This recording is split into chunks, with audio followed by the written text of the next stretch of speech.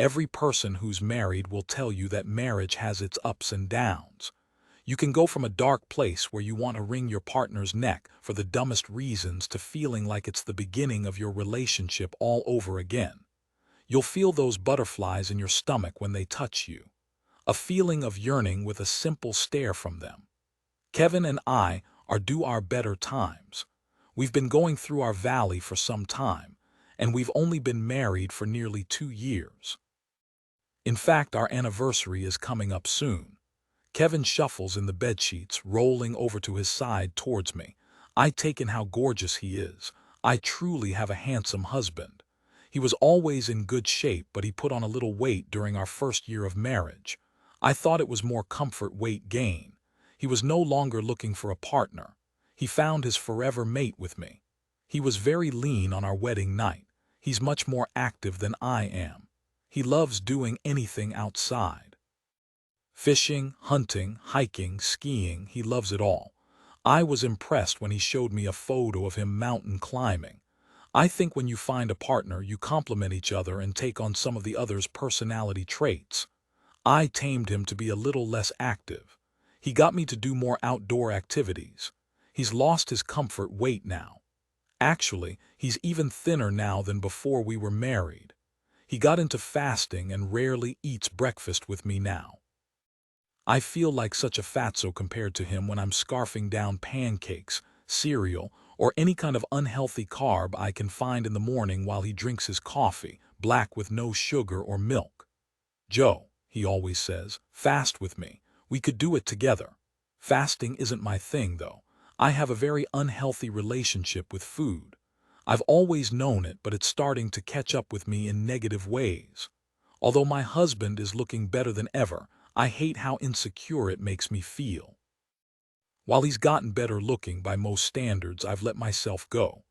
I remind myself he doesn't care about that. He loves me. He tells me this all the time.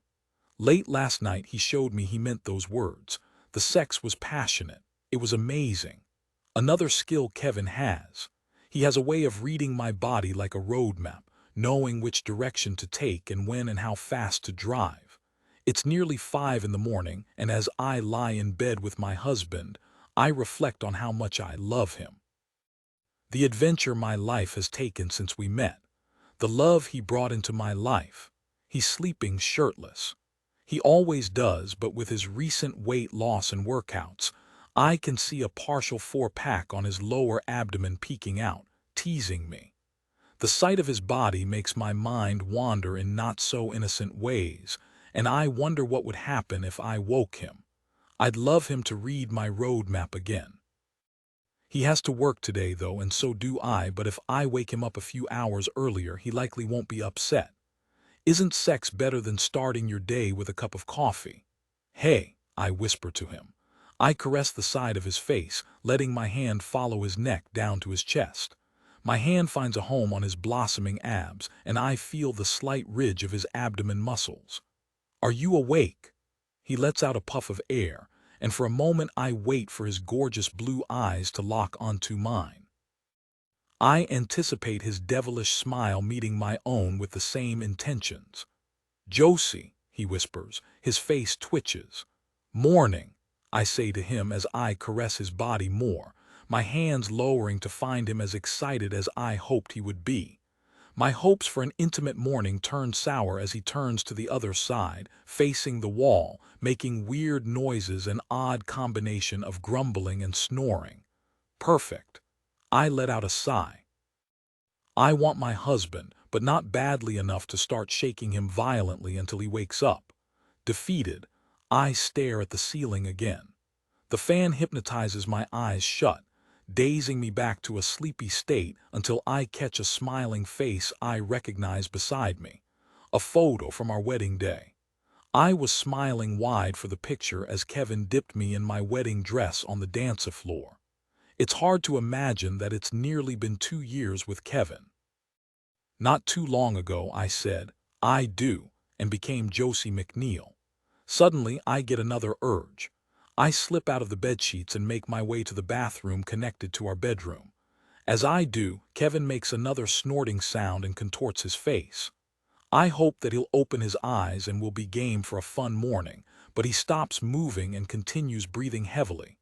Suddenly, a buzzing sound from the nightstand beside him catches my attention. I look down and his cell vibrates again. The screen lights up with a text message. Kevin's knocked out, unaware someone is trying to reach him. Someone getting his attention at 5 in the morning. Who could be messaging him this early? Maybe his work needs him to come in early. Kev's been putting in the hours lately. His research project is already past its deadline. Kev's the lead researcher of his group at Maratha Pharmaceuticals, where they're testing a new medication to lower cholesterol. Worried that it's some type of work emergency, I pick up his cell phone.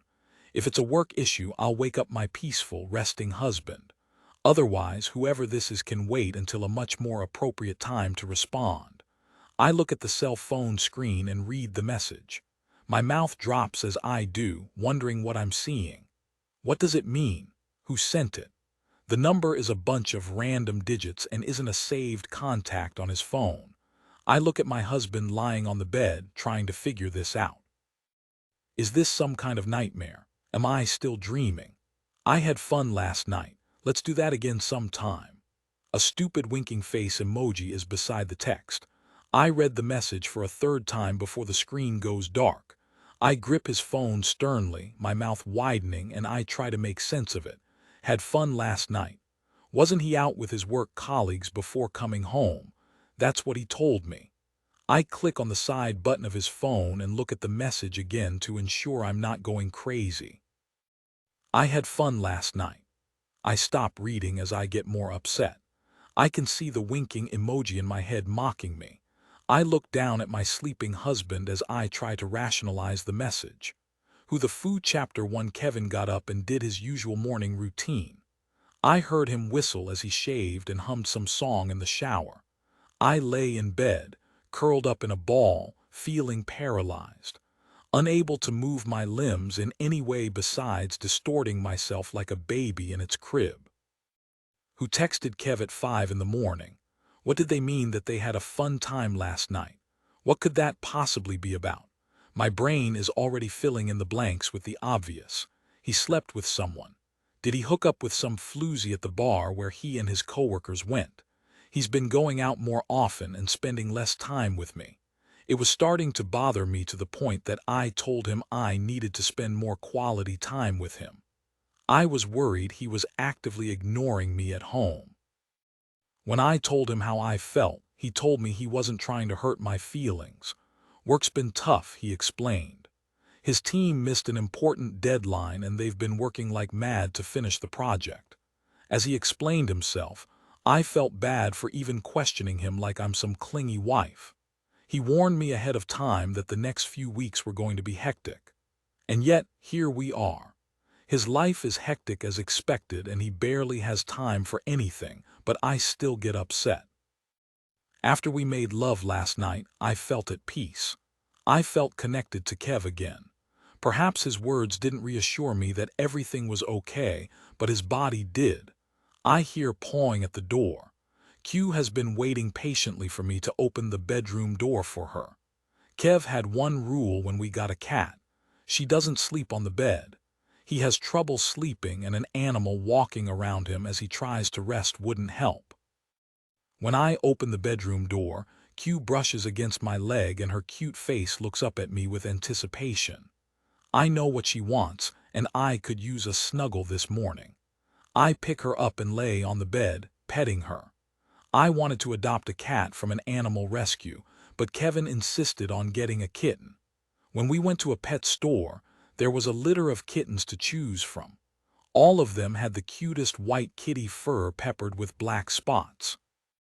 Beside them, in one of the upper cages, was an older cat. There was no name on her cage like some of the other cats that surrounded her. I was told later that this was because the staff didn't have a chance to put up her information. All it said on hers was Q, which was her cage letter. For whatever reason, that got to my heartstrings. I imagined other people coming to the store to find a new pet and picking one of the kittens immediately. Who wouldn't? I could see others choosing some of the older cats too. When I looked at Q that first day, I imagined nobody choosing her. I couldn't stand the thought. Kev agreed to take her to a small room the staff uses to see if an animal is a good fit for them. Kevin and I sat in 2 chairs as we waited for staff to bring her in.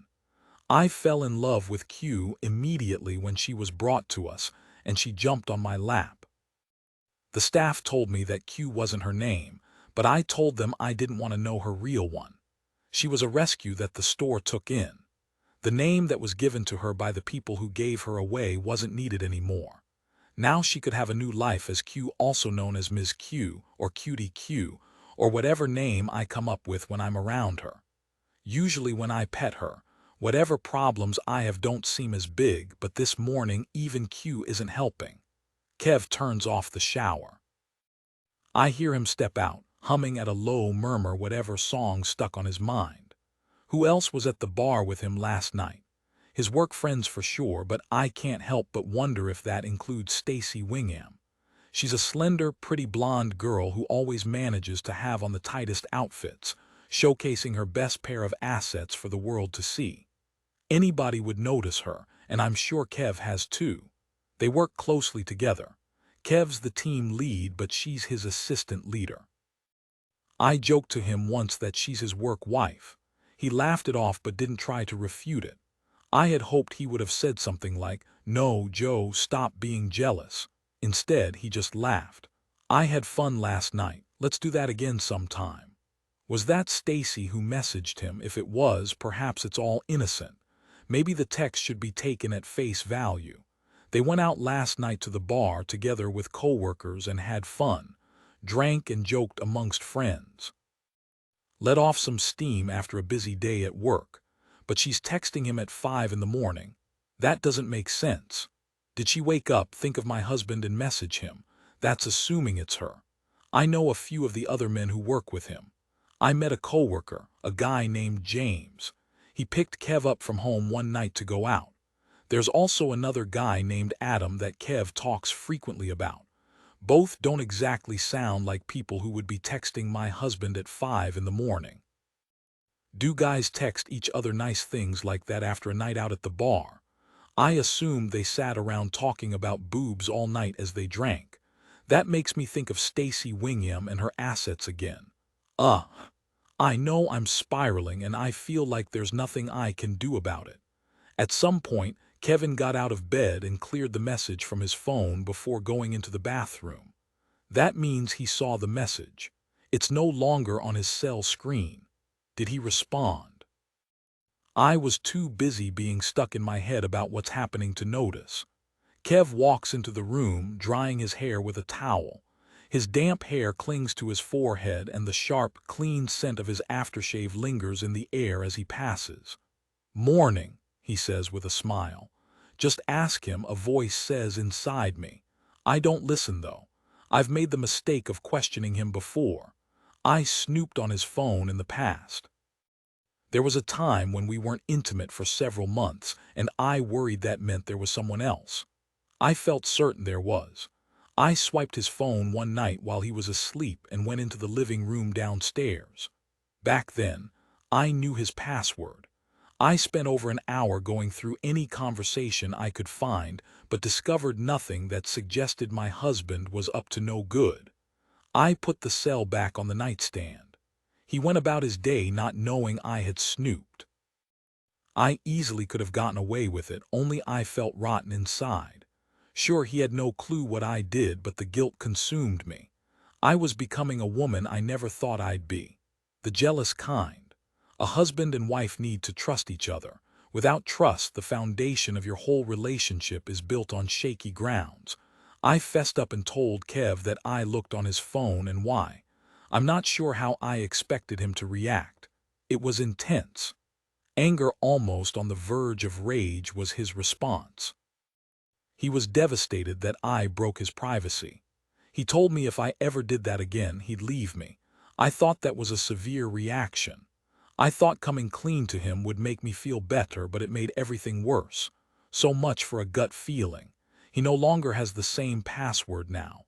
I checked before attempting to go back to sleep. I just needed to know who the person was who messaged him. I'll learn from my mistakes, though. This time I won't tell him what I tried to do. Kev laughs at me. What's the matter? He asks. You didn't sleep good last night. He leans close to me and pets Q fiercely on the head. If only he knew the truth. If only I could find out without pissing him off again. I tossed and turned a lot, I say. You got up earlier today, he nods. I have to get to work. We're under a lot of pressure to finish the project. He opens the walk-in closet and steps inside, browsing through his wardrobe. He finally picks out a pair of dark gray chinos and a light blue button-up. How was the bar last night? I ask. He tosses the shirt around his back and starts to button it up. Good, he says curtly. You went to that sports bar by your work, right? I ask. He just nods in response. Who all went? He smirks at me and glances down, putting on the last button. I told you last night when I got home. The usual guys, James and Adam and one of the new temp guys they hired. That's fun, I say, not getting the information I need. I want to yell at him. Who texted you and why did they have fun last night? Stacy didn't go.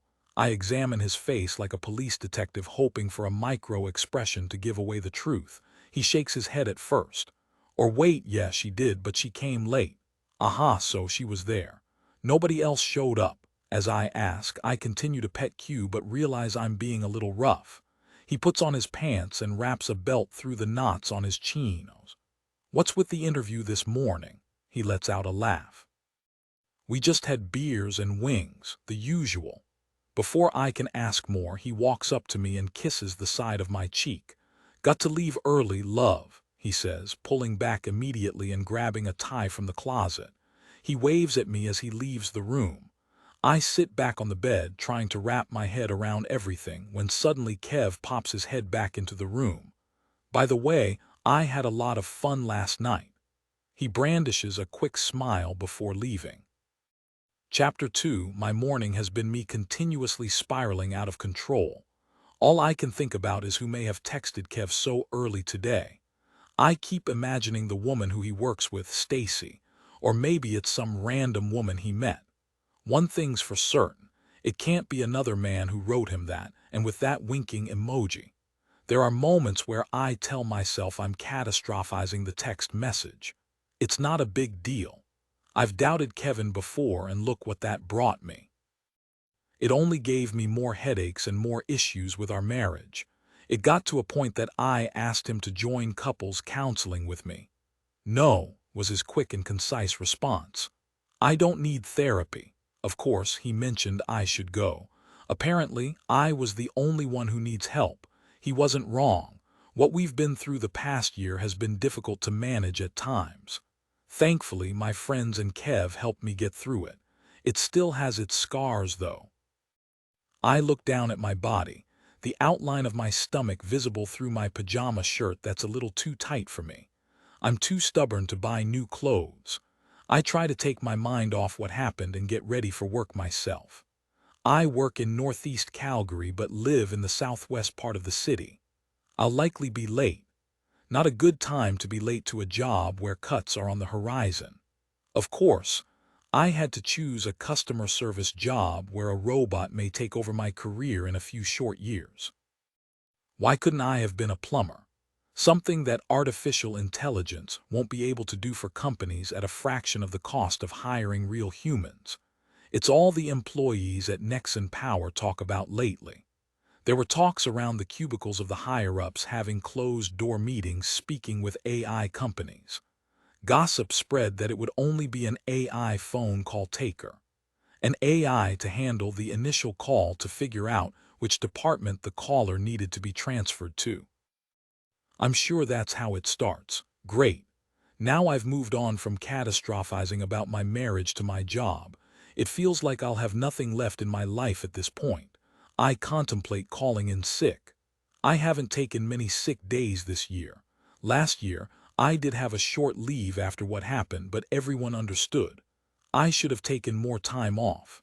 I should just quit my job before a robot takes it over. The bots can have my crappy work. Kevin told me I could go back to school if I wanted. find a career more rewarding. I'm not sure why I didn't take him up on the opportunity. At the time, we were doing better financially. Kev says now that the deadline for his research is already overdue. His company is out of a bonus they were promised. Now's not the best time to approach him about quitting. I think about Kev. The same husband who was encouraging me to find what I want in life is the same man I think is cheating on me now. Impossible, this must all be a misunderstanding. I skip a shower, realizing there's no way for me to have one and get to work on time. I quickly change into my work clothes. Nothing fancy, just something that meets Nexon's a step above casual dress code. My white blouse and dark jeans work well. What about Mary? The thought of her stops me in my tracks. I haven't thought of Mary Halbeck for a long time. She's Kev's ex-fiancée. He left her after he discovered she was unfaithful. They were together for 8 years. After they broke up, she wouldn't stop harassing him. She was always trying to get him to come out for a coffee or a beer. She couldn't understand why they couldn't be friends. Kev wanted nothing to do with her, though. That seemed to only make things worse.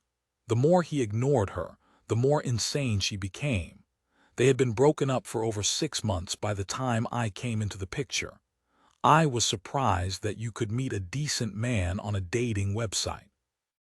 I was pretty close to giving up before I met Kevin. I take a deep breath, reminding myself that it likely isn't Mary who texted him. Kev never mentions her anymore. If she was to come back around, he would have said something to me. It couldn't have been Mary. I'd be more inclined towards Stacy.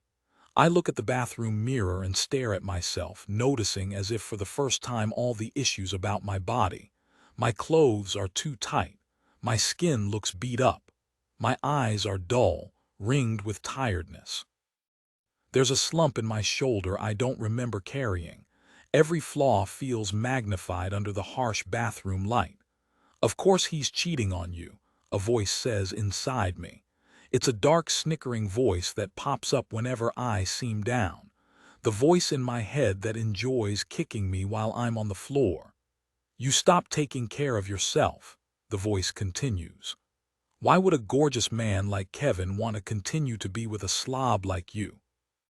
I shake my head as if I'm trying to not listen to the words that are inside my own head. Maybe Kev's right. I should have gone to therapy. The voice in my head is right. I stopped taking care of myself a long time ago. Kev's mentioned the weight gain. One time he noticed that it had been several days since I showered and asked if I was okay. I told him I was fine, even though that was far from the truth. I'm not okay. Physically, my body is breaking down. Mentally, I feel exhausted. It's been months, though, since it happened. I'm doing better now, but I still cry at times. I don't understand how Kev can act so normal. I suppose he's trying to be my rock, the shoulder for me to cry on when I need it most. How much longer can he be there for me without feeling like I'm his burden? I look at the mirror again and put a hand on my tummy. A tear starts to form in my eye as I think about how quickly my life changed. What have I become? I don't recognize the woman in the mirror anymore. This isn't who I wanted to be. A toxic wife who doesn't trust her husband. A woman who let herself go to the point that I'm having medical issues. I'm only in my 30s. I'm supposed to be happy. I'm supposed to be enjoying my life with my handsome husband by my side. I take a deep breath and touch my belly. I'm supposed to have a family. Chapter 3. Well, this is not appropriate, the man yells at me. I sit in my cubicle and lower my head, wishing for the call to come to an end. How could I have used that much electricity to get this kind of bill? I don't dare mention to him about the new hot tub he got. He called a month ago, and the customer service rep he talked to gave him an estimate about how much extra it could add to his bill. Of course, now that he has the hot tub and his floating rate increased, he's upset. I can see on his file that the last rep recommended he go with a fixed rate for his electricity, but he refused. Thankfully, it's a phone call and not in person. When I started at Nexon Power, I worked at the front desk. I'll take getting yelled at over the phone over getting screamed at in person any day. Someday, who knows, maybe I'll have a job where no one will raise their voice at me. Wouldn't that be a luxury? I want to talk to your manager, the customer shouts, his voice near shrieking level. I can arrange for a callback, sir, I say to him. This never goes over well when I'm forced to tell them they have to wait even longer to speak to someone else after being on hold for 20 minutes to speak to me. Sorry, I didn't design the system. I just work here. I can't exactly say that to him, though. He doesn't seem to be the empathetic type who'd understand. I imagine telling him a 4-letter word and just hanging up, but life isn't that easy either. I'd get fired immediately. My boss, Mr. Dunstro, would have me empty my cubicle by noon, and a new person would be tossed into the meat grinder to take my place after a few days of training. Maybe I'm wrong about the AI invasion. Let them have my job. If they get the level of abuse I'm used to, I'd understand why robots would want to take over the world someday. I've had it with you, the man shouts. I've been on the phone with you for nearly an hour and none of my issues are resolved, and now I have to wait to speak to your boss. My boss is busy speaking to other happy customers like yourself, I think, but don't dare to say out loud. I'm sorry that you're not happy about our call today. Sir, would you still like me to arrange for a phone call with my supervisor? The man grunts into the phone, yes, and hangs up immediately. I put a ticket on my system for a callback from Mr. Dunstro. As I take my headset off and hang it on a hook in my cubicle, I take a deep breath. Another satisfied customer. Another perfect day at Nexon Power. I open a drawer at my foot. Several bags of gummy candies are presented before me. After a bad call, it's not uncommon for me to have a few treats to make everything better. Somehow, the sugar high makes me forget what I'm doing with my life. Beside the candy and nearly empty bags of chips are my diabetes monitor and test strips. I've been trying to be more mindful with testing my blood sugar after meals. Snacking on the worst foods possible isn't helping. Gestational diabetes is not supposed to be permanent. Despite the miscarriage happening months ago, my sugar levels are completely uncontrolled. At this rate, my doctor feels I'm heading towards being a type 2 diabetic in the near future. Scary, but even though the idea is frightening, I still gorge like an idiot on candies and chips and whatever else makes me feel temporarily better. After we lost our child, I took it very hard. I was early on in my second trimester when it happened. It wasn't supposed to happen. My doctor told me it wasn't my fault. Kevin said the same.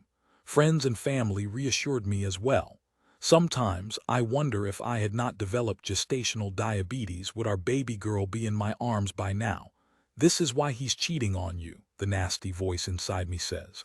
This is why you don't deserve to be happy. I shake my head and slowly slide the drawer shut. I hate myself when I get this way. I'm always self-conscious about my weight and health, but this morning my mind's been non-stop. When I turn my head, I see a photo of Kevin and me on our honeymoon.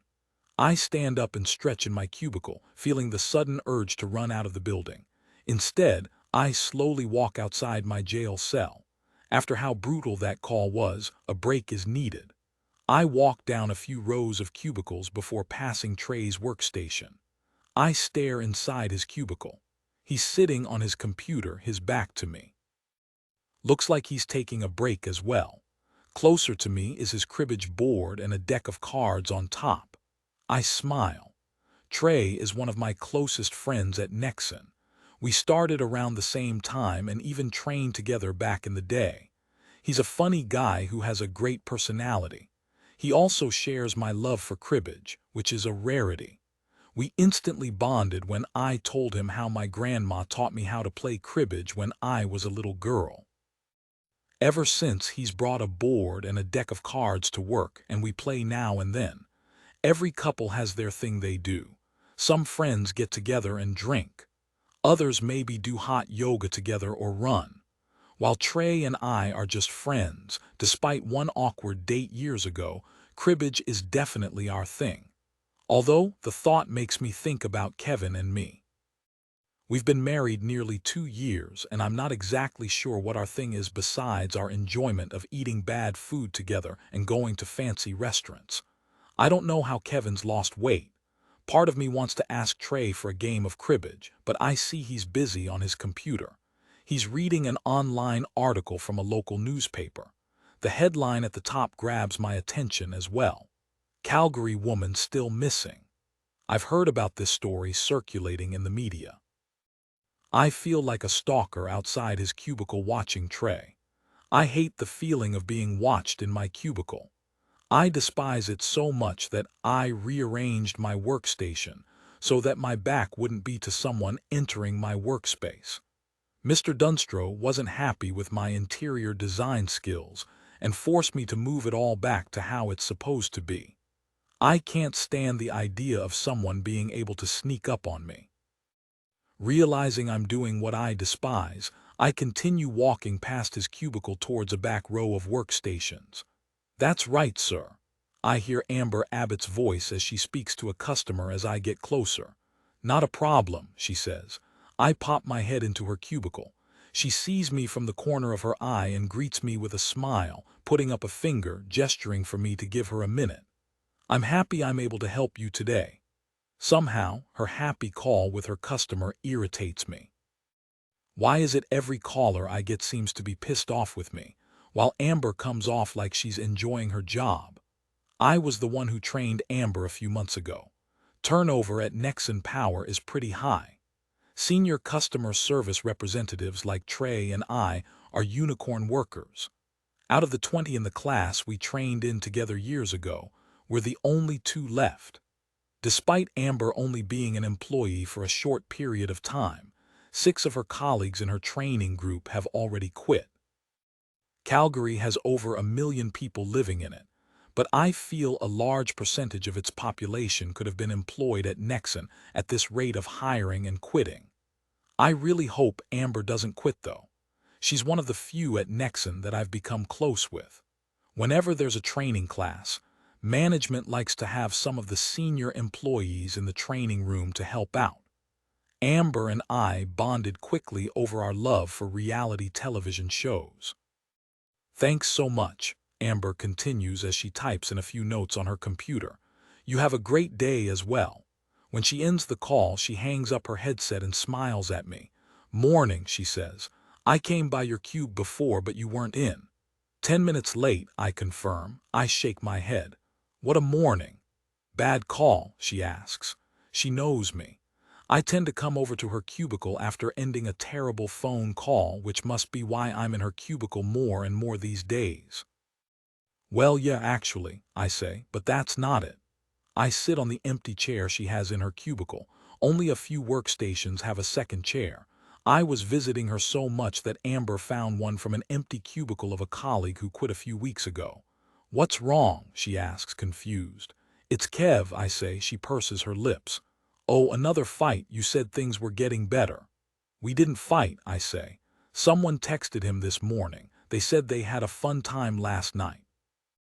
As I say what was written, I examine Amber's face. I imagine if she doesn't respond as frantically as I did this morning that I spiraled out of control for no reason. Thankfully, that's not the case. "What?" she says, confused.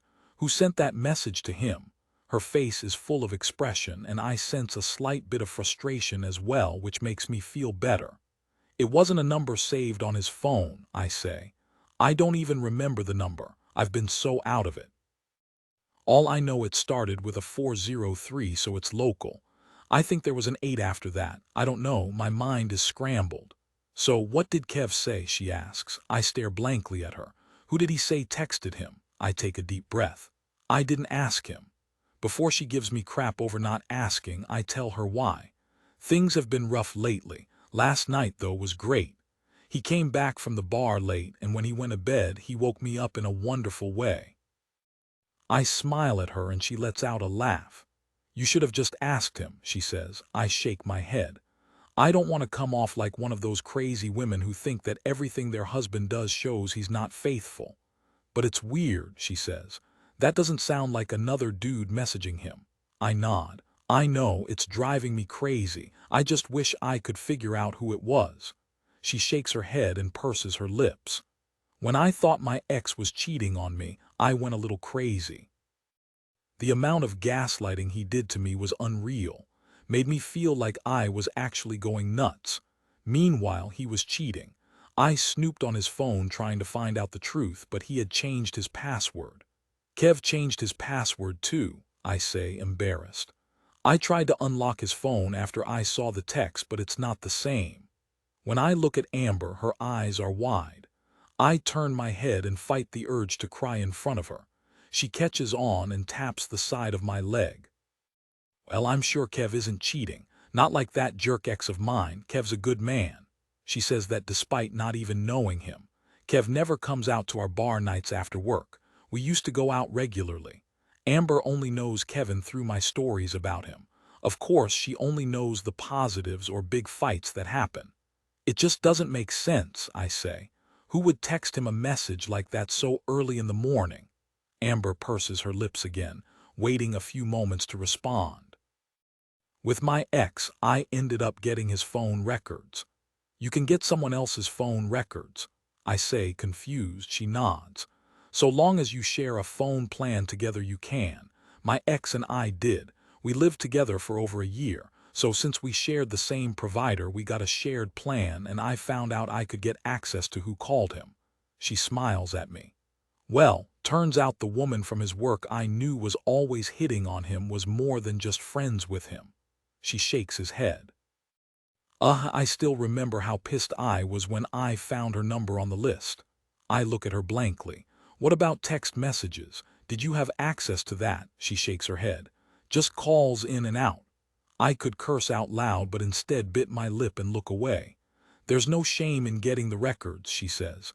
Do you share an account together? I nod my head.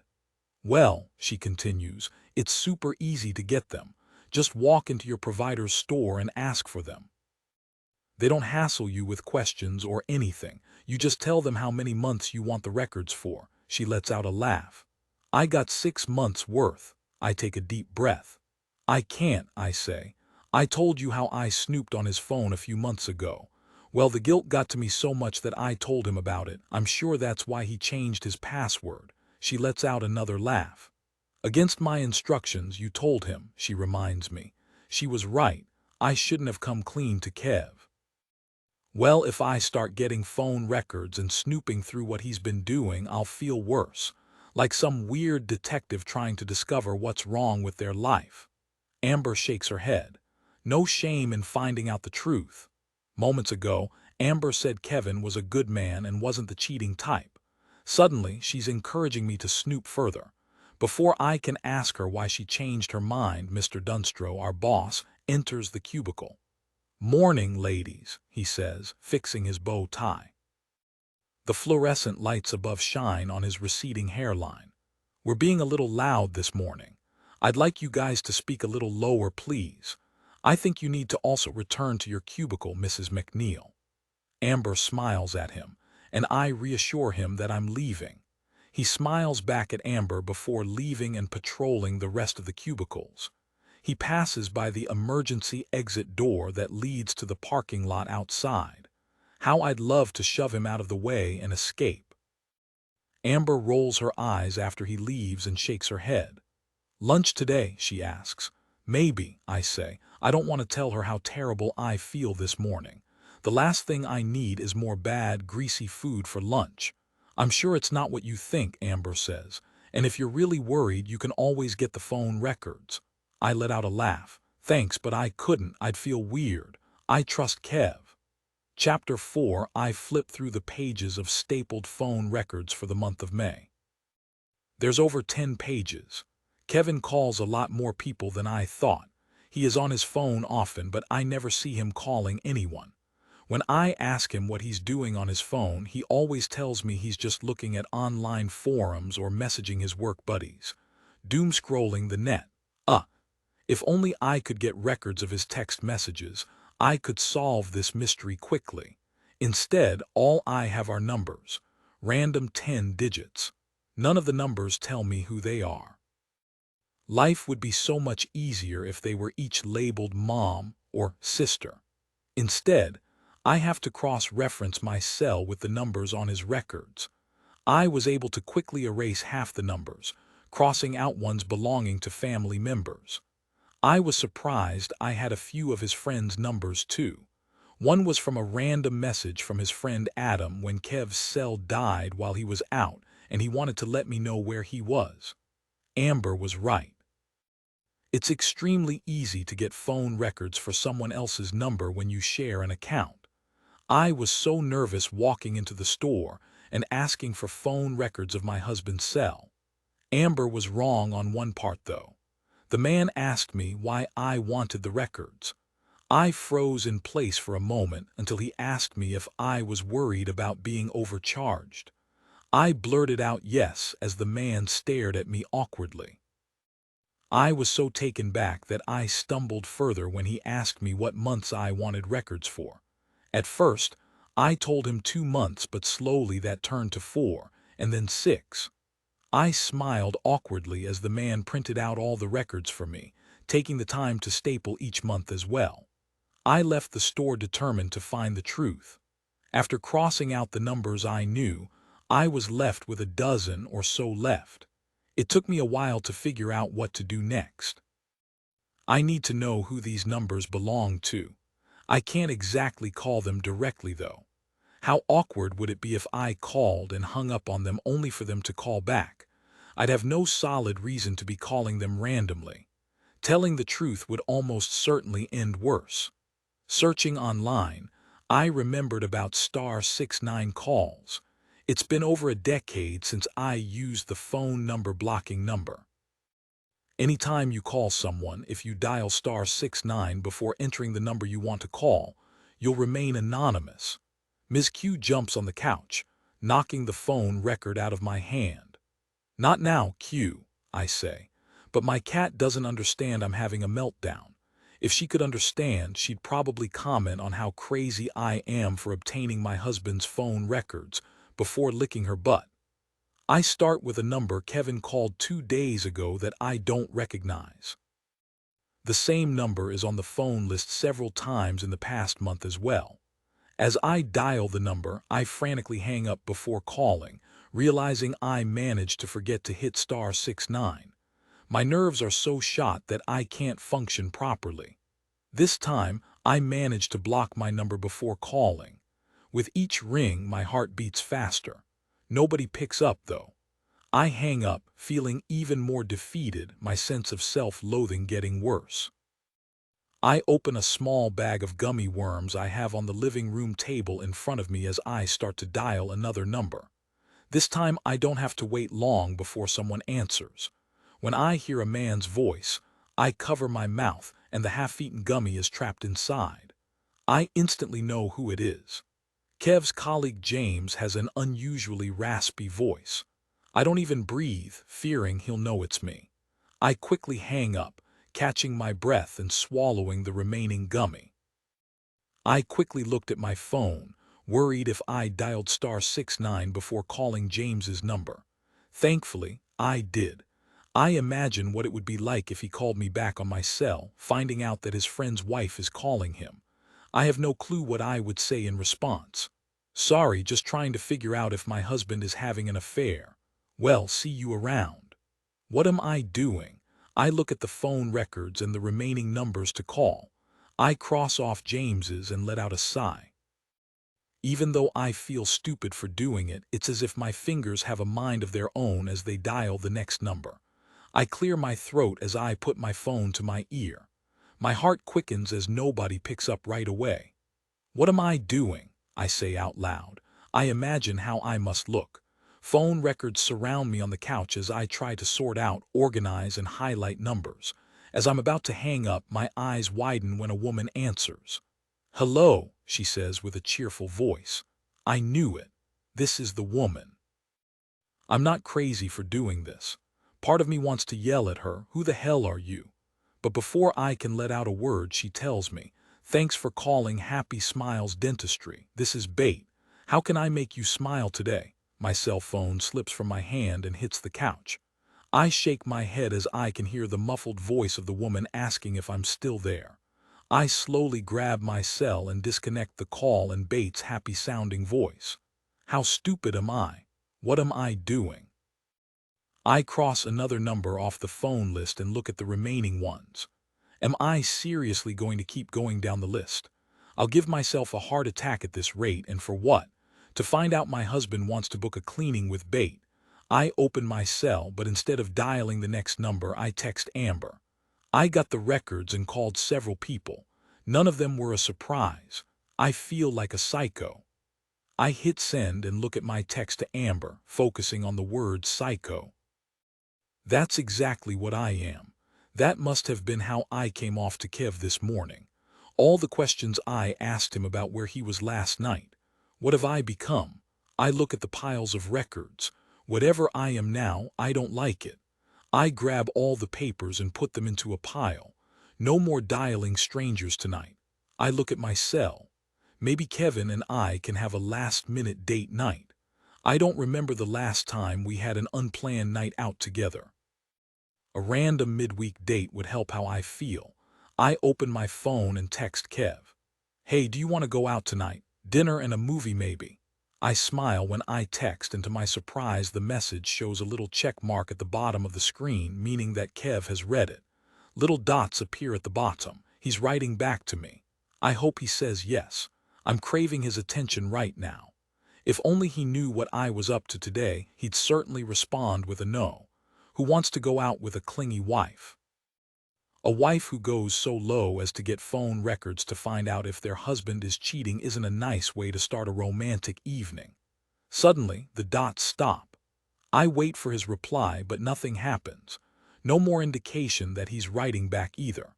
I feel crazy as I stare at my screen, waiting on tenterhooks for my husband to reply. Realizing it won't happen soon, I open a browser on my cell. As if my brain won't let me rest, I start typing out a search. How to tell if your husband's cheating. The screen takes a moment to update with the search results. Instead of clicking on an article, the search engine's AI summarizes several points at the top. AI is taking over the internet completely now as well.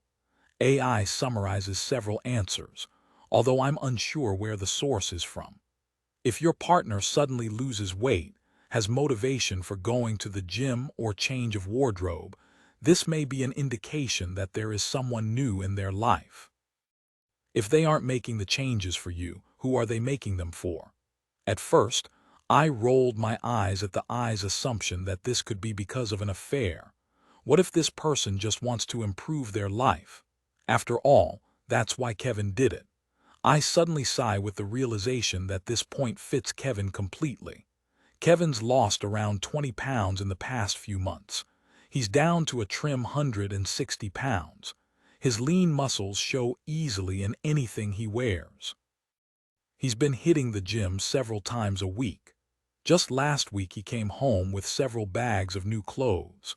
Part of me is jealous about how well he's been sticking to his diet and workouts. I could lose some weight and asked if I could come with him. He said he'd prefer if I do my own thing. I was hurt at first until he explained that the gym is where he goes to decompress.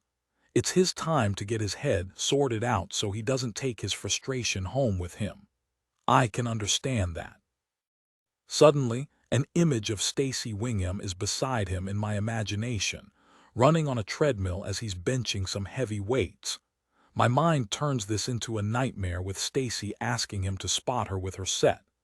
Kev tells me he gets a discount at a local gym because of his job. Did Stacy take advantage of the same discount? I shake my head and close my phone. What does AI know about what's happening in my life? There's no way for a machine to tell if a partner is cheating or not. I sigh again, staring at the pile of cell phone records in front of me. What am I doing? My cell phone rings and I pick it up immediately. Hey, I say, waiting to hear Kev's voice. Hey, Amber says back. Are you okay? I sigh once again.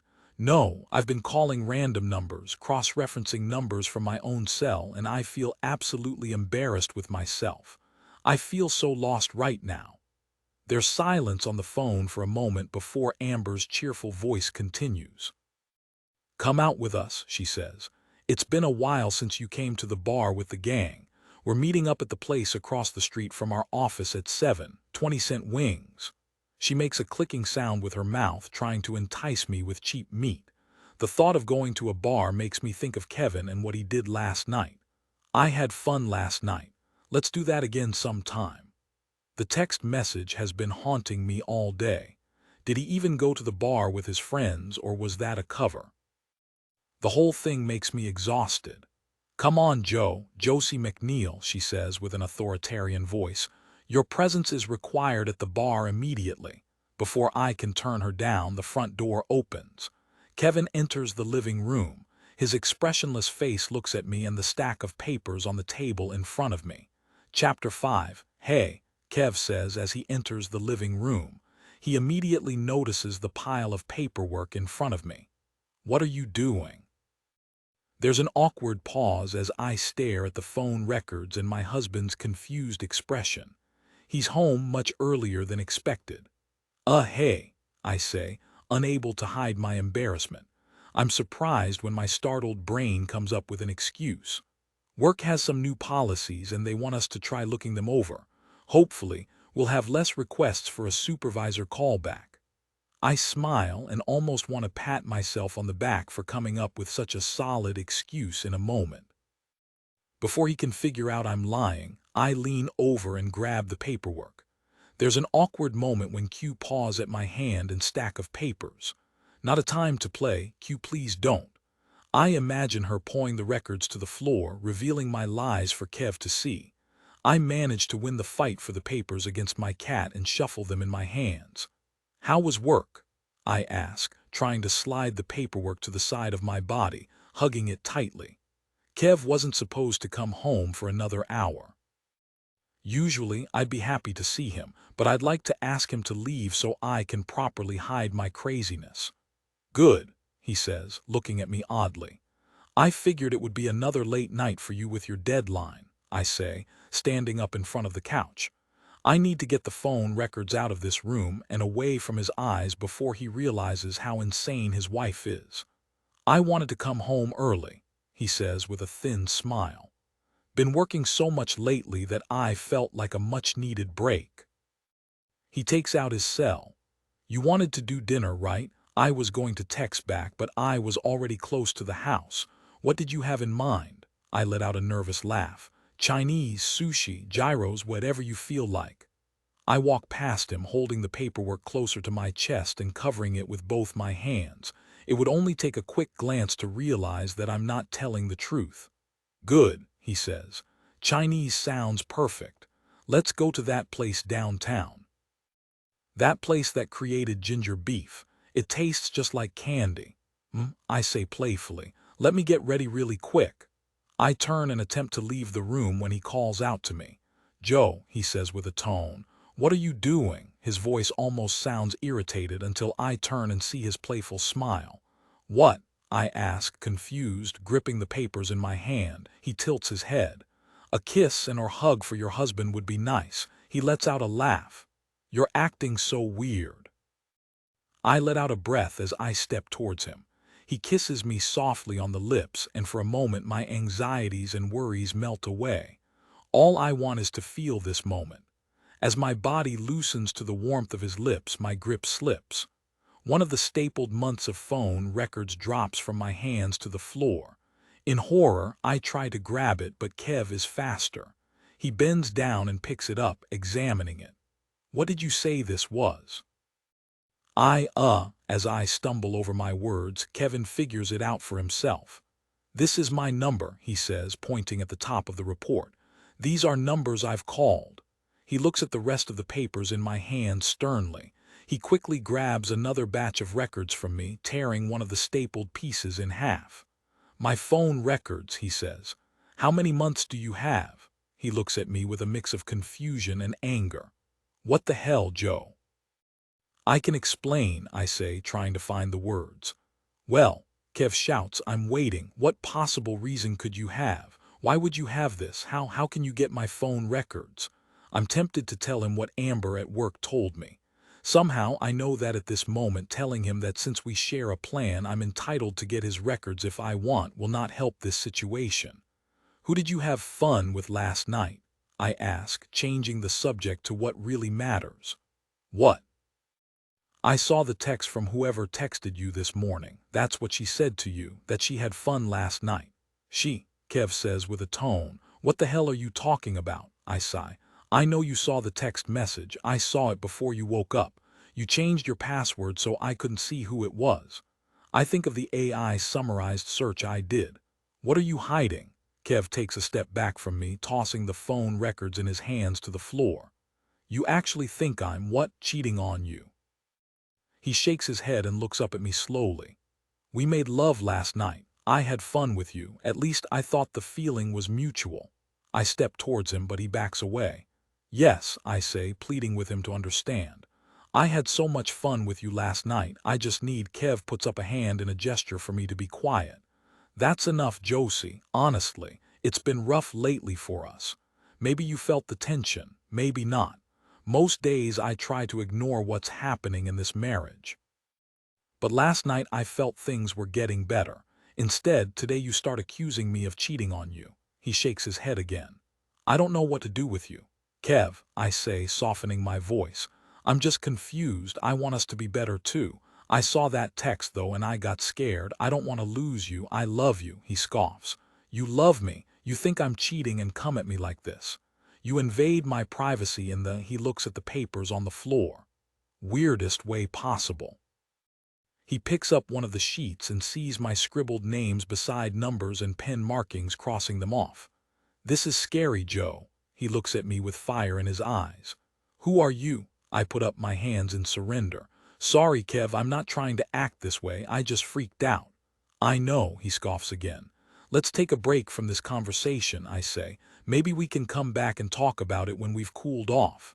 He looks outside the window. "I'm going to go out." His voice is calmer now. I hate when our fights escalate quickly into shouting matches. I find that taking a break helps us both speak calmer and more respectfully to each other. "Okay," I say. "That works. I was going to go out with some work people too." He shakes his head. "Who are you going out with?" I nod and take a deep breath.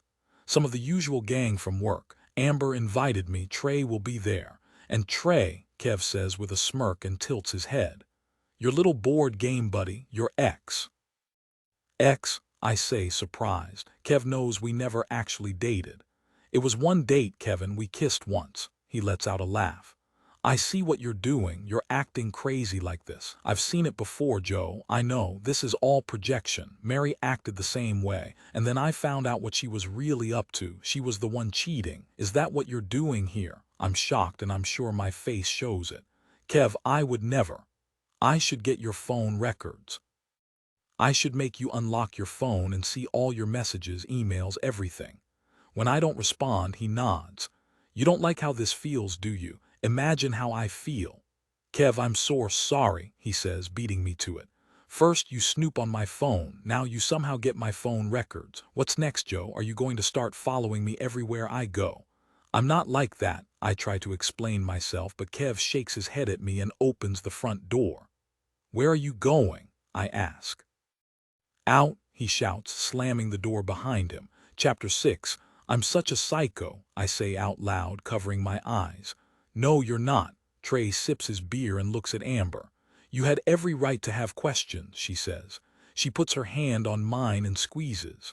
"I would have a lot of questions if my boyfriend had messages like that on his phone." We sit at the end of a long table. It's been a while since I've come to the bar after work. A lot more people are here. Thankfully, most of them seem more interested in whatever they're talking about. I shake my head and slump in the bar chair. Why the hell did I actually get phone records? I look at Amber. "I wish you'd never told me about it. I found absolutely nothing out." "Nothing?" Trey asks. "Nada. I know he's spoken to his dentist," I say with a laugh. What was I thinking? Imagine finding your wife searching through actual phone records. He must think I'm a lunatic, some psycho wife." Amber lets out a sigh. "Well, next time you have to do it more sneakily. You don't search the records in a place where he can find you looking at them. I scoff. Amber, I'm not a pro at this like you. Sorry, she says with a small smile. But I mean, I was just telling you about what happened with my ex. These days, cheaters have a whole different system to keep what they do secret. They use WhatsApp or have second phones. Second phones?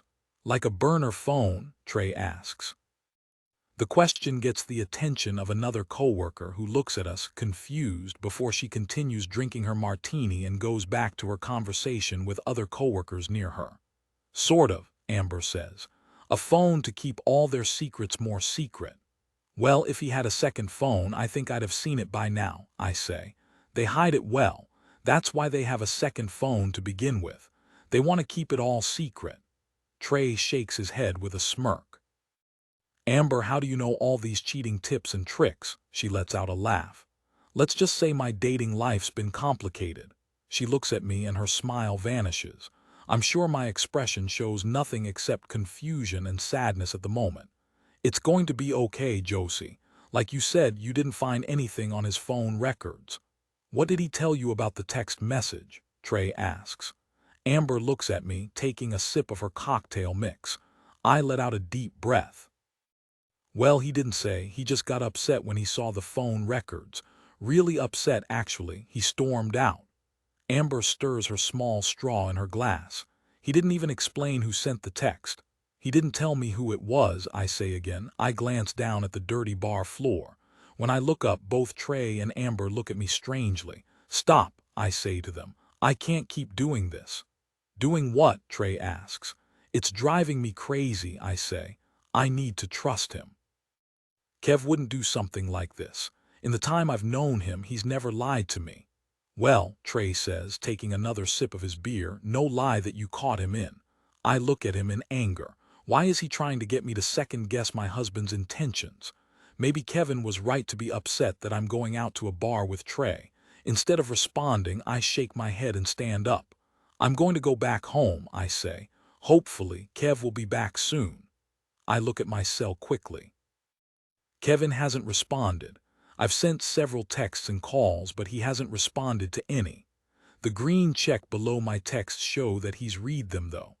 We're just worried about you, Amber says. How much have they talked about me before I came to the bar? I look at the rest of the table of coworkers.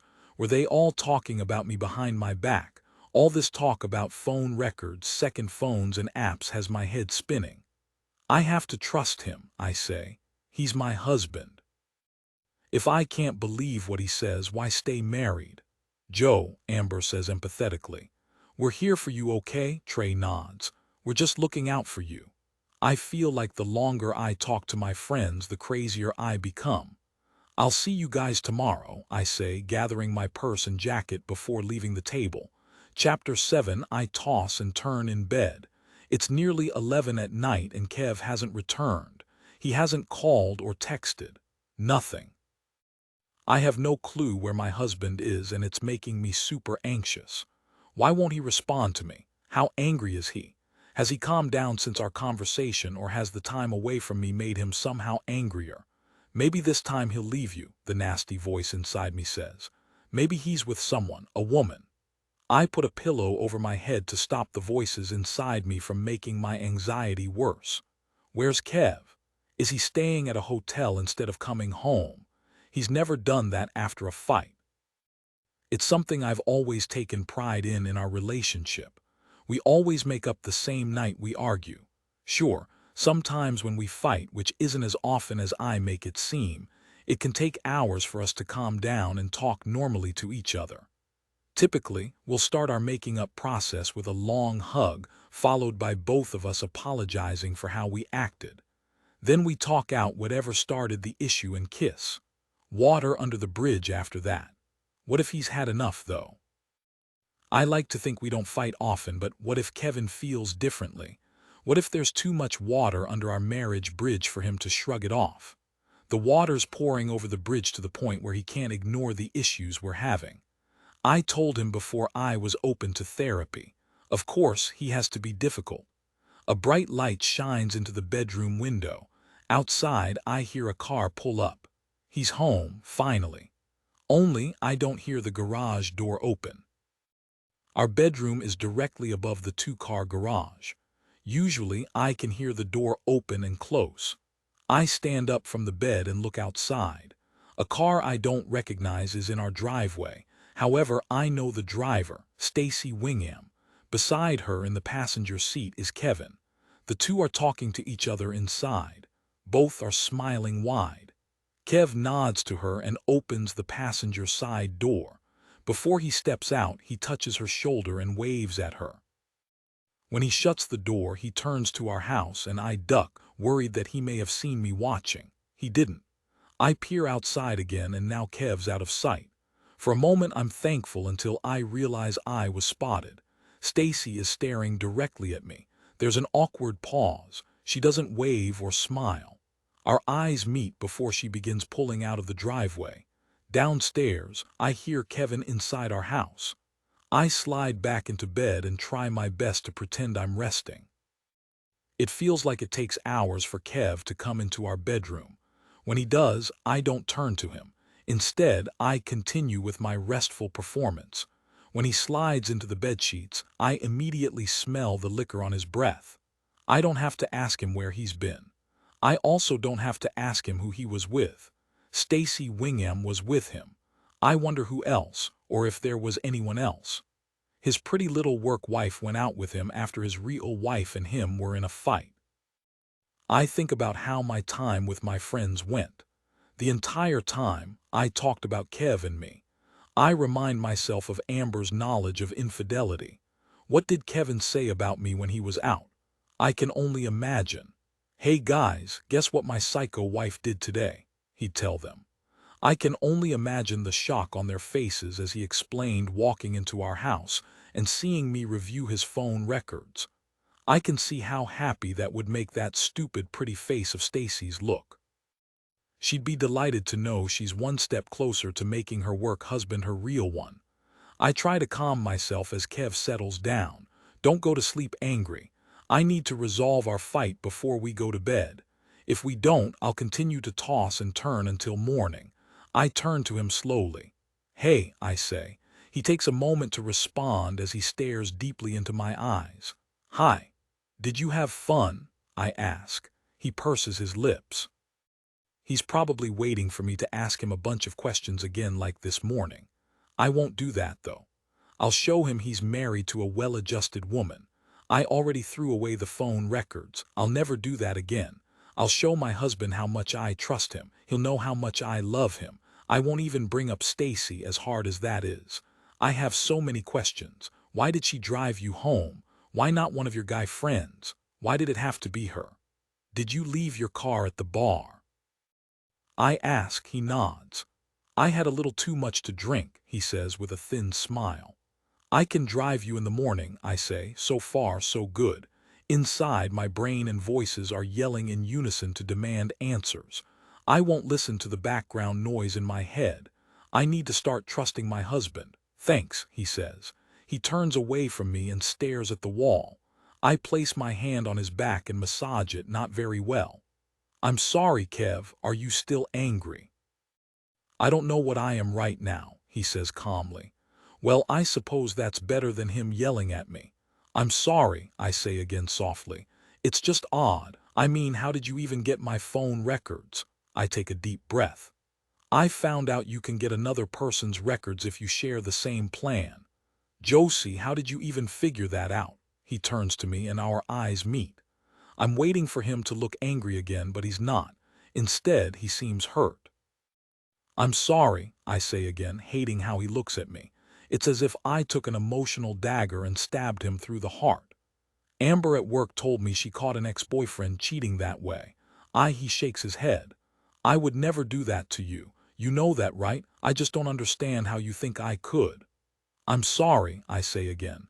He purses his lips, raising his hand from underneath the sheets and placing it softly on the side of my face, caressing me. "Is this about her?" he asks. With how he's asking, I know who he's referring to without him saying it. "I don't know," I say. "After we lost her, I said you should do therapy," he says. I nod on the pillow. "I know you did. I wanted you to come with me, though." He takes another deep breath. I'm fine, Joe. I think you need to talk to someone. This is starting to impact us. Well, let's do it together then. He stares at me as he caresses my face more. It's not your fault. What happened isn't because of anything you did, do you hear me? I stare at his soft blue eyes, letting his loving gaze put me at ease. I know. Good, he says. Everything's going to be okay. Someday when you're ready, we can try again. My mouth purses as he says the words. I try my best to hide the pain. What if I don't want to try again? Chapter 8. Trey looks at his playing cards, attempting his best to count his points. No matter how many times we play, it always amazes me how terrible he is at math. 15-1, he says, counting an 8 and a 7. Ah, he looks at his 9 and 6. 15-2. I smile as I tell him I have 10 points quickly. When I move my peg 10 slots, I'm happy with the progress. A couple more winning hands and I'll easily skunk him. Skunking someone in a crib is when you win by a large number of points. It's the ultimate defeat that crushes your soul when it happens to you. It doesn't happen often, though. Trey and I have a running bet. Whoever gets skunked has to buy the other coffee. There's a gourmet coffee place a few blocks away from our office. Mocha with extra whipped cream, I say with a smile. It's not over, he says playfully. I won't win, but I won't get skunked. I let out a laugh as I shuffle the cards for the next round. As I do, Trey smirks. You had 4 diamonds in your hand and forgot to count them. I sigh as I realize he's right. He's not the best at math, but apparently can tell the difference between suited cards better than me, at least today. You're lucky we're not playing muggins, he says with a laugh. Muggins is where you can steal other players' points if they miscount their score for the round. I don't tell him that my mind is elsewhere. Playing crib with Trey is a welcome distraction instead of sitting in my cubicle trying not to think about my conversation with Kev. We didn't go to bed angry, at least. We seem to have made up before sleeping, and that's what's most important. Still, I'm worried if I could read my husband's mind how scary his thoughts would be. My actions were intense. I jumped straight away to an extreme. I meant what I said to Kevin when I apologized. I know I must have come off like a crazy woman. Amber walks into Trey's cubicle. Hey guys, she says, looking at the board. Oh, someone's about to get skanked. Not skanked, Trey says. Skunked, I confirm. She lets out a laugh. You two are like an old couple, I swear. She looks at me. Are you okay? I sit back in the chair. When Kev came back home last night, we talked for a little bit. He's not angry at me, not exactly, I guess. He seems more concerned about me, my mental health or whatever. Amber and Trey glance at each other and back at me. What you've been through is a lot, Joe, Amber says. To lose a pregnancy in your second try, I mean, it's unexpected. I know, I say. Kev even talked about trying again. Really? Trey says, surprised. I'm not ready, though. I don't think I ever will be. Amber rests her hand behind my neck. It's okay to take as long as you need. I realize I'm being a little loud. I hate cubicles. Sometimes you genuinely believe nobody else can hear you with the fake walls that surround you. Did he tell you who messaged him? Trey says. I'm surprised he's bringing it up. You guys made up, but did he tell you who messaged him with that text? I shake my head. I didn't bring it up again. I'm done. I meant what I said, that I needed to trust him. I'll make myself go crazy if I continue like this. Amber nods. That's probably for the best. Maybe they're worried for me, but they don't know the full extent of when I went the first time I snooped on Kev's phone. I pulled up his Facebook and tried looking at his activity on the app. Kevin has never so much as posted a selfie in his entire life on his profile. He never uses it except to keep in contact with friends from across the country that he doesn't see much anymore. I hate it when I spiral like this. I'm letting all my insecurities run my emotions. That always leads to overeating or making poor decisions. Today will be different. I even made a salad for lunch. I start dealing out cards and look at Amber. Our anniversary is coming up, I say.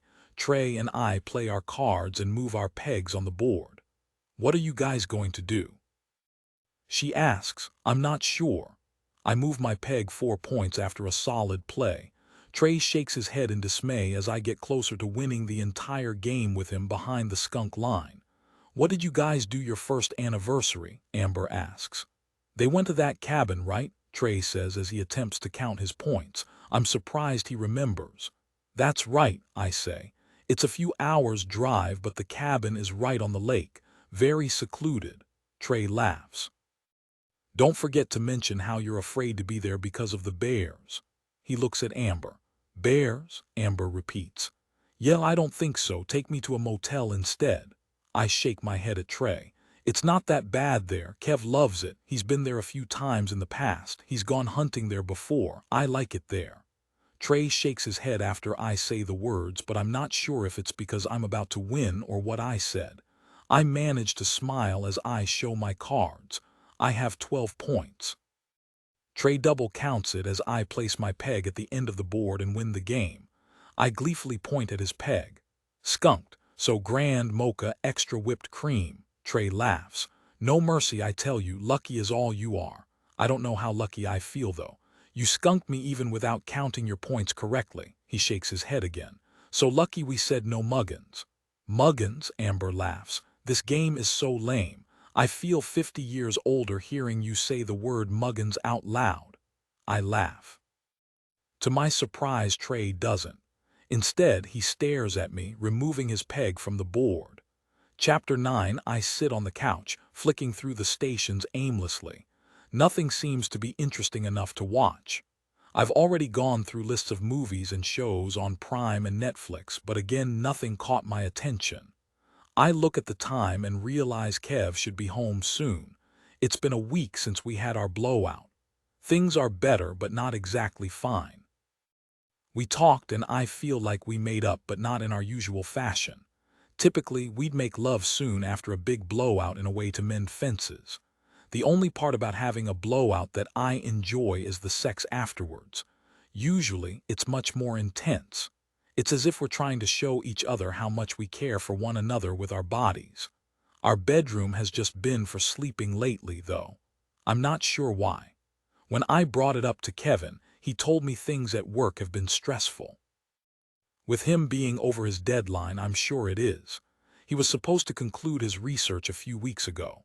Now he and his team are out a large bonus and the pressure is still on.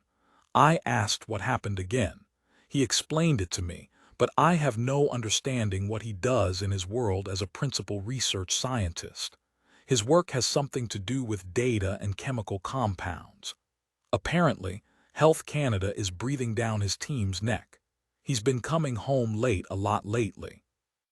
Thankfully, my own anxiety about the reasons why haven't been so strong. I meant what I told myself last week. I need to trust my husband. I never brought up my concerns about why Stacy Wingham drove him home last week. I don't ask him questions about who he's going out with after work at the bar. The last few nights, he's been coming home after 10 at night.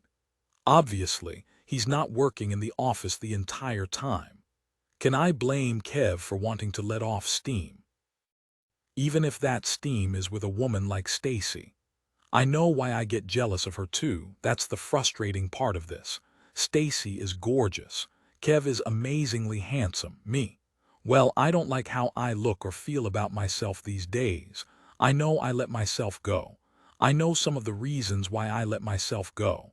After we lost her, it's been so difficult. I feel like some people would tell me to just get over it. It's not that easy. All I have left of her is the high blood sugar level I had while carrying her. I just need to eat healthier, lose some weight, be more active. I have the best husband to motivate me to be more active. I sigh as I sit around the living room watching television, or at least attempting to. I should be going out for a run or something. Amber mentioned wanting to do yoga together. I could take her up on the offer. It would be frustrating to find out the lack of flexibility I have, though. Plus, Amber knows how to yoga. I'd look stupid attempting it. I wish you could fast forward the awkward part of getting more active to a time where you look confident in what you're doing. I stop on a channel and lower the remote when I see the headline. Missing Calgary woman found dead. I raise the volume and listen to the newsman. The body of Jody Lawson, who's been missing for over 2 weeks, has been discovered by hikers in Kananaskis County. Authorities have confirmed that her body was found off-trail by a pair of hikers late yesterday evening. They also confirmed that foul play is still being investigated. Police are asking for anybody with any information on this case to come forward. Jody Lawson was last seen. I shake my head in disbelief. Such a tragedy. A young woman with so many years ahead of her. I remember hearing about her going missing. Automatically, people tend to think the worst. Of course she's dead. But when it's confirmed, it's devastating in a whole new way. Taking a deep breath, I pick up the remote to change the channel. Instead, I'm mesmerized by the picture of the young woman on the screen. Here I am complaining about my problems when this woman's life has come to an end. All the issues she had going on prior to her death will forever be left unresolved. It really makes you think about what matters in life. I've been so stressed out over that text message that Kev received that I could barely function the day I read it. Again, I know why I'm this way. It all boils down to my own insecurities. I'm not happy in my own skin. That's why I'm trying to do better. I threw away the chips and candy at work today. I emptied the pantry at home of anything terrible. Whenever I have urges for something sweet, I eat a large bowl of salad and wait 15 minutes. If I'm still craving something bad, I have some low-calorie fudge popsicles that don't have many carbs or sugar in them. I have a system. I'm happy with myself for even coming up with something. It feels like I'm already on a better path. That dumb voice inside me says that I'll go back to my old ways as soon as I get stressed. If I mess up once, I'll try and give myself some grace and get back on track. I look at the screen, at the young woman who was found dead in the woods. I hope they find out what happened to her. A knock on the door breaks my thoughts. I stand up from the couch, disrupting Q's slumber on my lap. As I slowly stand up, the news shows another picture of Jody with some family members. She looks barely over 20. The picture of her with who I assume are her parents is from what looks like a university graduation ceremony. I open the front door, surprised. Nobody's there. I didn't take that long to get off the couch. I take a step outside and look around the empty porch. I turn my head both ways, looking at the sidewalks. On one side, I see a red car noisily driving away. Going the opposite way, a woman in dark workout attire is jogging down the block, her blonde ponytail bouncing with each step. Confused, I step back into my house, nearly slipping on something beneath my feet. I'm even more confused seeing the red cardboard under my foot. It's in the shape of a heart. I can see it's some kind of a letter that's too perfectly placed to be random. Frightened, I step away from it. What's more unsettling isn't the odd letter itself, but the words on it. Each letter on the front is cut out from newspaper clippings, forming words. I bend over and pick it up, reading it again, my eyes widening with confusion and fear. Read me now. Chapter 10, with the heart-shaped letter in my hand, I let my arm drop, looking around outside again for who could have left this at my door. The young woman is getting further away down the block, her bobbing ponytail barely visible now. Other cars are driving down my street. I try to peer into the windows of the vehicles. One of them smiles at me and waves. Sarah Mackenzie. She lives a few houses down from me. She and I are pretty friendly with each other, but not today. Her face sours when I don't wave back. How can I? I'm paralyzed with the letter in my hand. Something about the cut-out letters makes it even more frightening. I've seen movies where bad guys leave terrible notes like this. It's always some kind of ransom letter. Slowly, I open the letter to read what's inside. Call this number, it says in jaggedly glued newspaper letters. My mouth opens as I read the digits listed below. Scared, I read the rest of the message below it.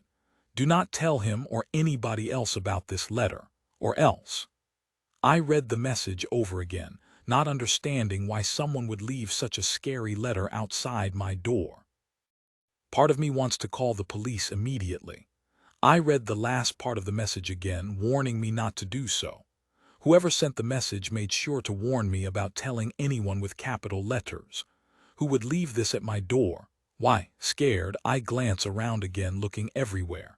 There are cars parked along the sidewalk. What if whoever sent the message is still here? That would make sense.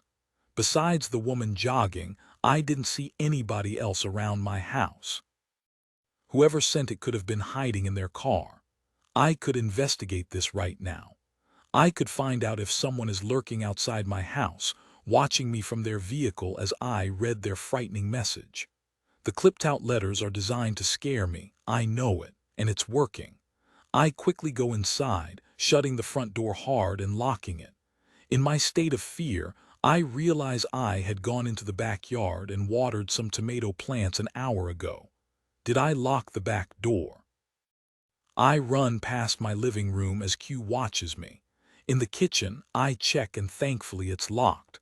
I look outside the small window in the back door, worried about what I'll see. Nobody's there. Down on the wooden steps, there's nothing out of the ordinary except the watering can I left near my plants. I look at the front of the red cardboard letter. It's handmade. Someone took the time to make it for me. Read me. Now. There's something authoritative about the message on the front. Whoever it is wants me to call the number. Not just wants, but demands I do. Why? Who will pick up if I call? What if this is a ransom letter? When I call the number, a voice will answer I don't recognize.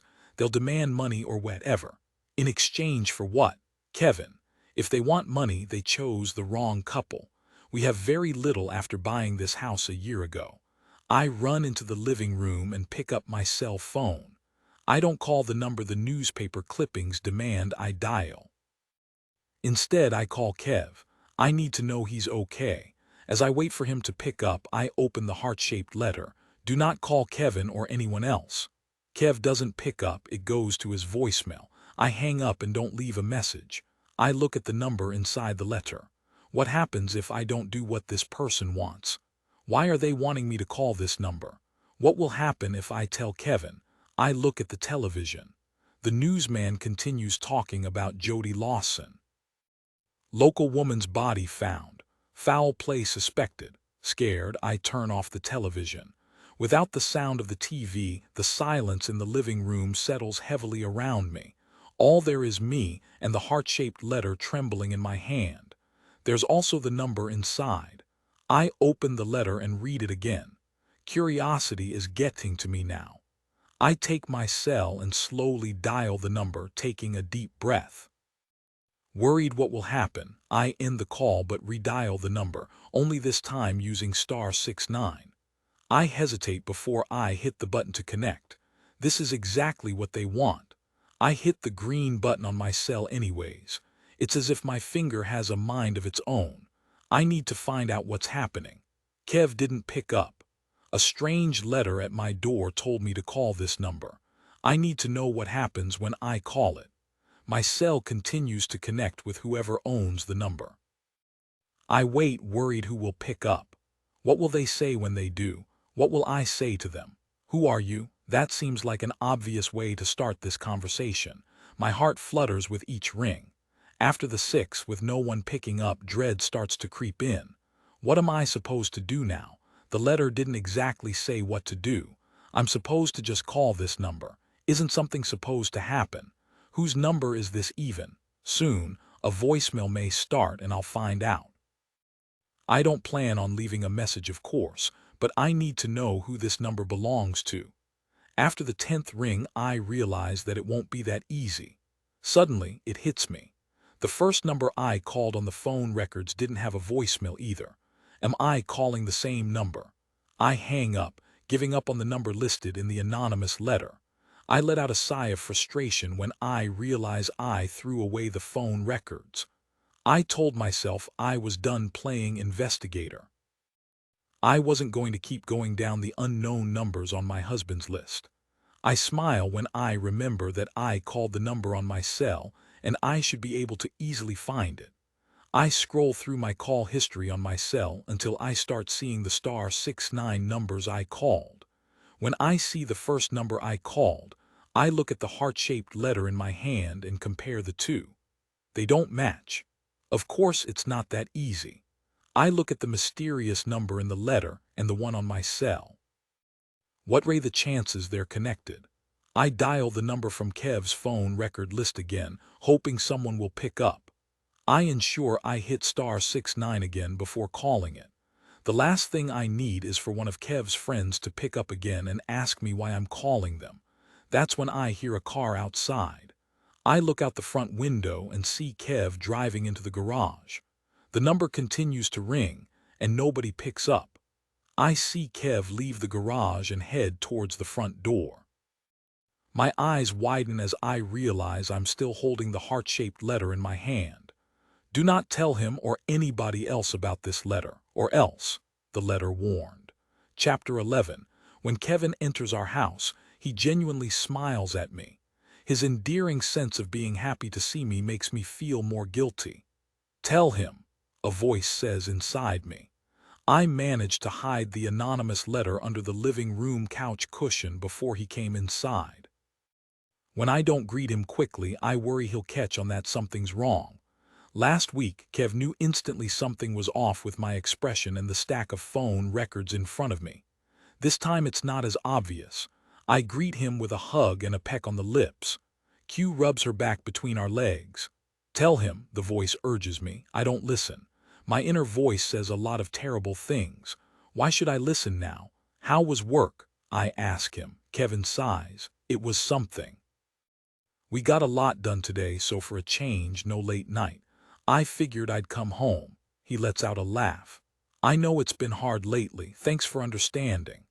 I know you're going through a lot, I say. I glance at the couch, knowing what it's hiding. Q jumps on the cushion and my eyes widen. It's as if she knows what's underneath and wants to paw at it. I wonder what Kev would say if I showed him. Would he know the number? Is it a number saved on his phone?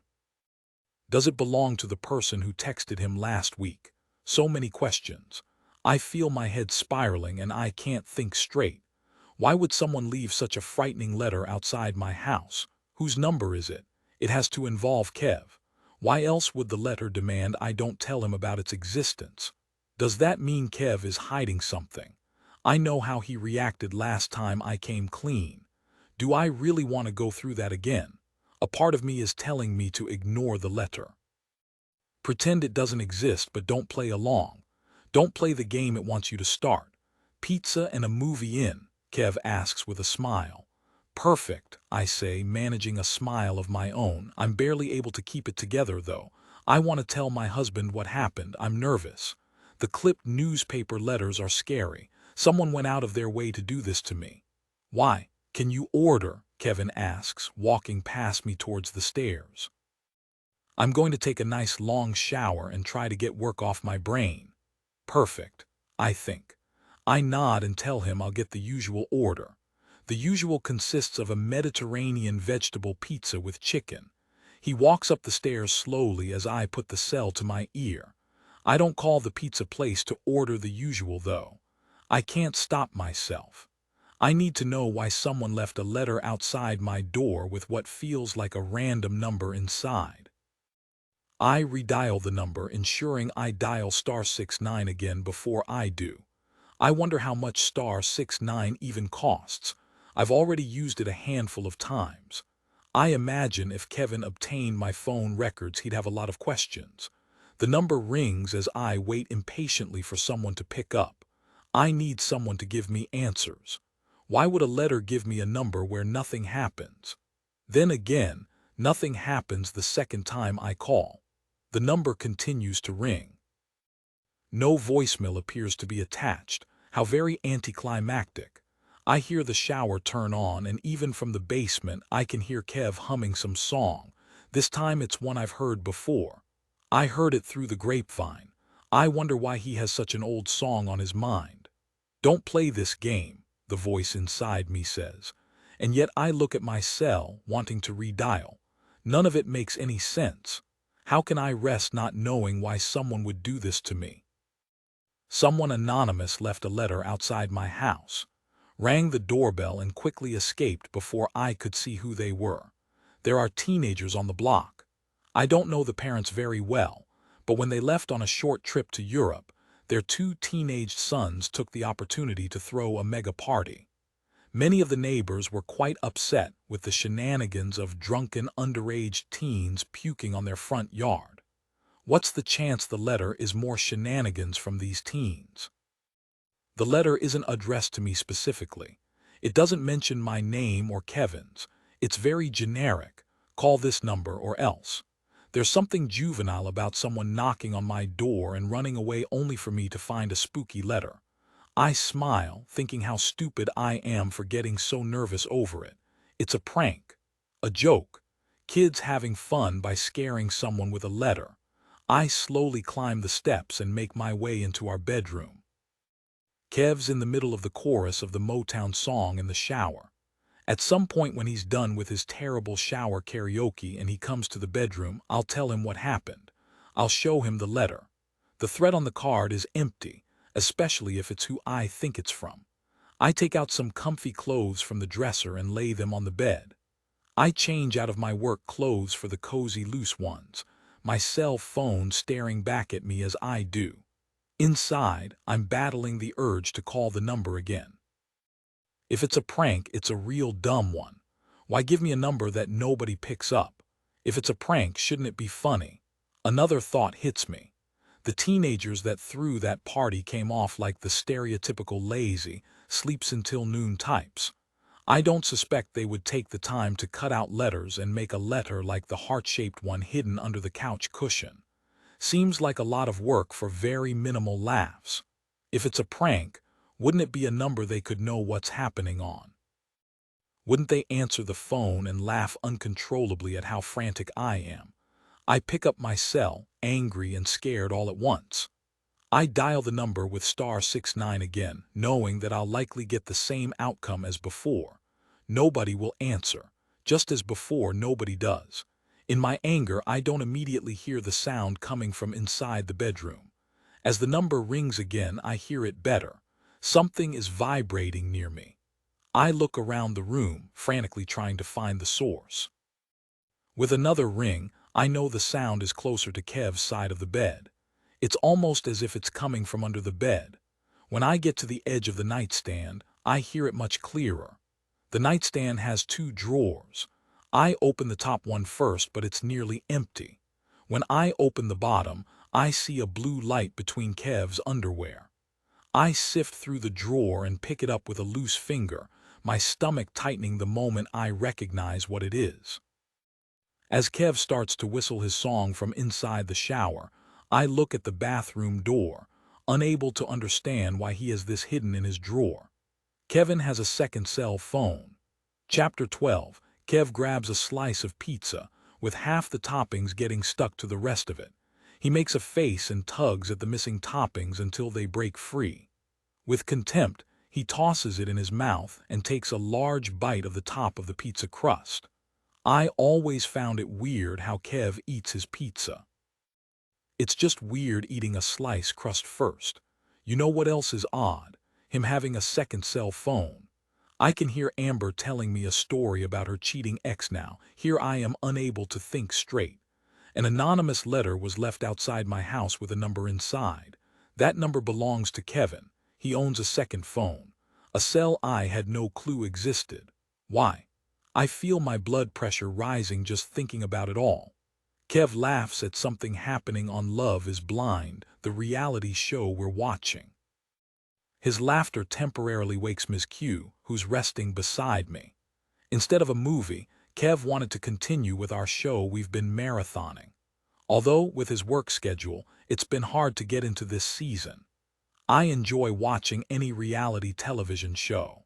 There's something so fascinating about the drama and lives of these characters, even if it's likely scripted.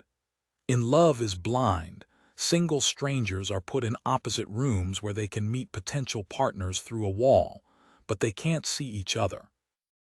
Eventually, some of these strangers propose to each other. Only after proposing do they get to meet each other. I mean, who can get engaged to someone without seeing who they really are. Most of the marriages on the show don't end up working out for obvious reasons. The main factor being they don't actually know each other, but some do. The thought of it makes me question myself and my marriage. How much do I know about Kev? We married within a year of meeting. I fell head over heels for him instantly. He was so charming, handsome, and funny. He has a way about him that when he talks to you, you feel like you're the only woman he's ever had eyes for. I'd never felt so seen before by another man. Most of the boyfriends I had were nowhere as exciting as Kevin. Most men I've been with would entertain me for a little while, just enough to let me talk briefly before cutting me off so they could take over the conversation. Not Kevin. He listened. I felt special. I liked how he made me feel. I can still remember the night he asked me to marry him, but then reality hits. The dreams I had for a family with him were ruined. The man I was head over heels for I feel wants nothing to do with me now. He's never home these days, and now there's the letter. The letter confirms something I never thought possible.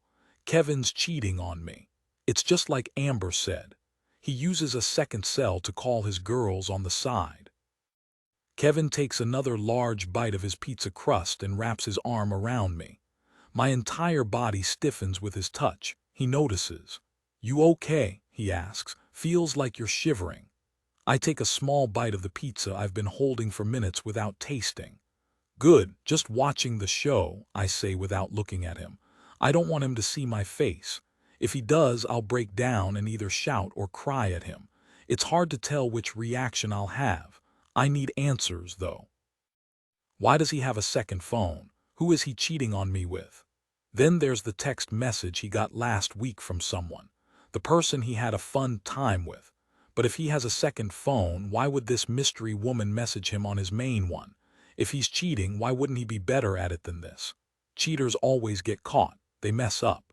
If he's been going out with dates, there would be a trail. We not only share a cell plan but have a joint credit card. I could look through to see what inconsistencies there are. I think of Amber. She's the one who explained to me how these cheaters operate. Some have second phones, which I now confirmed Kev has. How likely is it that he has a separate credit card in his name? The thought of it makes me want to scream. The idea that we're sitting on this couch makes me uneasy, knowing what's beneath the cushion. Nothing makes sense in my life anymore. How easy would it be for me to show Kev the letter? I'd stand up, turn off the show, reveal the letter under the cushion, and demand answers. As he comes up with some dumb excuse, I'd show him the second phone he's been hiding. I'd watch him squirm as he's forced to tell me the truth. Forced to tell me what I already know. He hasn't been faithful. I need him to say it. I need him to admit to it. I need to know why. I already know the answers to all of it. It's because we don't have a family. It's because I'm not well. It's because I let myself go physically. He's tired of being with someone like me. I feel a tear welling in my eye as I think about it all. Kev's arm shifts around my shoulder as he smiles at whatever's happening on the show. He finishes his slice and grabs another from the box. It's his third. I haven't managed to take more than a few bites of my first slice. I take a deep breath.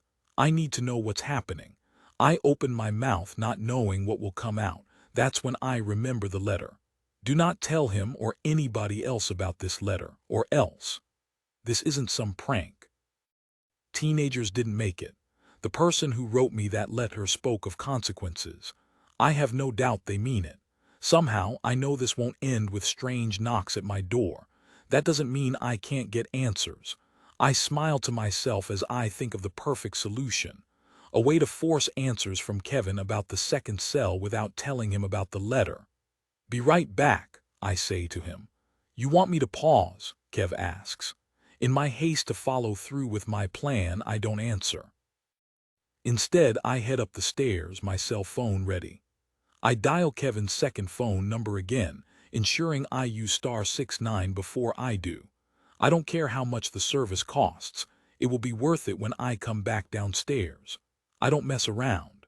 As my cell phone calls Kevin's second cell, I grab the actual cell phone from the bottom drawer of his nightstand. It's time to get answers. I let my cell phone ring many times before disconnecting the call. I slip my cell in my jogging pants pocket. Gripping Kevin's second phone tightly, I slowly make my way back down the stairs until I enter the living room. He looks at me with a smile on his face. "You're missing some good drama," he says. "Kelly just dumped Jason." What's this?" I say, showing him his second phone. "I don't need any more fake drama in my life. I have very real situations happening." When Kevin realizes what I'm holding, his smile quickly vanishes. Chapter 13. I hold out the second cell, waiting for his response. I pictured this going differently. Him stumbling over his words, pleading for forgiveness for what he's done. Instead, he just gawks at me oddly. "What?" he finally says. "What is this?" I say with a harsher tone. He lets out an anxious laugh, dropping the rest of his slice on the pizza box. "It's my cell phone," he says. Finally, he admits to something. "Why do you have a second cell phone, Kev?" I demand. I take a step forward, the proof still gripped in my hand. "I heard it buzzing." "You were hiding it in your dresser." "Why?" He shakes his head. "Hiding." He stands up from the couch and takes a step towards me. His bright blue eyes turn dark as he gets closer. For a moment I see something in him I have never seen before, an anger that changes his whole demeanor. He must have noticed how his reaction scared me and gives a thin smile. "I'm not hiding anything," he says. "That's just my work phone." "Since when have you had a work phone?" I say, confused. "It's a new thing," he says. He reaches out his hand and opens his palm to me. After a long moment, I place the cell in his hand. "You never told me about getting a work phone," I say, confused. "Yeah," he says.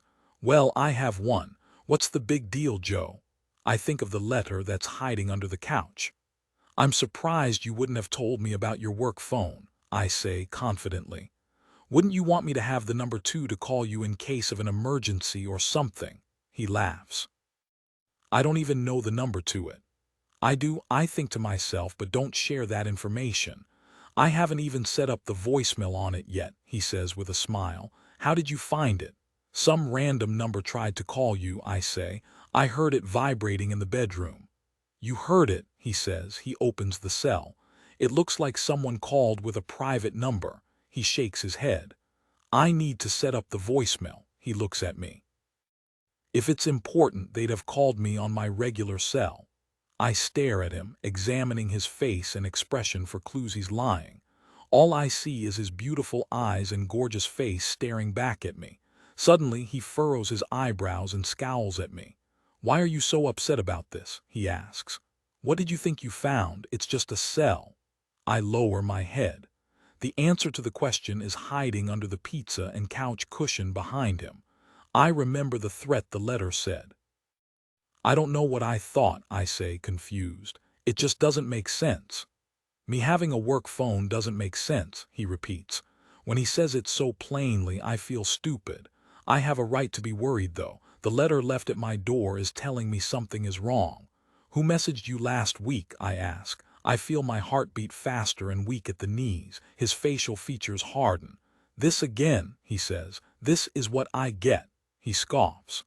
"I wanted to talk to you today about our anniversary." "Do you forget about it?" "No, I haven't," I say with a tone. "Of course not." "Well, I wanted to talk to you about it tonight. How can I now? Not while you're doing this to me." "What?" I say. I'm the one who's confused. I'm the one who has questions. "You're accusing me of the worst things, Joe." He shakes his head. "How could you think I would be this type of husband to you? Never." He takes a step back and puts a hand to his head. "I would never break our vow. I've been with you through everything. Everything. Lost our child. I was there for you. I've been here through all your ups and downs." "You have," I say, taking a step towards him. He shrugs. "No," he says. "You wouldn't be like this if you thought well of me. You don't trust me, and for the life of me, I don't know why." I feel my body loosen. Suddenly, I'm guilt-stricken by what I'm doing until I remember the text message from last week. "Who messaged you, Kev?" I say again. "Why are you hiding who it is? Why can't you just tell me?" He shakes his head. "And why can't you just trust me?" When I don't answer, he takes out his other cell phone from his pocket. With both cells in his hands, he stares at me. What will it take for you to believe your husband is a good man? Kev, I know, he shouts. His face is full of rage for a moment but instantly softens. I guess this is our marriage now, this is how it is. He unlocks his primary phone, followed by the second. With a phone in each hand, he reaches towards me. Go ahead. Kev, I plead. No, he says. Go ahead, you don't trust me. You want to know who texted me. Look for yourself. Go ahead. I'm tempted to reach out first for his primary phone to read the text message. Why can't he just tell me? After that, I'd grab the work phone to see if there are any text messages and who's been calling. With the look on his face, I know this is a test, though. If I grab either of those phones, there will be consequences. I trust you, I say. It's just confusing. He nods his head towards his phone.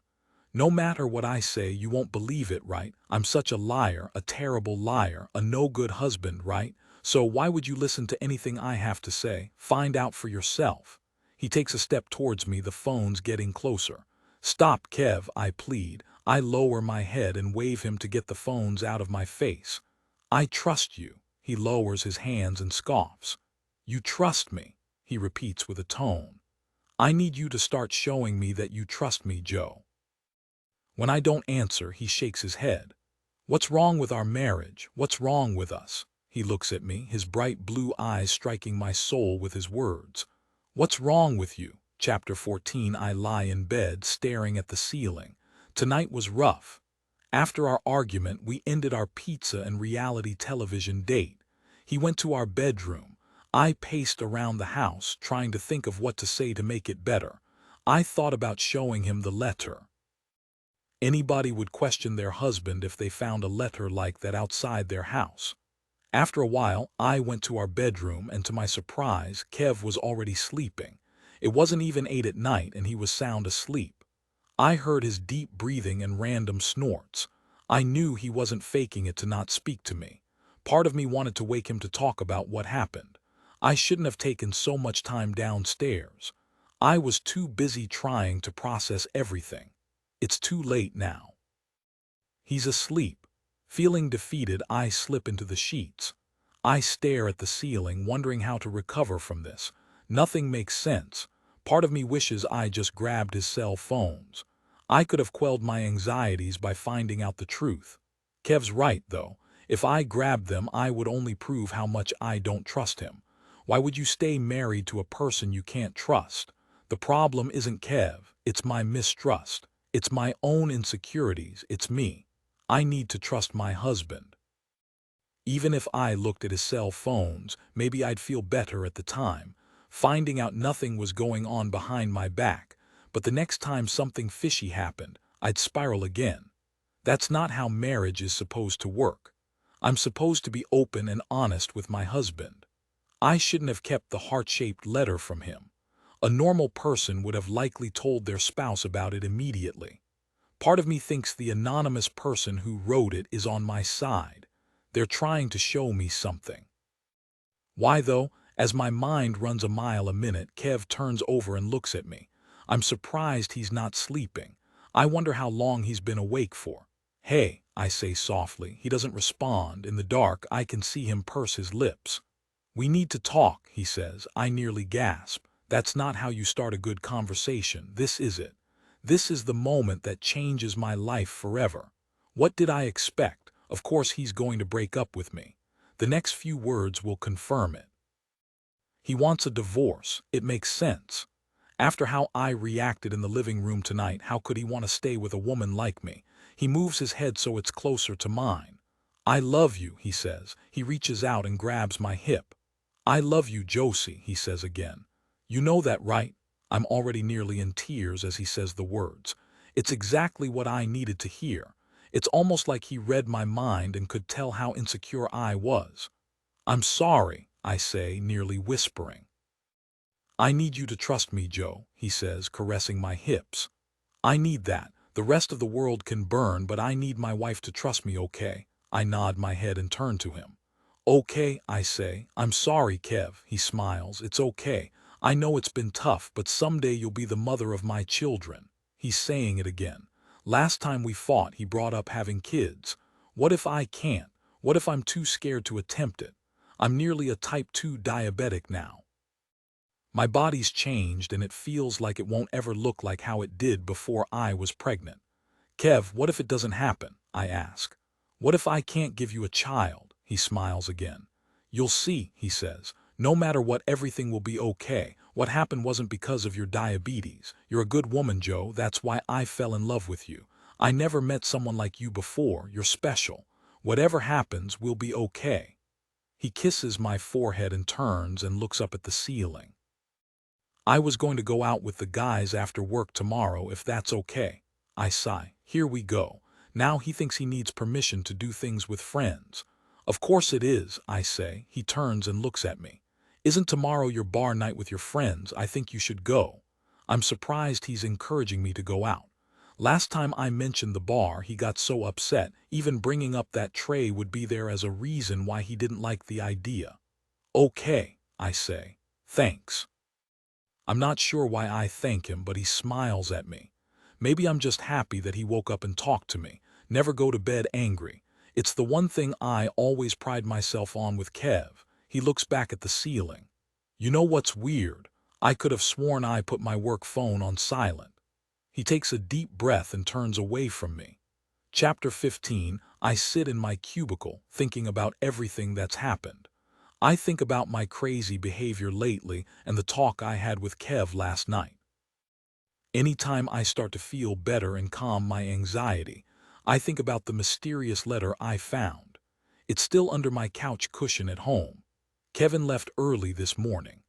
I went back and forth about telling him about it after our talk. I want to believe all the nice things he said to me in bed. I want to believe him, but who sent the letter? Why did this person send it? I thought if I showed him the letter, he could understand why I was so out of it yesterday when I found the second phone. I should just throw the letter away. This morning, I had many opportunities to do so. I could have easily tossed it, burnt it, or given it to Q to play with and destroy. Instead, I pretended it didn't exist and left it under the cushion. I imagine Kev coming home early from work only to discover it. That would be another awkward night, and I don't think I have the energy for that. Besides, Kevin's going out tonight with his friends from work. Of course, I know that means Stacy Wingham will be joining them. I never thought I'd be the type of person to get so jealous of my husband having a female friend. I just wish she was an ugly female friend. I'm sure that would be easier to stomach. Not the case with Stacy. Working hard, I see, McNeil. A booming voice says behind me. I turn and Mr. Dunstro is staring at me with his head tilted and a look of general unpleasantness on him. Unfortunately, this is his normal face though, so it's hard to tell if I'm in trouble or not. Morning, Mr. Dunstro, I say, managing a smile. He nods without a friendly gesture back. We have quarterly stats coming up soon. Remember to keep your call volume up, okay? No problem, I say. He gives me a thin smile but doesn't say another word. There's an awkward pause until he moves on to bother another cubicle and the person inside it. I shake my head, annoyed. I seriously hate this job. Terrible calls, a terrible boss. If it wasn't for the decent employees, I'd join the many who quit before me. I like to think I'd have the courage to quit, but I'd be too scared. Unless I had another job lined up, it would be hard for me to put in notice to leave Nexon Power. Besides, to get a job you need references, and my company has a policy of not giving them to employees. It's almost like you're trapped here. The longer you stay, the harder it is to leave. Maybe a terrible call with another customer is just what I need to get my mind off my personal life. I won't have to think about my husband, the letter I received, and all the terrible thoughts I've been having. I pick up my headphones, ready to tackle a call, turning to face my computer. Suddenly a knock on the side of my cubicle frame makes me turn. Instantly, I know it's not Mr. Dunstro. He never knocks. He'd rather awkwardly yell at the back of my head and make me wonder how long he's been standing outside my cubicle for. Amber greets me when I turn my chair around. Good morning, she says. Morning, I reluctantly say back, refusing to call it good by any means. What's up? Why the long face? I sigh. Last night was so terrible. Why? She asks. I thought you said things have been better the last week. They were, I say. Without thinking, I tell her part of the truth. I found out that Kev has a second phone. I shake my head. All that talk from you about how cheaters have second phones made me so anxious. Oh, I'm so sorry, Joe, she says, wrapping her arm around my shoulder. I always knew he was a piece of trash. He doesn't deserve someone like you. I'm surprised by her reaction. She's never referred to him that way. I'm sure she's trying to support me, though. I take another deep breath. It was his work phone, I say, covering my face. I can't believe how I reacted. When I found the phone, I freaked out, thinking the worst. Kev has a new work phone. He never mentioned it before, though. He doesn't even have voicemail attached to it. I look at Amber, waiting for her to tell me the obvious. She doesn't fail me.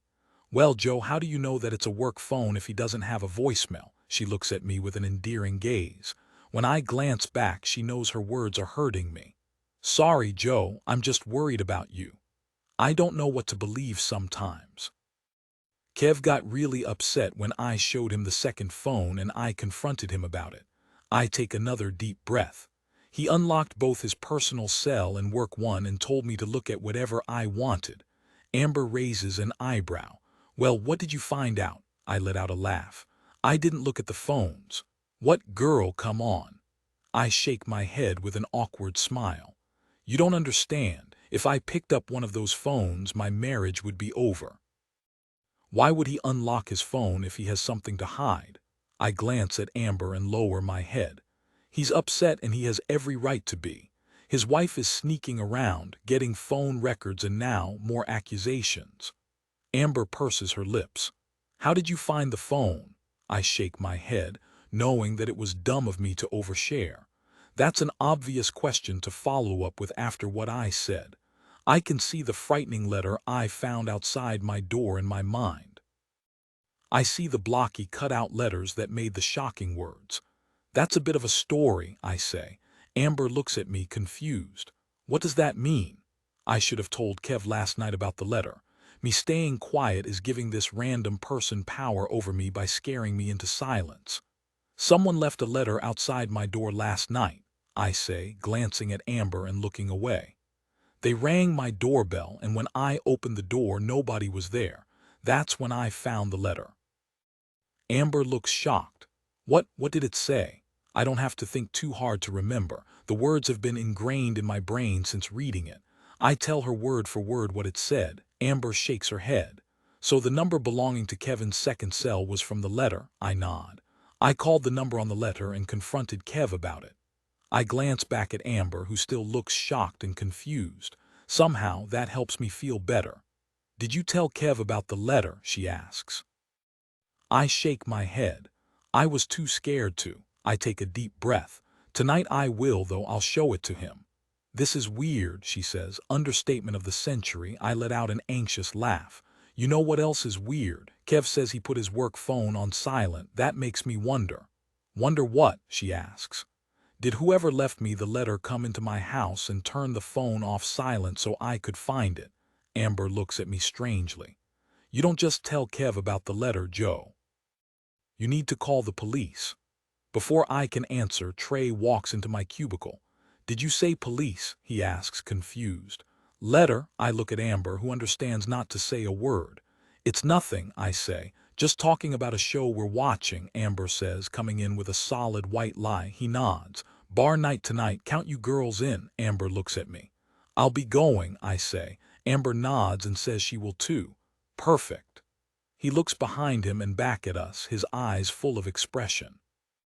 Mr. Dunstrow's on the prowl. Time to escape back to my cubicle. He leaves quickly.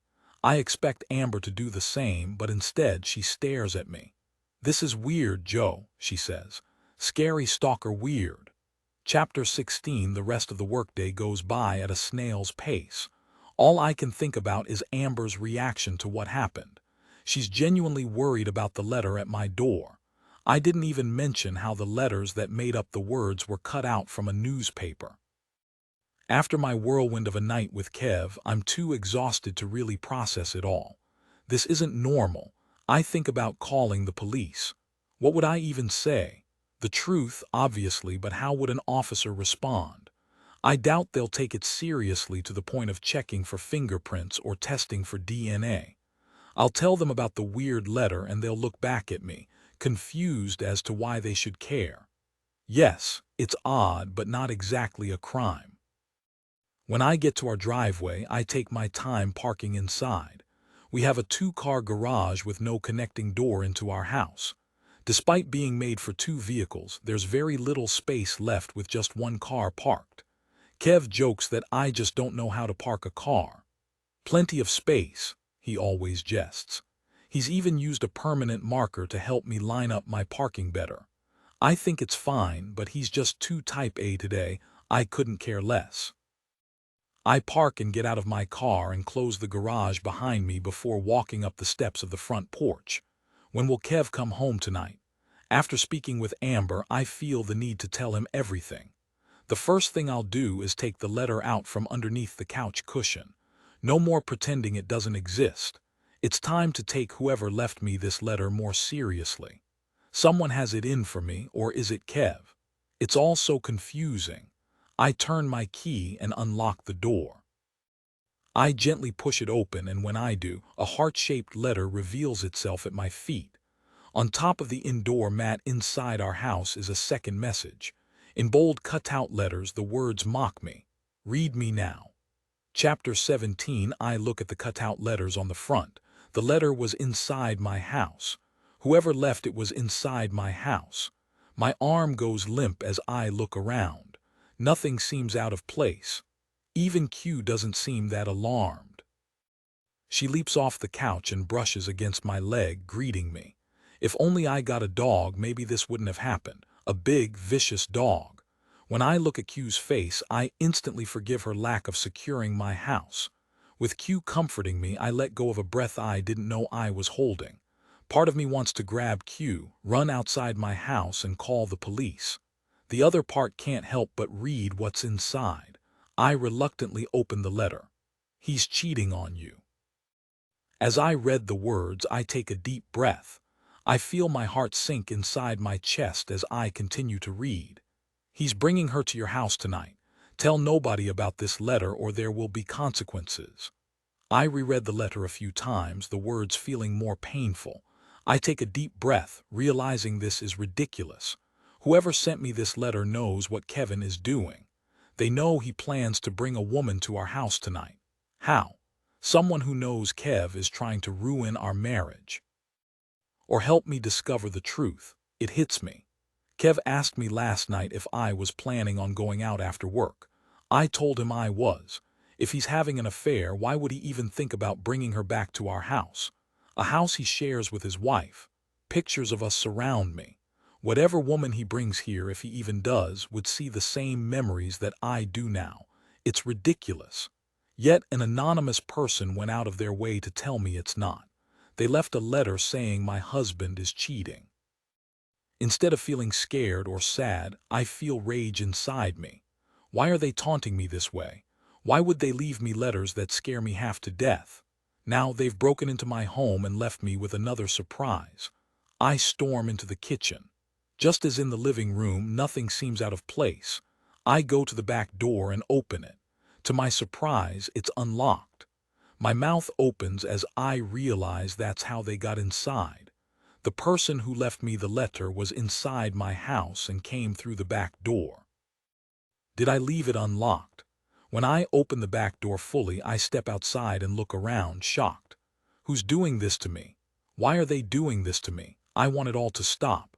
What if they're telling the truth? What if Kevin hasn't been faithful? I still don't know who texted him last week. He refuses to tell me.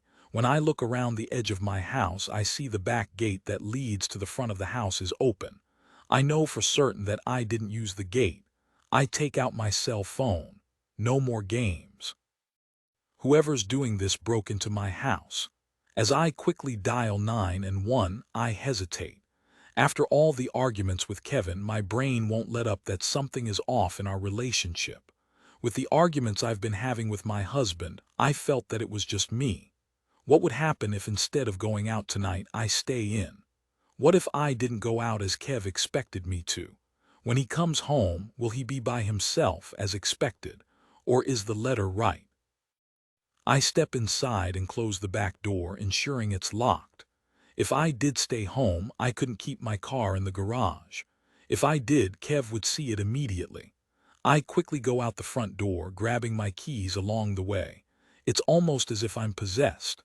I don't feel like I'm inside my body controlling what I'm doing. It's almost as if a third person has taken over as I get into my car, drive several blocks away, and park. As I quickly walk back to my house, I wonder what I'm doing. It's a stupid question because I know exactly why I'm doing this. Is he cheating? As much as I trust Kevin and want to believe him, I can't help but think something is wrong in our marriage. It's not just the long hours and time away from him either. Something else is wrong. That's why I've been so off. I can almost feel the tension when he's around. It's as if my body knows something is wrong, but my brain is trying to catch up, trying to come up with rational reasons why I feel this way. I've never been the clingy type of woman, a woman who needs to know where their partner is at all times. I've never been the jealous type either. My mantra is I need to trust my partner, and if they break that trust, leave them. But I feel like with Kev, I'm going insane with jealousy and clinginess. As I step back inside my house, I wonder how crazy this is. The other side of me knows it's too late. I tidy up the living room. I don't know why. It's almost as if I'm cleaning up for an unexpected guest. This is stupid. I should go out. No, I should contact the police. Someone broke into my house and left a letter telling me my husband is cheating. I think of the words inside. They continue to give me warnings about not telling anyone.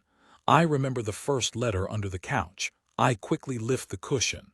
When I see it, I wonder what to do with it. Part of me wants to burn them for how crazy I feel. I take a deep breath. This could be all one cruel prank. If Kevin comes home alone, I'll know that this is all it is. I'll show him the letters. If I call the police, I'll never get to find out if the letter was right. I'll never find out the truth. Taking the first letter, I go back to the kitchen, where the second is waiting for me on the table. With both letters in my hand, I look at them, unable to understand why this is happening to me. I take a deep breath and try to catch up to my thoughts. I'm supposed to be leaving by now to go to the bar.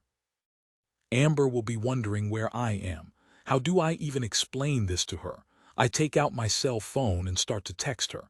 Hey, I can't make it tonight. For a moment, I think about telling her why. She knows about the first letter. Now that I found a second letter inside my house, the ominous warning frightens me more. Tell nobody about this letter or there will be consequences. I can't get the words from the letter out of my brain. I finish my text message. I'm not feeling well. Just going to stay in. Sorry. I send the message and get a reply almost immediately. Come out, Joe, Amber pleads. I can almost hear her concern for me. I can't stop thinking about what you said today about that weird letter. It really freaked me out. Are you home alone? If I told Amber about the second letter and how I found it inside my house, she'd tell me to immediately call the police. She would be right. It's what the letters say that stops me. It's my own need to find out the truth that makes me follow through with what the letter wants me to do. I'm okay, I reply. Kev will be home soon. I shake my head as I send the message. He will be at some point. The question is, will he be alone? The other question is, where do I hide? If Kev's having an affair, the obvious place he'd bring her is the bedroom. The idea makes me sick. My stomach turns at the thought of my husband in our marriage bed with someone else. Whoever sent this letter knows something I don't. They're trying to show me the truth. It's time I see it for myself. When I open the bedroom door, I look at our marriage bed. Kevin wouldn't do that to me. He would never bring a woman to our bedroom. Yet I close the door behind me. I open the closet and step inside. I feel foolish as I slide the closet door closed behind me. What am I doing with my life? I'm hiding in closets to find out if my husband is cheating on me. I can't stop a tear from forming as I sit on the carpeted floor. I spread my fingers in the long fibers. It weirdly soothes me. I hear noise coming from outside the bedroom door. I freeze in place, my fingers gripping the carpet fabric. When I hear Q's pause on the bedroom door, I let out a breath. If ever there would be a dead giveaway that I'm home, it's Q waiting outside the bedroom door. I open the door and pick her up. "You must be quiet," I tell her as I close the closet door behind us. I pet her and remind her to keep her loud purring at a minimum. It's not easy to negotiate with a cat, though. Thankfully, she's calming me. Q is much nicer to pet than the carpet. I start to think about what I'm doing. Every time I consider leaving or how stupid I feel, I think about the letter and what it said. The first letter told me about the second cell phone Kev has. It wasn't lying. So, was Kevin lying? I could call his work and find out if they gave out phones to employees. I'm not sure how I could ask without coming off like a maniac. Maybe I could say I'm trying to get a hold of Kev, and he's not picking up his regular phone. I'll say I know he has a work phone but don't have the number. As I come up with more ways to discover if Kev is being truthful, I think about our argument the other night. I see my husband's face as I accuse him of being unfaithful. I could see the pain in his eyes when I showed him the second phone and demanded answers. I open the closet door hard and look at Q. "What am I doing?" I ask her. "What have I become?" As my thoughts run wild, I hear the front door open. I hear a voice downstairs, a laugh. I instantly recognize Kevin's voice. What I don't recognize is the giggle of the woman who's with him. Chapter 18, the letter was right again. Kev brought a woman home with him. He actually has a girl downstairs in our house. I can hear the muffled sounds of them. I'm in shock as I hear them laugh again. What could be so funny? I imagine opening the bedroom door and storming downstairs to confront them. Who's with him? Some floozy from the bar. I think of the text message from last week. I'm about to interrupt their fun. I'm paralyzed as I hear them downstairs. I feel my heart beat quicker in my chest. I could have a heart attack and die before I ever discover who the woman downstairs is. Needing to know the truth, I reach out and lean on the mattress. I sit on it and try to calm my nerves. Q jumps on my lap and tries to help. It hits me. Any minute the two of them will come upstairs and enter this bedroom. I spread my finger across the fabric of the bedsheets. Any moment he'll enter this room with her and stain these sheets with his adultery. Only I don't hear them coming up. Instead, I hear them continue to talk downstairs. Their muffled voices sound happy. I don't know what they're saying, but my imagination is already making up every situation, and none of them end with it being a visit from a platonic friend.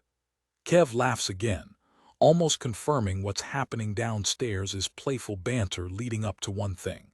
My life is over. I imagine being single in my 30s.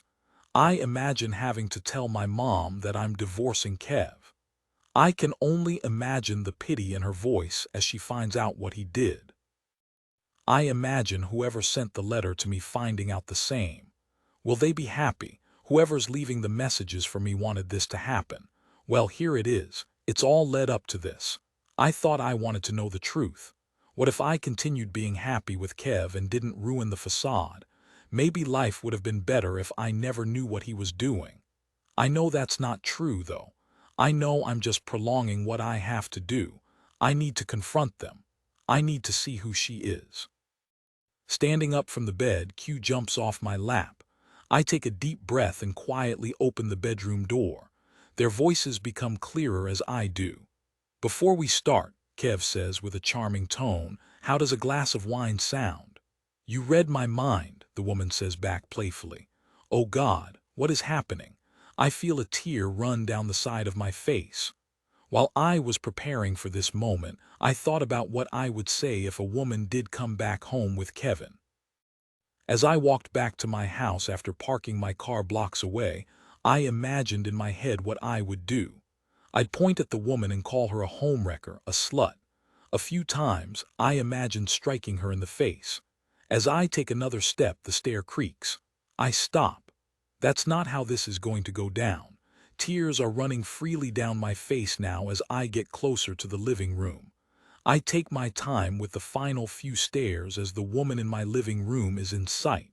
Well, most of her. She's wearing a tight white skirt and black blouse. As I take a final step, I finally see her face. Stacy Wingham smiles, her long legs crossed. Her silky thigh bounces on her knee with anticipation until she sees me. Her face drops. Kevin enters the living room from the kitchen with 2 wineglasses in his hands. His smile quickly vanishes as he notices me. "Joe," he says, surprised. Chapter 19. "What are you doing here?" he says, confused. He continues across the living room and hands Stacy the wineglass. Stacy hasn't looked away from me. She sees the tears. She recognizes that I know what they're up to. She places the glass on the living room table where a few folders and binders take up most of the surface. "I knew it was you," I say to Stacy. I feel a tear drop from the tip of my chin. "I knew it. Are you having fun now?" Between my sobs, I feel my anger rising. I could kill her right now. Take one of those heavy-looking binders and strike her as hard as I could. It would feel glorious. Kev steps closer to me. "What are you doing?" I ignore his question. "I want to know what you two are doing," I say. Kev waves his hand. "Working, Joe." He nods towards the table and the paperwork. Stacy doesn't say a word and continues to look at me, confused. "No, you're not," I say. "I know it can't be. The letter told me Kev would bring a woman home. And that woman is his stupid work wife, Stacy. I knew it. It should have been so easy to tell from the beginning.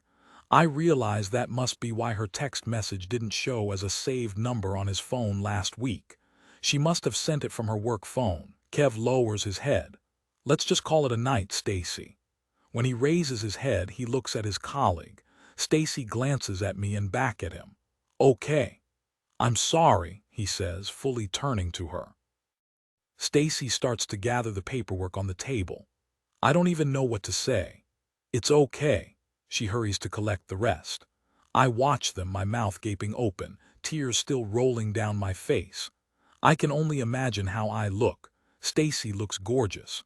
Her perfume smells sweet like candy. Meanwhile, I must look like a sweaty mess from hiding upstairs for so long, a bunch of Q's hair clinging to my pants. I don't know what to say as I continue to watch Kev guide Stacy to the front door. Before she leaves, I hear a small exchange. "Are you going to be okay?" Stacy asks. "I'm sorry," Kev repeats. "I'll be fine." "This is worse than you told me," she says. She looks cross. "Stop." Kev opens the front door. Stacy gazes at my husband a moment before leaving. "See you tomorrow," Kev says as he watches her go to her car. He lowers his head, closing the door slowly. After what feels like forever, he turns to me. I don't know how to describe the look on his face. It's beyond words. I can see how angry he is, how much he hates me.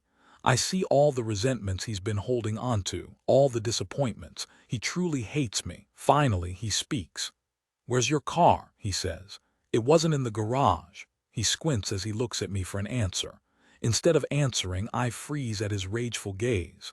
Chapter 20. I never do answer Kev about where I parked my car. When I don't say a word, Kev goes up the stairs and slams the bedroom door shut. I hear him push the lock button on the door. I sleep on the couch that night. Kev never comes out of our bedroom. I wait, hoping he will. The last few arguments we had, we were able to talk after and resolve it. Never go to bed angry. Well, I'm not on the bed, I'm on the couch. The doghouse, as they say. I never thought Kev would force me to sleep on the couch. He must be so disgusted with me that he doesn't want to look at me. His crazy wife has embarrassed him again. Only this time there was an audience. Hearing Stacy call me crazy before leaving our house was just the cherry on top. Crazy. That's exactly how I feel. The letters I've received and thoughts of infidelity swarming inside me have made me utterly insane. After failing to sleep for over an hour, tossing and turning on the couch, I stare at the ceiling. I want a clear answer on what's happening. Why is someone leaving letters? Why can't I trust my husband? The faint smell of Stacy's perfume reminds me. I'm forced to sleep on the same couch where all this mess happened tonight. How much worse can this get? I already know the answer. I know how this story ends. Divorce. Kev's going to leave me. I think about knocking on our bedroom door but know that will make things worse. He clearly wants space from his crazy wife. I think of Stacy. I smell her perfume. Who wouldn't want a woman like her? I think about what the two will say to each other at work tomorrow. They seemed to giggle it up tonight at our house before I entered the picture. I picture her at the water cooler asking Kevin if his nutty wife is less crazy today. I imagine them laughing it up at how embarrassing tonight was. Staring wide-eyed at the ceiling, I know that I won't be sleeping anytime soon tonight. I slip out of the comforter and head into the kitchen, opening the pantry. I dig in the back of a shelf until I find the small container I'm looking for. Several gummy worms are inside it. I gobble them quickly, hoping to find relief in the high sugar content. That's when I hear a noise outside, a scratching sound of metal. I realize it's the gate. My eyes widen at the sound. I turn on the lights outside my house. Nobody is outside, at least as far as I can tell. When I open the back door, my heart flutters in my chest. Then suddenly I hear a car engine. Barefoot, I step outside and see the metal gate swinging open. A sleek red sports car is idling, then slowly passes by. Chapter 21. I sit in my cubicle staring at the screen. I may be at work, but I'm not present. I'm not here whatsoever. I haven't even turned on my computer. I can't. I feel frozen. I wish I wasn't here. I wish last night didn't happen. First, I found a second letter. Then I hid Kev came home with Stacy and I embarrassed myself, worse than before. Then there was whatever happened in my backyard late last night. I thought I heard the gate open. When I went outside, though, nobody was there. Did I shut the gate when I went into the backyard after finding the second letter? Or was whoever doing this to me in my backyard last night? Did going into the kitchen last night scare someone who was hiding outside? Was that their red car I saw? Do I ever wish I was a car girl? It makes me think of Trey and the sports car calendar he has in his cubicle. I wonder if I described the red car I saw last night to him, would he know the make of the car? I take a deep breath, unsure what to do. Kev left the house this morning. He took a moment and glanced at me on the couch before leaving. Before I could say a word, he left. He didn't greet me. He didn't say anything. How did my life get to this? My marriage is burning in front of me. The person leaving me the letters is only adding more gasoline to the fire. I come out of my daze when I feel like someone is watching me. When I turn, Trey greets me. "Thought you were going to come out last night," he says. I look at him, unsure what to say. Something came up. He looks at me with concern. I'm not sure what someone who's mentally breaking down looks like, but I'm sure I'm close to that image. Suddenly, Amber enters my cubicle as well. I let out a deep breath. I should have called in sick. In fact, I should have called the police. I should be explaining to Kev why I'm this way. I wish my cubicle had a door I could shut today. Amber takes one look at me and her entire face softens. I must look worse than I feel. "What happened last night?" she asks. "I was worried when you didn't come out." A lot happened last night. A second letter. Me hiding in my own house and catching my husband and his hot coworker working with a glass of wine. It's all so innocent yet feels wrong. I'm not sure who to believe. Was I wrong for accusing my husband again of cheating? Am I the villain for embarrassing him in front of Stacy? After what happened last night, I certainly feel like the bad guy. I let out a heavy breath. No, whoever left the letter inside my house is the real villain. "Tell no one," the letter said. Amber already knows about the first letter, but for some reason, I keep the discovery of the second one to myself. "Just a night in with Kevin," I say. My answer doesn't reassure them, it seems, as they both stare at me. "We had another fight." I lower my head. "It wasn't a good night." Trey and Amber exchange a look. Did you fight because of the letter? Trey asks. I look shocked when he said the words and immediately look at Amber. She looks at me innocently. Sorry, she says. He heard you talking about the letter the other day. Last night at the bar, I may have opened up to him about it more than I should have. It's okay, Trey says. I'm sure you were scared when you found the letter. What did Kevin say when you told him about it? I glance at him again before lowering my head in defeat. We didn't fight about that. What was it about? Trey asks.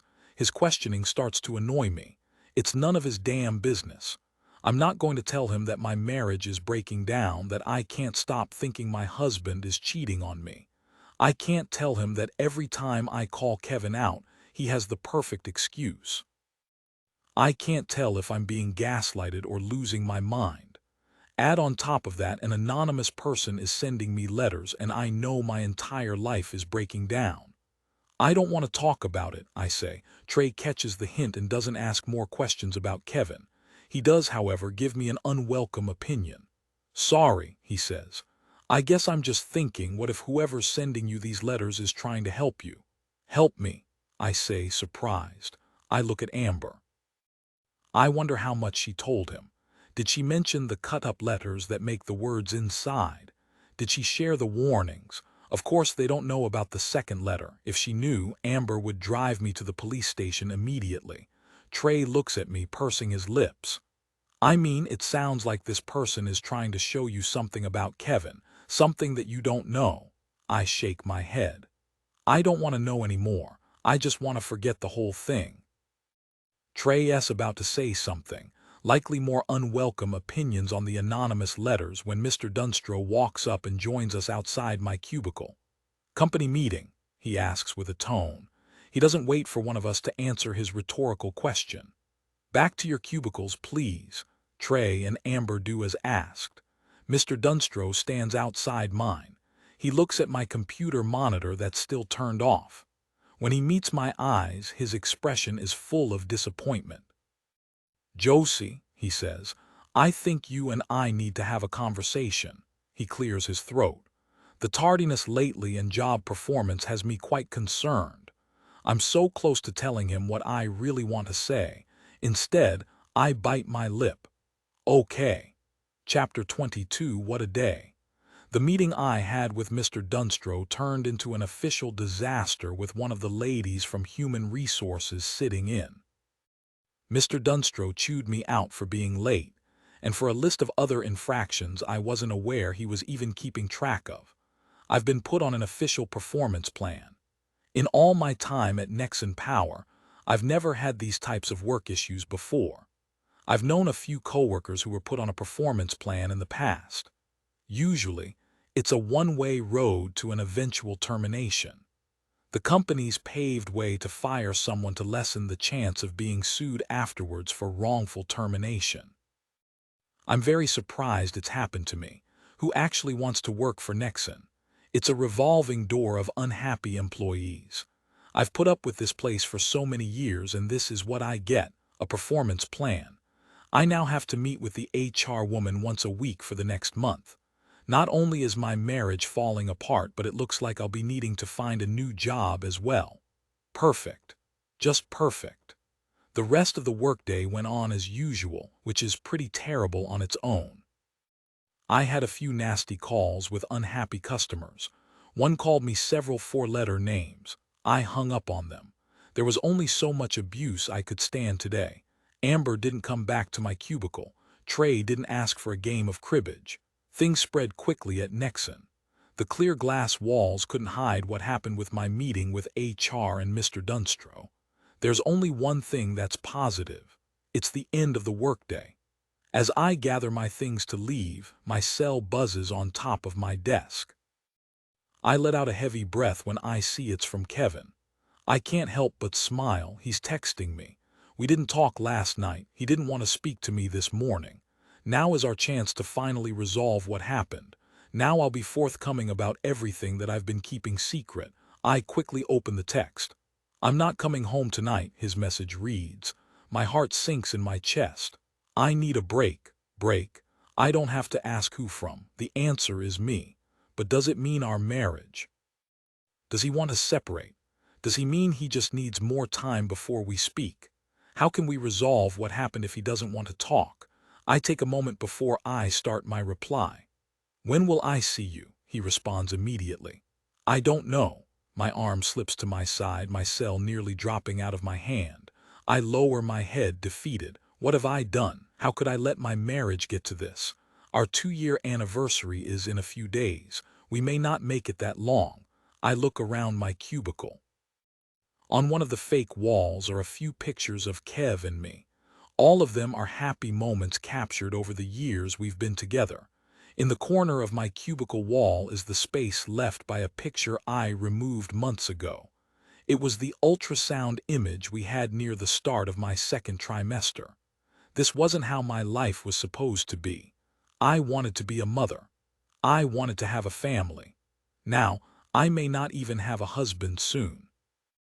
I imagine that when Kevin finally does come around to talking to me, I'll be removing the rest of the pictures from this cubicle. Well, I may not even have a cubicle or this job soon. Who would have thought that the financial security of this terrible job would be something I'd want to cling to? I take another deep breath and look at one of the lower cabinets. I bend and open it discreetly as if someone will catch me in the act. Sneaking out a bag of chips, I open it and take a single bite of one. I threw away most of the bad food I kept in my cubicle except for this one bag. I thought I could use it as inspiration to stop eating crap. I liked rejecting it, but today it's too difficult to ignore. I feel a wave of relief come over me as I eat more. That's right, the nasty voice inside me says. Eat more carbs, that solves everything. I stop chewing, grab the small waste bin in my cubicle and spit out as much as I can. I hate this. I hate everything right now. I feel like I have nothing in my world that's safe. I could lose everything I have soon. I need to leave here. I can't stay in my cubicle another moment, disgusted by how today went at work. Disgusted by how I walk around pitying myself. I quickly make my way out of the building, managing a quick smile for the security guard at the entrance. Her name is Tracy. She's been working security at the front entrance as long as I've been here.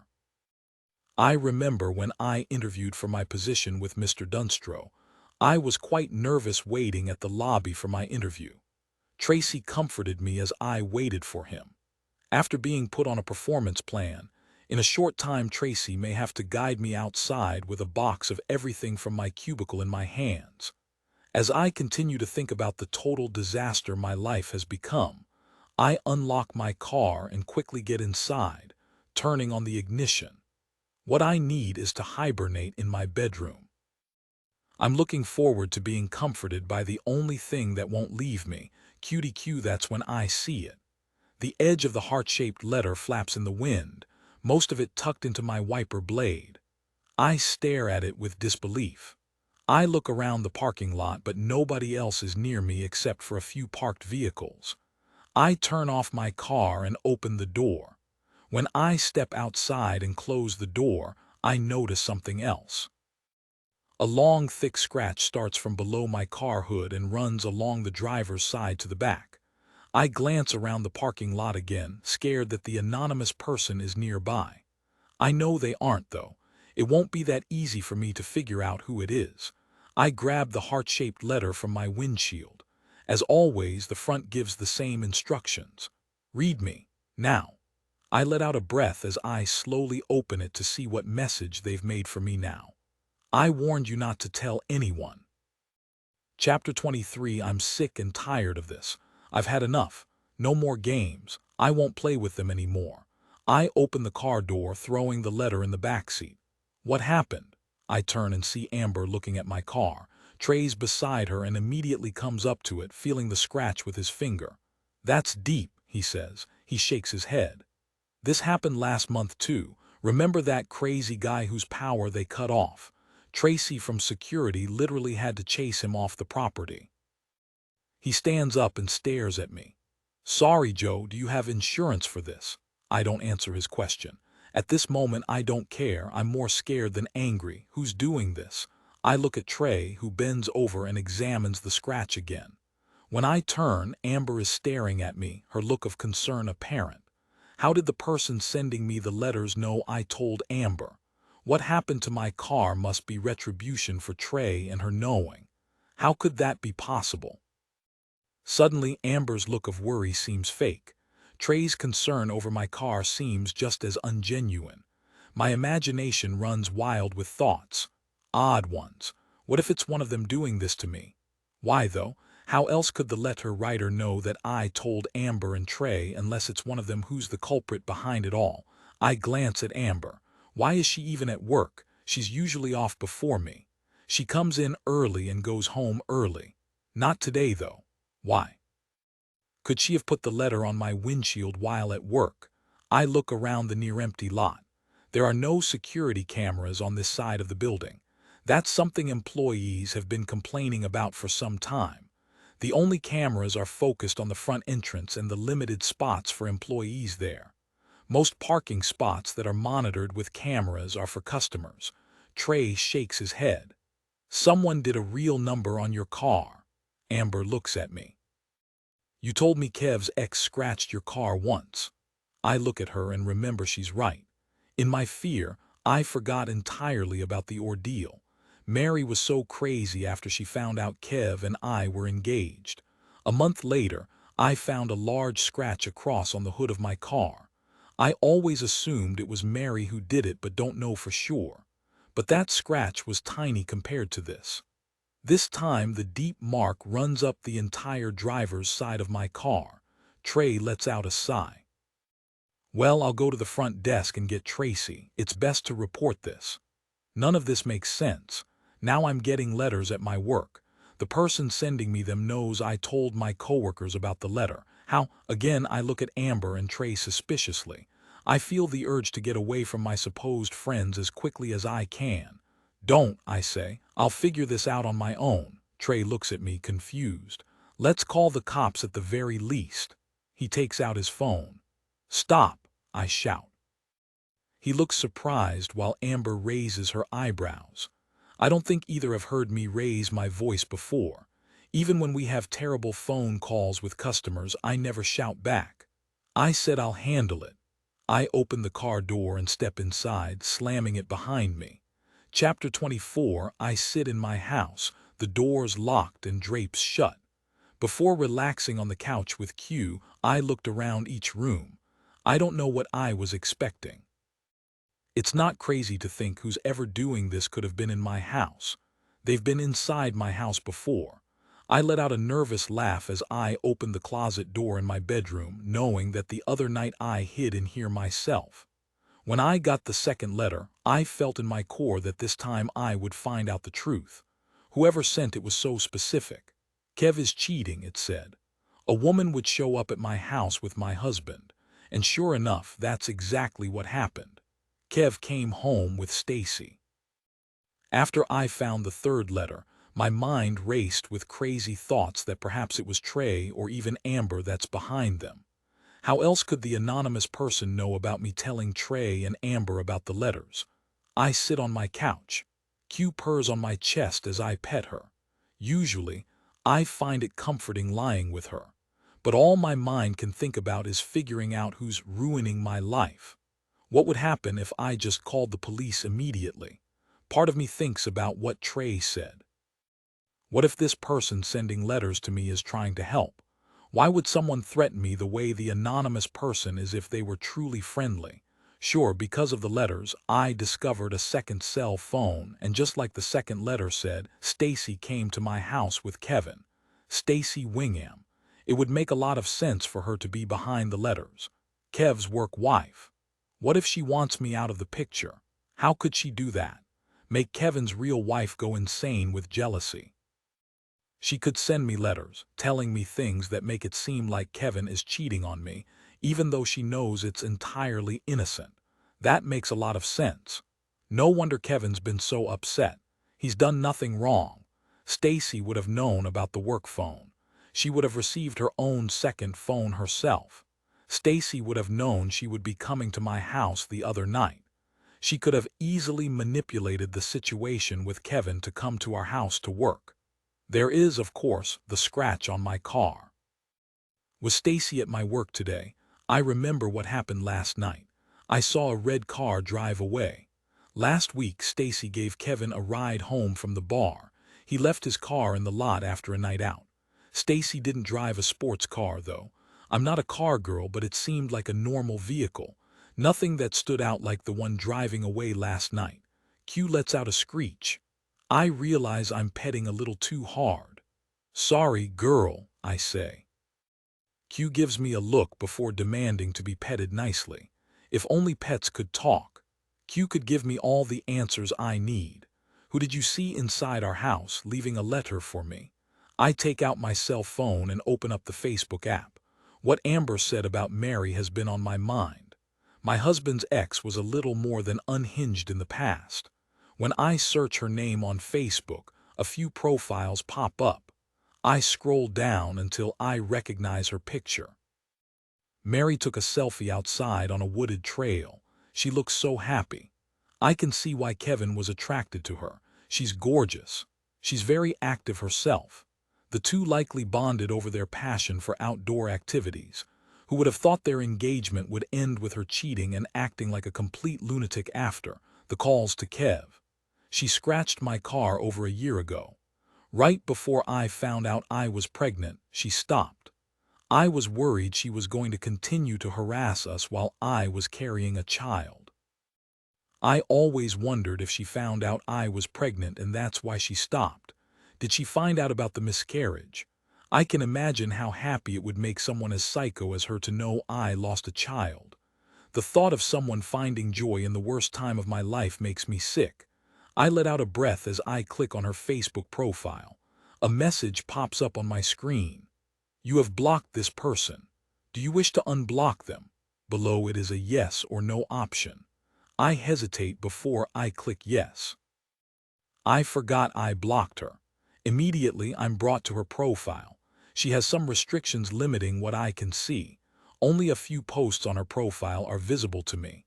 3 pictures pop up on the screen. One is her Facebook profile picture. Underneath it, I can see the several likes and comments she has from her upload. I recognized one of the profiles immediately.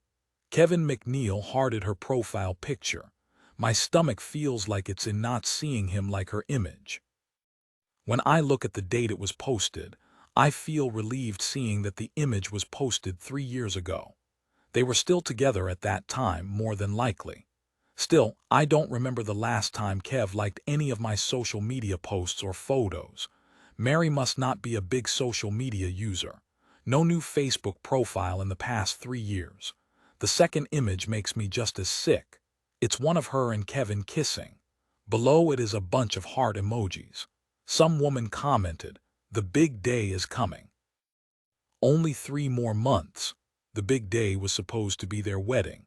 That never happened, of course. Instead, Kev discovered the lies and deceit. He dumped her soon after. When I scroll down a little, the third picture on her profile literally makes me gasp. Mary is leaning against a car. She's wearing a black tank top and dark sunglasses. "I have the best fiancé in the world," the caption reads. My mouth drops as I stare at the picture of the car. It was dark the other night when I saw a car that drove away, but I could swear this is the exact same red sports car. She's behind this. I let out a nervous laugh. She's doing it again. Mary won't stop until my marriage is burned to the ground just like her engagement was. Well, I won't let her get away with this. I open my text message history, scrolling furiously down. It's frustrating waiting for my phone to load messages from the past 2 years. For a moment, I worry it's no longer on my cell. After all, I didn't just block Mary on Facebook, but my phone too. When I realize I've gone too far, I scroll up and find the text message I sent Mary over a year ago. I read the old message and immediately remember how upset I was when I first sent it. "If you don't leave me alone, I'll call the cops." I smirk at my old message. I didn't allow Mary a chance to reply. I blocked her immediately. I always wondered what she would have said had I given her the opportunity to reply. Well, it's time to find out. Just like Facebook, when I attempt to send her a message, I get a notification that I need to unblock her. When I do, I immediately type out my message. I meant what I said over a year ago, Mary. Leave me and Kevin alone, or else. I hesitate before I hit send. Is this really a smart idea? How unhinged is Mary? You don't mess with crazy people. Yes, I'm upset, but there are limits to how far I'll go. Mary seems like the type to take things to an extreme. The reason you shouldn't start altercations with people is you never know what the other person is capable of until it's too late to go back. Despite my concerns, my finger hits send. In a moment, the message shows that it was sent. Too late to go back now. I continue to text her. Leave us alone or there will be consequences. I smirk as I send it. It's my way of telling her I know what she's been doing. I know it's her.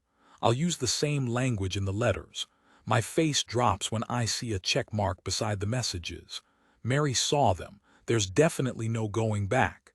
In the heat of the moment, it felt good sending her the messages, but now, at any second, she'll reply. I imagine it won't go well. Just wait until Kev finds out. He's so upset with me. What if he doesn't find any of this funny or mature? I stare at my phone, waiting for her reply, hoping I didn't take this too far. That's when the doorbell rings. Chapter 25. My heart sinks in my chest. She's here. Mary is at my door. I texted her. She saw the message, and instead of replying over the phone, she's at my door. Don't mess with crazy. Why don't I ever listen to myself when I know I'm doing something stupid? I don't answer the door. I feel frozen. What if it's not Mary? What if there's another letter? The third letter I found at work said it warned me to not tell others. What's in store for me when I open that door? Why open the door at all? Call the police immediately. The bell rings a second time, making my heart beat faster. This time, whoever's outside isn't going anywhere. They won't run. They won't take off in their car. They won't leave until I answer the door. Joe, a familiar voice calls out. You home? I peek through the side of the curtain and see Trey on the porch. He knocks again. Relieved, I go towards the front door. Before I open it for him, a voice inside me demands that I stop. Don't open the door, it says. You can't trust him. I hesitate a moment but realize I'm being paranoid. I open the door and Trey greets me with a smile. Hey, he says. Hi, Trey, I say. I want to ask him the obvious, but he beats me to it. I wanted to check in on you. After that scratch on your car, I'm sure you're a little out of it. Can we talk? I nod and gesture for him to come inside. He looks around my house, taking a moment to look at a picture of Kevin and me from our wedding day. I spoke with Amber some more after you left, he says. She told me more about the letter you found. He lets out a sigh. I didn't realize how intimidating it was. Sorry if I came off cold to you before you left work. It's fine, Trey, I say. What did Kev say about it? He asks. Did you tell him about the car? I shake my head. I'm going to tell him everything today. That's if he comes home. I don't tell Trey that, though. I don't need to air my dirty laundry much more. I know who's behind this now. My husband's crazy ex-girlfriend is still trying to ruin our marriage. Maybe you shouldn't tell him, Trey says. I look at him surprised. What? Why? I thought about it a lot. Whoever it is wants you to find out what Kevin is doing behind your back. I shake my head. Trey, hear me out, he says, putting a hand up. Sure, they're doing it in a weird way, but why would someone go out of their way like this? They want you to know he's cheating. Now, why do they want you to know? That's the part I don't understand. He's not cheating, I say, shaking my head. He makes a face. Come on, Joe. Amber told me about the text message you found last week on his phone. Now we find out he has a second phone. Why have one? Before I answer, he puts up another hand. I know it's his work phone, he says in a mocking tone. Come on, Joe, he repeats. I know it's hard. Don't you see what Kevin's doing to you? What is he doing? He shakes his head in disgust. Ever since he came into the picture, you've been different. How? I say with my own tone. Is Trey somehow hung up on that one date we had ages ago? Does he have feelings for me? Of course he'd be upset that a man like Kevin came into my life if he does. You stopped coming out with us to the bar. I shake my head. Kevin didn't stop me from coming. Although after I say the words, I question if that's true. Last week, Kevin shamed me for wanting to go out to the bar after work with my coworkers. He mentioned Trey by name as a reason why. I'm married now, Trey, I say. Marriage is work. I put in my time at my cubicle. I also need to put in my time in my marriage. He stares at me a moment but doesn't say a word. I start to feel uncomfortable. I'm regretting even letting Trey into my house. His usual calm and joyful demeanor changes to one that's rigid. He doesn't even know your friends. I've never met him. Amber either. Don't you find that weird? He's gaslighting you, he says, continuing the attack on my husband. Stop, Trey, just stop. You and I are just friends. I know, he says, raising his voice. That's why I'm here. That's why I'm telling you this. He's gaslighting you. He doesn't deserve you. He's cheating on you. No, he's not, I say in a calm voice but with a tone that sounds like I'm on the verge of losing it completely.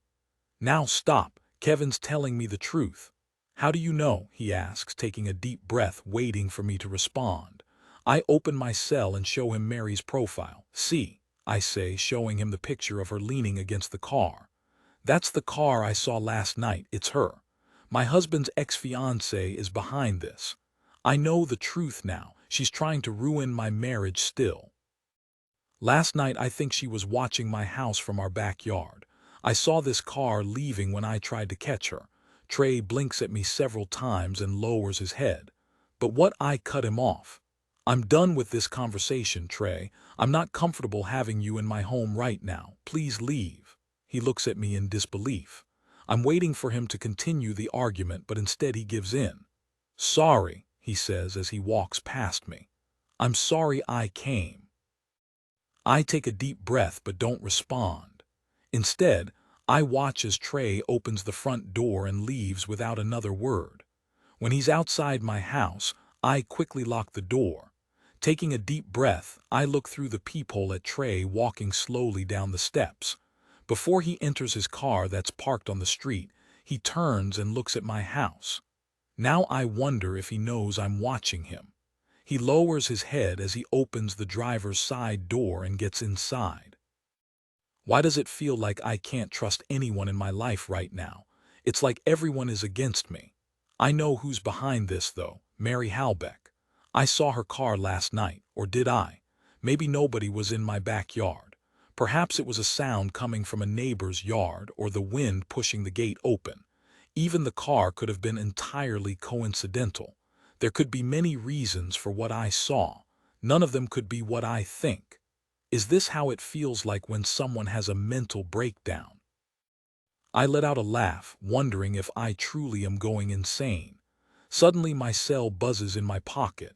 I take it out. Here we go. Mary has finally replied. When I unlock my phone, I find out it's not her, it's a photo. I cover my mouth in shock when I read the message below the image. You'll never guess what happened to me. Chapter 26, I read the message Amber sent me and look at the image again. Half of her face is badly bruised, an eye is swollen shut. What happened? I text back. But I don't wait for a reply, I call her instead. Thankfully, she picks up immediately and gives me some relief. I'm okay, she says. It looks worse than it is. What happened? I ask again. I was attacked. What, by who? I say, confused. It all happened so quickly, she says. Mr. Dunstro told me that I've been behind on my work lately. I put in some extra hours hoping to get him off my back today. I let out a sigh. That's why Amber was at work past her scheduled time. It seems like Mr. Dunstro is getting on more people's cases than mine. Amber takes a deep breath over the phone. I can hear the shakiness in her voice. When I went home, I parked on my street like I always do. When I stepped out, I felt the crushing blow against the side of my face. What? Who did it? She lets out a nervous laugh. I don't know. They took my purse. I didn't have much money, but all my important documents were inside. Why do I keep my social insurance card in my purse? How stupid can I be? This area is usually pretty safe. You didn't see who did this to you? No, she confirms. I hit the ground hard. I don't think I lost consciousness or anything. It just happened so quickly and I was just shocked. I know they hit me with a large stone, though. They dropped it when they ran away. You didn't look to see who did it to you. She lets out a heavy breath. After a moment, I did. They were wearing a black hoodie. That's all I noticed. That and my purse in their hand as they jetted off. I warned you, the letter said today in my car. Now after I told Amber about the letter, she's assaulted. They took the purse to make it look random. I'm so sorry, I say. I cover my mouth in horror. It's nobody's fault, she says. I spoke to the police already. They left just a few moments ago. They were surprised as well. Purse snatching happens, but not on random streets in the middle of the day, and usually it's not so violent. At least that's what they tell me. That's because it wasn't random. Amber was targeted and not for her purse. This is my fault. I know exactly who's behind it too.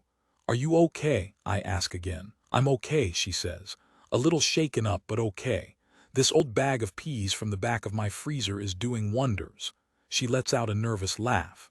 I guess I wanted to let you know you're not the only one who's a victim of random crimes. Did you report the scratch? I let out a sigh of my own. Not yet. I'm going to lay down and relax, she says.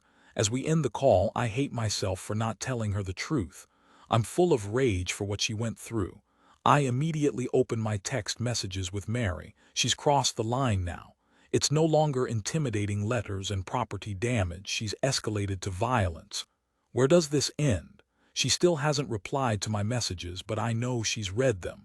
I furiously send another text. This isn't funny anymore, I text. You went too far. My eyes widen as I see dots at the bottom of the chat. She's not only seen my message, but she's actively writing back now. When her message pops up, I feel rage boiling inside me. Go ahead, call the cops. See what happens if you do, she writes. Chapter 27, I'm not just calling the police, I'm going there in person. With what's happened, I want to show the truth myself. I gather the 2 letters. The third is in my car. I'll drive directly to the station. I'm not exactly sure how this works. Do I demand to speak to a detective? Do I have to wait in line and be as patient as possible to speak to an officer? Should I text Kevin? I sigh when I realize what I'm considering. Am I really about to speak to the police about what's happened but only text my husband? He deserves to know. You can't text your husband that you're leaving to speak to the police because an anonymous stalker attacked your friend. Mary, you have my attention. She actually thinks I won't report this. My friend is hurt and she thinks I'll stay quiet. I've been stricken with guilt since seeing Amber's face. Had I reported this anonymous person last week, none of this would have happened. Or would it have been worse? If Mary is capable of hurting Amber, what else is she capable of? I take out my cell and call Kevin. I need to leave to go to the police station, but first I need to come clean. I nervously wait for him to answer, but of course he doesn't. Why is it when you absolutely need to reach someone, you can't get a hold of them? I leave a message for my husband. Kev, call me right away when you get this. I hang up and start to head to the door. Q rubs against my hands as I put my shoes on. I don't have time to give her attention right now. I know I need to make one more call. I need to speak to Amber again. I need to come clean. She doesn't know about the second and third letters. She doesn't know because I told her about the letter that I put her in harm's way. I cringe thinking about how black and blue the side of her face looks. I take out my cell to call her as I open the front door. When I do, a red letter falls onto my feet. Read me now, again. I look around my house, but of course I don't see anybody around. I don't see a red sports car. Nothing. Stop, I scream from my porch. Leave me alone. Whenever I find a new letter from them, my heart beats faster. My pulse goes through the roof. I'm absolutely petrified. Not this time, though. I'm sure I'm visibly steaming. How dare Mary do this to me? I pick up the letter and open it, hating myself for doing exactly what she wants me to do. My anger turns to confusion as I read what's inside. He's on a date with a woman at the restaurant Amore. Hurry. Chapter 28, I called Amber. We met at the police station parking lot. I showed her the letters. She understands that she was targeted by the person writing the letters. I spoke with detectives. These are all the things I wish I did in the fictional world where things I do make sense. Instead, I hightail it to the restaurant. The letter said I needed to hurry. My husband is on an actual date with a woman. I imagine going there and seeing him with Stacy Wingham. It's just a work dinner. I can already imagine what Kev would say if I saw them together. I can almost imagine them feeding each other appetizers or sharing a single strand of spaghetti like a cheesy rom-com. I never drove to a destination so quickly. Amore is an Italian restaurant about 20 minutes from my house, but I managed to cut that time to 14 minutes by being a little creative with my driving. Yellow means drive faster, and only sometimes red means slow down. There was something about this letter that compelled me to listen. I felt the urge to come to the restaurant to find out if it's true. The fact that the anonymous person wrote the word hurry was also different. Maybe Trey was right. Whoever's doing this wants me to find out the truth. They also want to stay anonymous. Amber was viciously attacked by whoever's doing this. When Mary texted me back, telling me to see what happens if I contact the police, it nearly confirmed their identity. Despite that, I can't stop second-guessing myself and everyone around me. Also, I hate that the restaurant is Amore. It had to be that one. The lighting is perfect inside. With the dim lights and flickering candles on the beige tablecloth, it sets the perfect romantic mood. This restaurant was where Kevin told me he loved me for the first time. I was so enthralled that I spilt my wine on the table. I was so embarrassed but happy at the same time. Now he's bringing another woman there. The thought of it makes my stomach turn. I see the restaurant ahead as I drive towards it. Typically, in downtown Calgary, it's pretty difficult to find an empty spot on a road you don't have to pay for. Today's my lucky day, though. There's an empty spot right in front of the restaurant. However, that may make it a little more difficult to do what I plan. I feel stupid for plotting out this idea. It's summer and boiling hot, but I put on a loose black hoodie from home before I left. Sure, I may stick out in a fancy Italian restaurant if I go inside dressed the way I am, but I need some way to prevent Kevin from easily spotting me. That's if he's even there.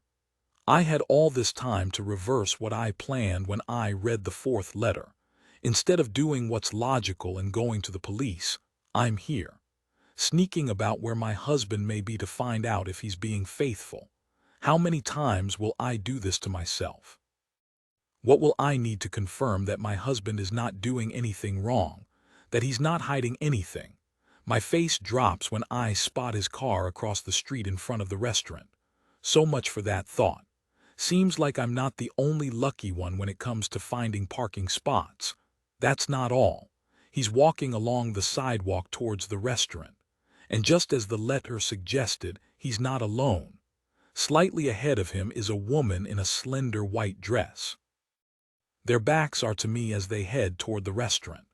I turn my wheel and park in a no-parking zone, watching them closely. All it would take is for him to turn his head slightly and my cover would be broken. Thankfully, he doesn't. They go to the front door of the restaurant. She smiles at him and enters. That's when I see her face. I expected to see him with Stacy. I figured it would be her that he would be with. Had I caught him with his coworker, I would have gotten the same old excuse as before.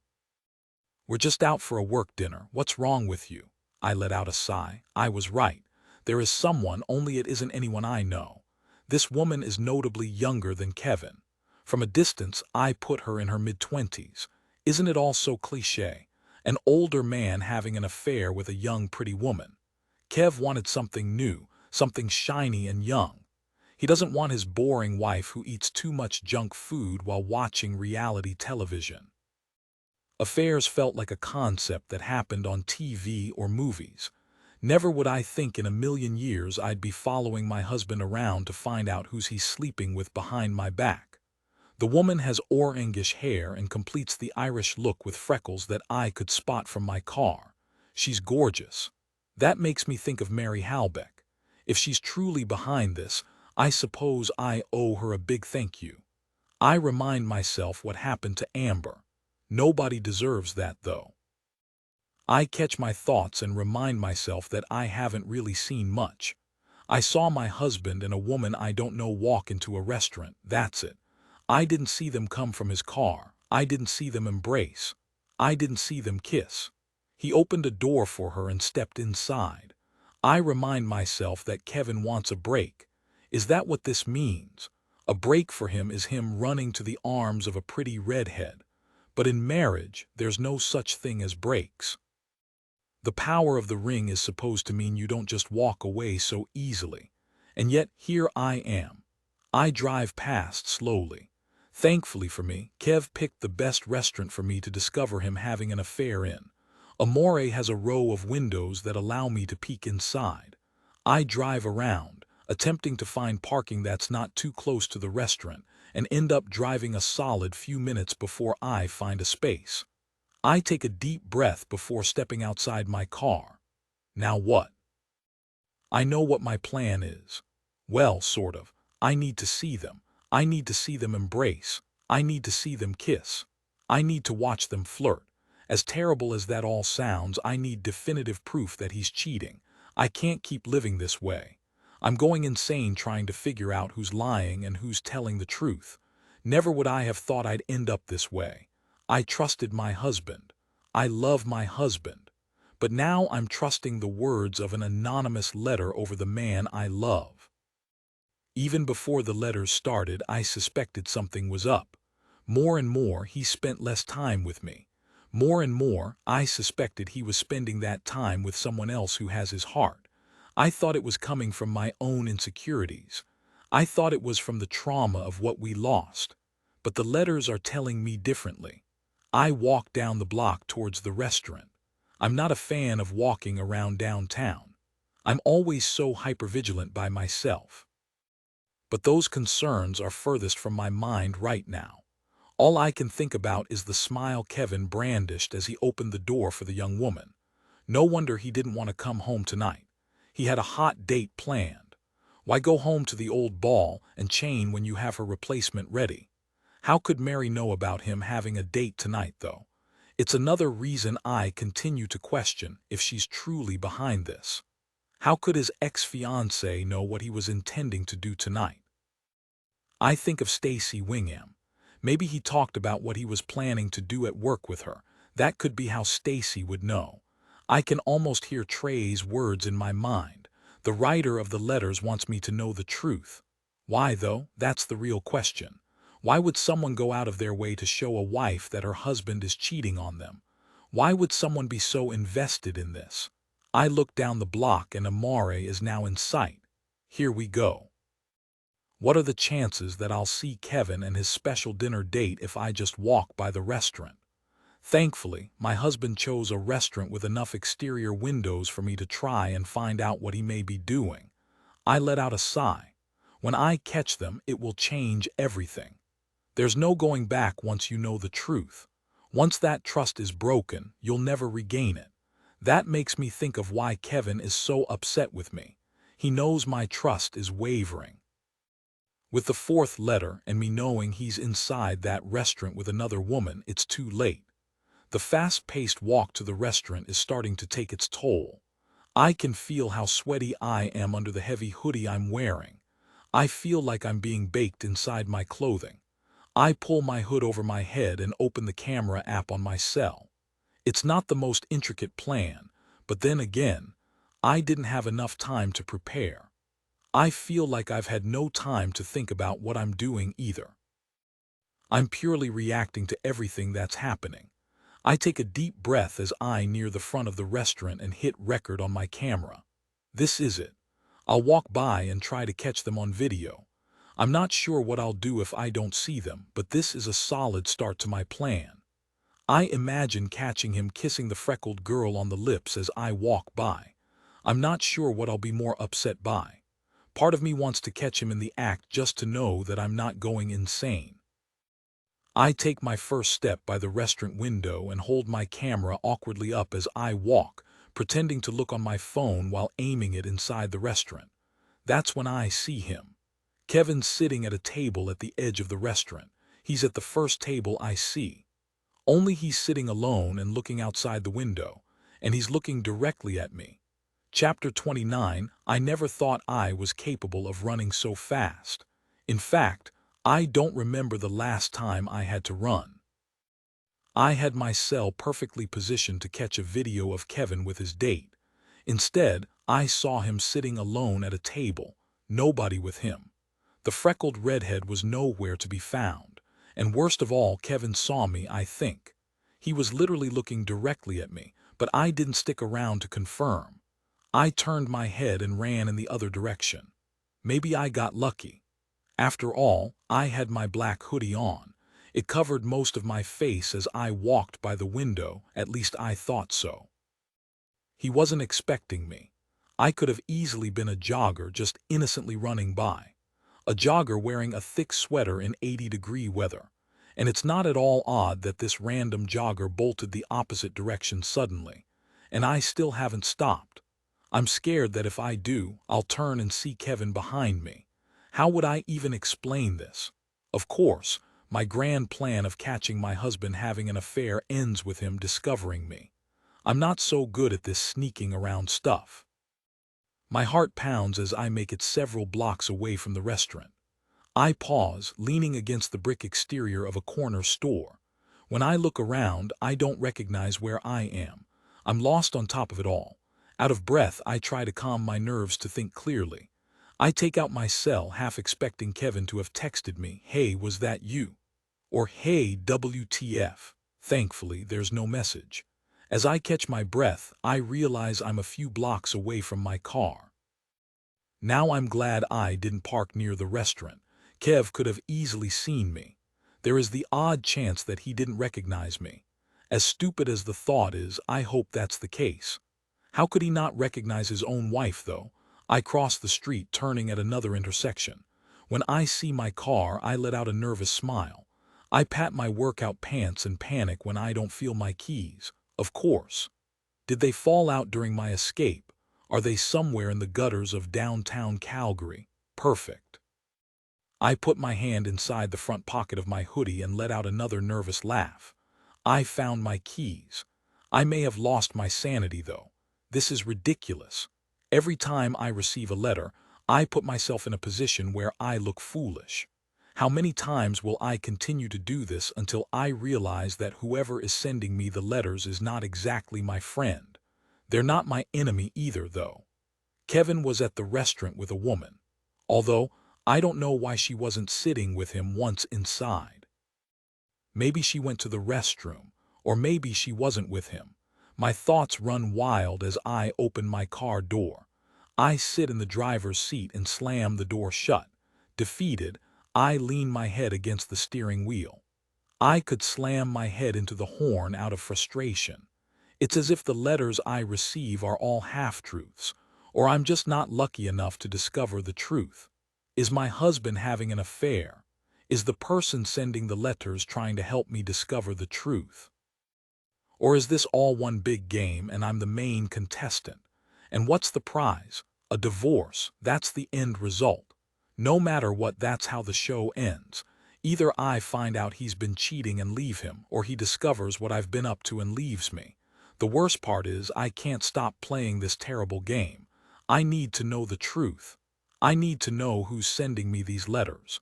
I need to know what Kevin is doing, if anything at all. I can't stop now.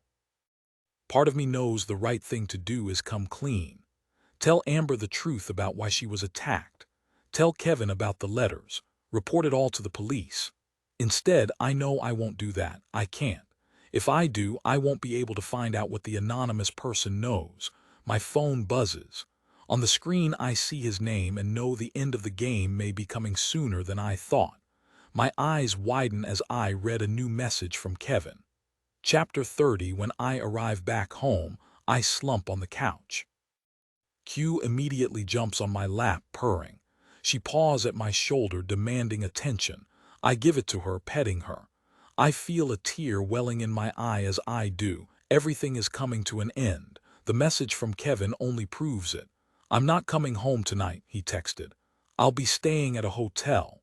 I texted him if we could talk. His reply, though, didn't make me feel any better. Not tonight.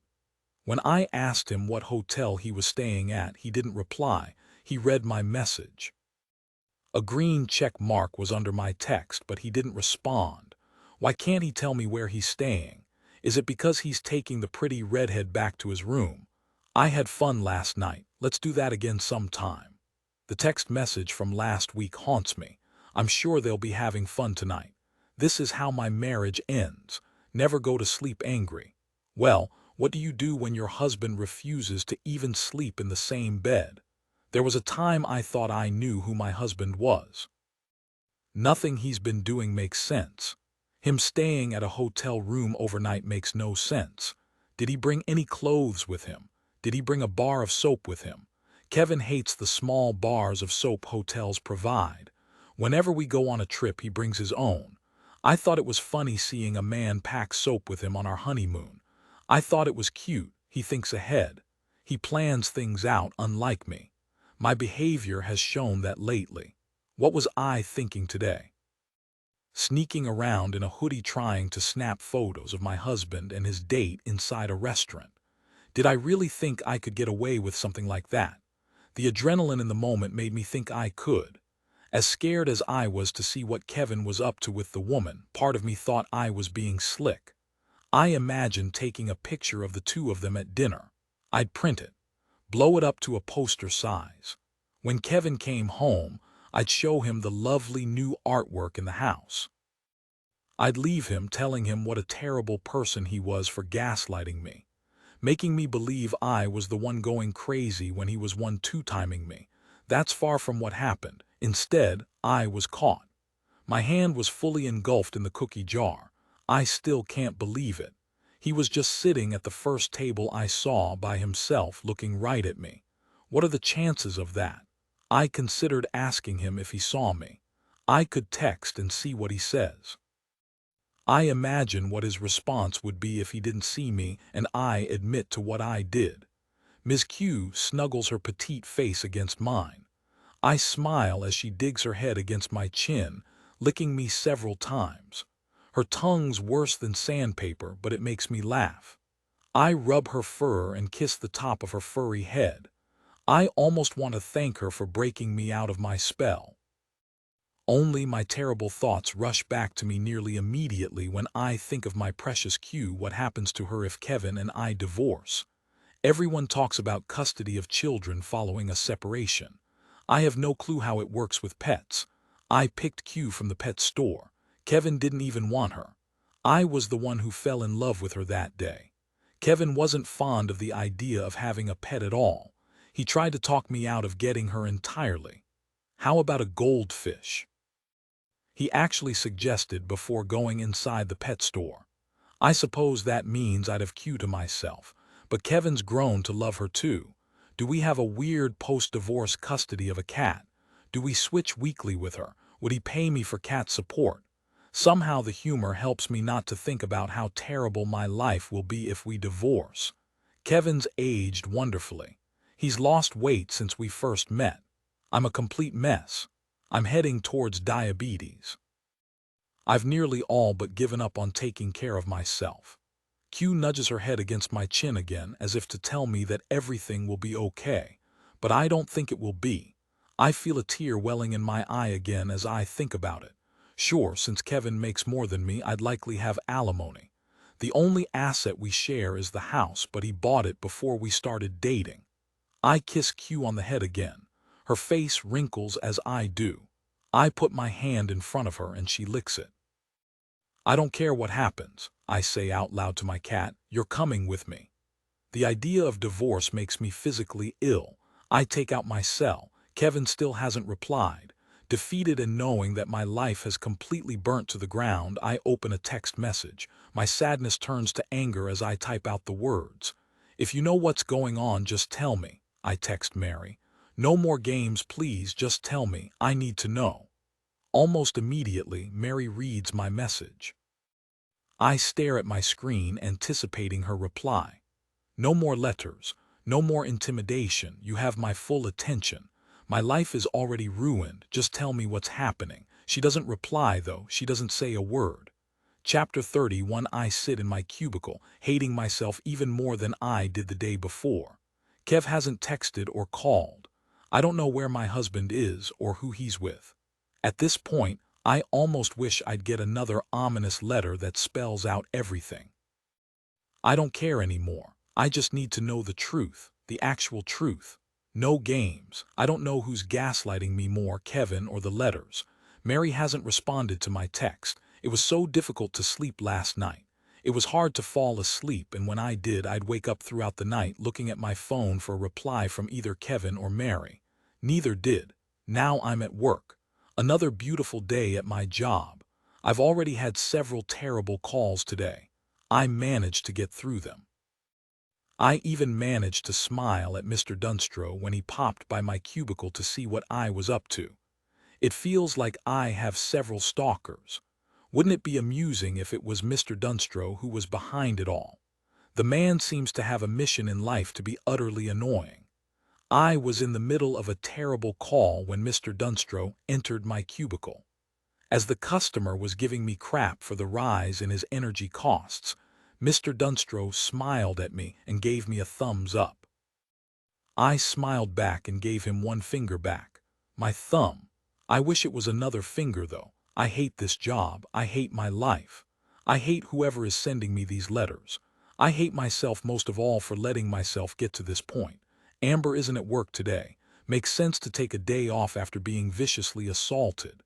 Amber puts on a smile for others, but I know that must have been scary. If I was assaulted getting out of my car, I'd never leave my house again. I'd need years of therapy. Well, after what's happened to me, we both need it. I just want to know the truth. Is that so difficult to figure out? Why is it so hard? I deserve to know what's happening. I deserve to know why it's happening. I'm being targeted. The scratched car, the harassing and intimidating letters, and now Amber. I always knew that Mary was a little off. Her behavior in the past was so crazy. What if it's not her, though? I can't just sit in my cubicle and take more terrible phone calls from terrible people and wait for another anonymous letter. I can't handle any more lies or revelations that my husband is keeping from me. But how can I discover the truth? I look at my computer screen and smile when I have an idea. It's time I start being active in discovering what's really happening. I'm not a complete victim. I can do something to figure this out. I'll march right up to Mary and find out for myself what she's doing. I'll knock on her door, show her the letters, and demand that she tells the truth. She can call the cops. Perfect. I'll show them pictures of what Mary did to Amber. That's how to fast-track discovering the truth. I've heard that you don't get far with making a scene. You can win more people over with honey than vinegar. That's not true, though. If working at Nexon Power has helped me realize anything, it's the more you complain, sometimes the better treatment you get. I can't tell you the number of people who call and complain on a monthly basis. How do we treat them? A lot of times we give them something, an extra perk, something for us to say we provided good customer service. Sure, it's at the risk of the employee's sanity, though. I'm not allowed to give them away. Only supervisors are. If the cops are forced to come to Mary's house, the truth will be discovered. I just have one problem. I don't know where Mary lives. Today may be the only time I ever felt happy to work at an electric company. Unless you're Amish, we have a product everybody needs, and there's limited competition. If you own or rent a house in the city and its vicinity, chances are you used our company before. Now, this is something you are definitely not supposed to do. I open a search and type in Mary's full name. After I do, several addresses pop up in our system. Seems like she has had a few accounts with us. The most recent address is at the top of the screen. I smile when I see the account is still active. This is her current address. Knowing what I'm doing is wrong, I look behind me. If Mr. Dunstro found out I was using our system to confirm the address of my husband's ex-fiancée, I'd fast-track my firing to today. Thankfully, nobody is there. I take out a notepad and jot down her address. It's in the south of the city, further out from the city limits but still considered part of Calgary's electric grid. I see an X beside her name and click on it. Another reason we're not supposed to look up people we know on our system is we can see who's having financial difficulty. Mary's behind on her bills by nearly $1,000. Her account is not just in bad standing, but close to getting her utilities cut entirely. Those are the worst calls. I imagine being the one having to call Mary to discuss her account issues. Looking through her account, I see we've tried calling a few times already. So many people ignore us until they find themselves completely in the dark. That's when the real nasty calls come. Seriously, I hate this job. Satisfied that I got her address, I smile. Now it's time for me to find the courage to spew a little lie. The workday is more than half done, but I can't sit in this cubicle any longer. I need to leave. I need to find out what's happening. It's time for me to stop letting all these terrible things happen to me and do something about it. What if it's not her, though? I feel myself doubting everything and everyone around me. There's a chance it may not be Mary Halbeck. I open a new search and start typing out another name. This is so bad. I never thought I'd use my work like this. When I help teach trainees when they start working here, there's a half-day course on ethics. Once I even taught it. It was actually Amber's training class. Part of that class is telling new trainees to never use our system to look up people we know in our personal lives. Accounts have a lot of personal information. So much for ethics, I guess. When I finish typing out Stacy Wingham, I wait impatiently for results to show. Stacy only has one account with us. It's active and in good standing. I jot down her address and can feel my conscience telling me what I'm doing is wrong. A knock on my partial cubicle wall scares me. I turn and see Trey with a coffee in one hand and a cribbage board with a deck of cards in his other. He smiles wide at me.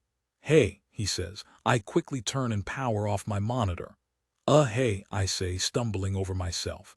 When I turn back to him, he looks at me oddly. "What's up?" I ask. He lets out a sigh. "Listen, the other day I overstepped. I'm sorry. This is my peace offering." He hands out a coffee to me and I graciously take it. I feel like a zombie with the few hours of broken sleep I managed last night.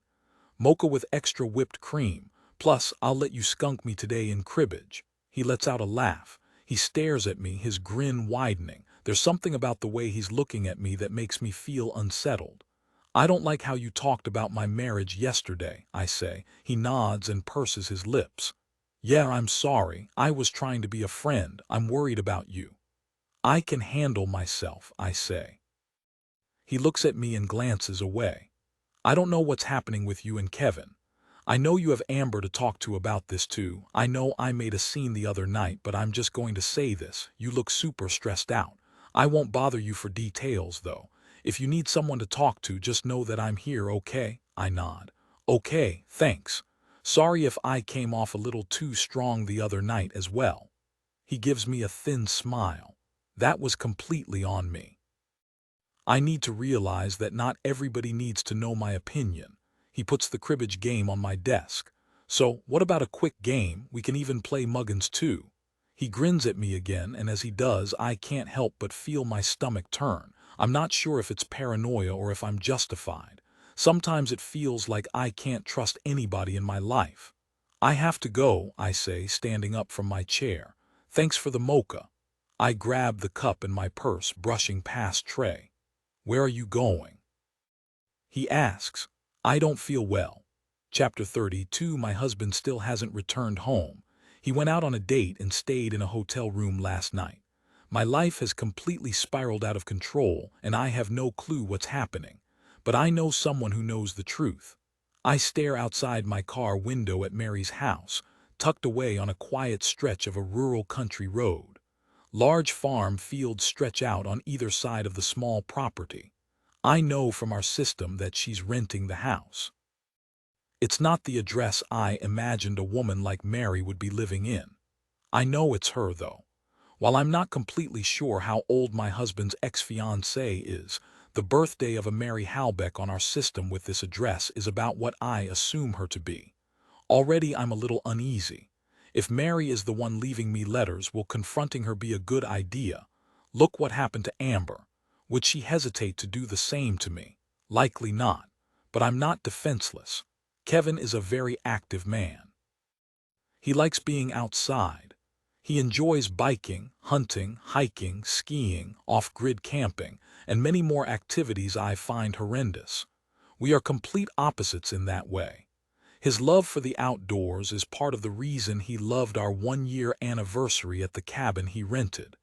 Every summer, knowing that Kevin will want to do something that involves me being outdoors, I prepare myself. I buy bear spray. We live in one of the few areas in the world where you could be walking around and stumble upon a grizzly. So of course, I buy bear spray regularly. Kev makes fun of me for it, but I'd rather be prepared than mauled. This year, with how busy Kevin's been at work, I didn't buy a new can. The one I have has been expired for several months. Hopefully that doesn't mean it won't be effective. I wouldn't be using it on a grizzly, though. I'm sure even if it lost some potency from being expired, the bear spray would still work on a crazy ex-girlfriend. Slipping the can into my purse, I look at the rearview mirror and pray I won't have to use it. I'm not a violent person. I've never been in a fight. I'm not looking for trouble. All I want is to peacefully knock on her door, find out the truth, and leave with no fuss. I look in the rearview mirror again. Am I really going to be so naive as to believe this won't escalate? Do I really believe this won't go bad? I open my text messages from Mary and reread them. All of our texts have been so confrontational and aggressive. We both wanted the same thing, Kevin, only I was the winner. Although my prize may leave me permanently and it's all because of Mary, I could still leave. I don't have to knock on her door. I don't have to do anything. I'd be annoyed with myself if I let this continue much longer. The letters have made me insane.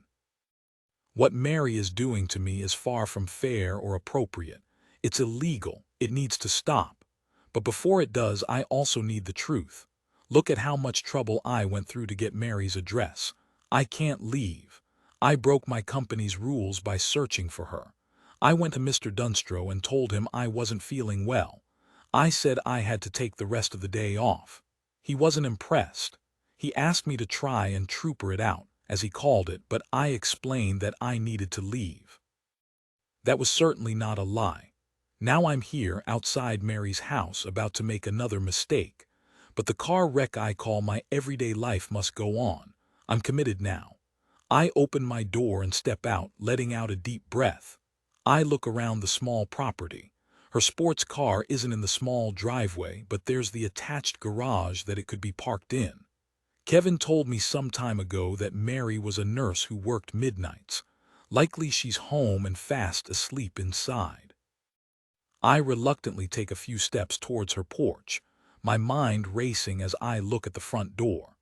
To the side are several rolled-up newspapers that appear to have been haphazardly tossed on her porch. As my brain tells me how stupid I am for even attempting this, I unzip my purse, knowing the protection I have is there if I need it. Although, the fact that I can feel a strong breeze on my face has me worried. Using the bear spray would likely impact me just as much as her if I needed to use it. Despite my concerns and the voice inside me shouting to go back to my car, I knock on the door. Knowing she works midnights, I figure it will take some time for her to get up from her bed.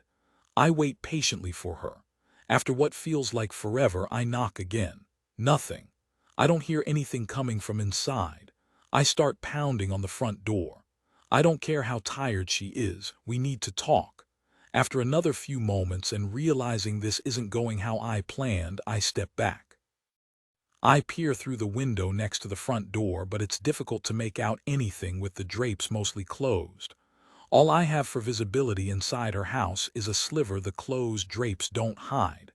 That small window of vision doesn't give many signs of life. A red couch pillow is on the floor. I notice a TV stand near it. It is the only thing that gives me hope. A bottle of beer is on the stand.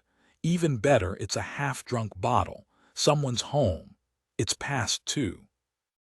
I imagine Mary unwound with a beer after a long shift. Or maybe she woke up not too long ago and had her alcoholic beverage. Kevin mentioned she likes to drink as well. A woman who likes fast cars, drinks beer and loves being active. On paper, she was perfect for Kevin. Seeing no movement inside, I realize she won't be coming to the door if she is home. Maybe she doesn't work midnights anymore. She could be at work right now, or maybe she's not a nurse now. The letters I've been receiving don't seem to be coming from someone who's in a good place in life. I imagine that Mary isn't doing so well. She could be inside and just refusing to open the door. "Mary," I shout out, walking back to the door. I knock hard. "We need to talk. It's Josie." I'm suddenly thankful that she lives in the middle of nowhere so nobody can see how crazy I look.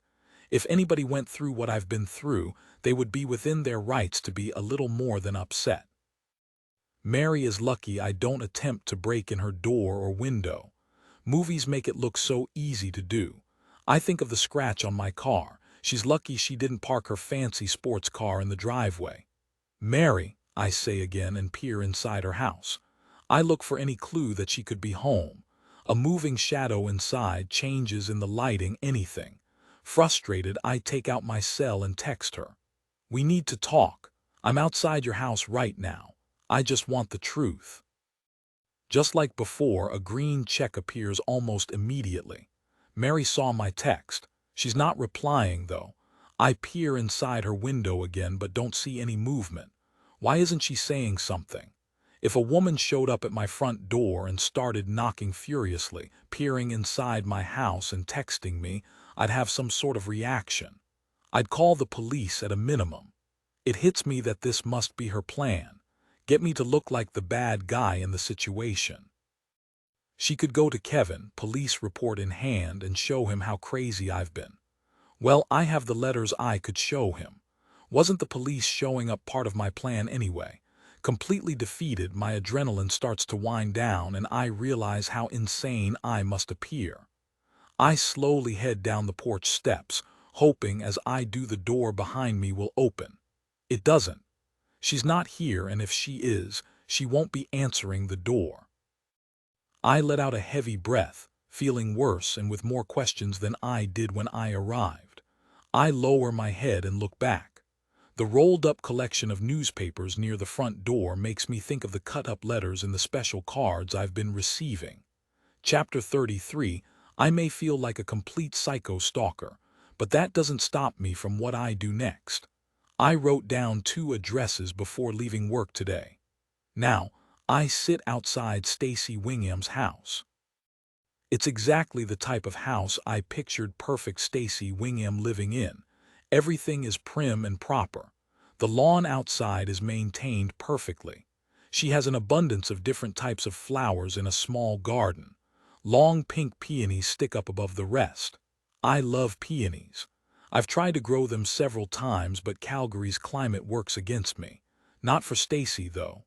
I already knocked on her door, but she didn't answer. This time I won't leave until I speak to her. For a moment, I was nervous that Stacy may have roommates or something. The house is not large and truly perfect for a single woman. You can obviously tell that Stacy takes pride not just in her appearance but her home as well. I wasn't totally surprised that she wasn't home. Kevin never comes back to our house around this time. Usually, it's well past 6 in the evening before I see him. Why would I expect that his colleague would be back home sooner than him? I sigh when I think of Kevin and our house. Will I ever see him return? Will he divorce me without coming back? The thought of it angers me more. I wish Stacy was here right now. I'd scream at her for what she's done. I can't get out of my head that I may be wrong about Mary being the person behind the letters. The only other logical person it could be is Stacy. I could be wrong about both of these women, though. Maybe it's a blessing that Stacy isn't home for me to accuse her of something she hasn't done. But what has she done with my husband? The letter said Kevin's a cheater. She came to my house with Kevin as well when they didn't expect me there. It's also very frustrating, and Stacy could be behind it all. I thought I was going to be super bored as I sat near Stacy's house waiting for her to return. You watch television shows and see FBI agents in a van listening to wiretaps or waiting to spot the bad guy. They don't seem bored. Boxes of pizza, stale donuts, and cold coffee surround them. I didn't plan this out too well. Right after I was done at Mary's house, I came directly here. I'm still wearing my black hoodie, which I left in my car from the other day. It has a smell to it, likely from my sprint from Amore. That doesn't set me off, though. Instead, I'm in the zone. No useless carbs needed to stay focused. I'm able to listen to some music at a very low level and watch Stacy's house without issues. After the first hour, I assumed my energy level would drain to nothing and I'd bore myself to sleep, but I'm still as hypervigilant as I was when I first arrived. I have one goal: figure out what's happening in my life. Discover the truth no matter what it takes. I tried to confront Mary, and since that failed, I'm on to my next suspect on the short list of who's ruining my life. I can't help but smile when I see a familiar car come up the road. Slouching in my seat, I peer through the windshield. Stacy's garage door opens slowly and she pulls in. She doesn't close the garage door behind her. This is what I was waiting for. This is what I patiently stared outside my windshield for nearly 2 hours for, but now that she's here, I feel paralyzed. Frozen. This could go very bad. I want to confront her but don't know what to say. In my imagination, I picture just yelling at her for what she put me through. I didn't really put too much effort into how to start that conversation. She'd be confused as to how I ended up at her doorstep as well. How do I even explain that without causing a whirlwind of trouble? I glance at the passenger seat beside me where I have several of the anonymous letters. I look over them. "Read me now," they all demand. I did. Each and every time, I did exactly what the letters asked of me. Each and every time, I failed to learn anything and only embarrassed myself more. What if I put Stacy in the same position she put me in? I could stack the letters in front of her door. I could see her reaction from my car as she reads the letters, knowing that I know it's her, and that I know where she lives. I'll even ring the doorbell like what happened with the first letter. Although I imagine I wouldn't be able to make it back to my car by the time she opens her door. Good. If she sees me, I'll show her the rest of the letters. I'll show her why I've been going crazy with jealousy. Crazy. Isn't that what she called me when I found her and my husband at our house alone, drinking? No, wait, working. Isn't that the excuse Kevin used? After seeing him with that woman in the restaurant, it feels like Trey was right. Kevin has been gaslighting me about what he's been up to. My only question now is how many women were there? Stacy Wingham, Mary Halbeck, that redhead from the restaurant last night. How many more? How many lies has he told me? How stupid was I to trust my husband? Feeling my rage boil inside me, I grab one of the heart-shaped letters beside me and exit my car. I storm up the block towards Stacy's house. I'll ring the doorbell. I'll wait for pretty and perky Stacy to open the door and shove the letter in her face. No need to run. I made sure I grabbed the letter that talked about her being at my house. Even if she's not the one leaving me the letters, she'll have some explaining to do. Breaking me from my rage-filled fantasy, I notice her car start up inside the garage. Within moments, she's backing out. My eyes widen and I feel my heart pound. It's almost as if she knew I was coming. In the moment, I panic and put my hoodie over my head, turning around and walking the opposite way. Why is it every time I try to be sneaky, the person I'm following sees me point blank? This isn't like yesterday, though. I don't think she saw me. If she exits onto the street and comes my way, there's a chance she could spot me. Maybe I am the crazy woman she thinks I am. I take a deep breath and consider running. My car is only half a block away. Where would I go? I keep walking and pray she doesn't see me. I have a 50-50 chance she'll head the opposite way. I'm not lucky. I never am. Sure enough, she drives slowly past me. I look from the corner of my eye, my hoodie hiding most of my face. I imagine her rolling down her window and calling out my name. I guess my luck is better than I thought. She doesn't stop.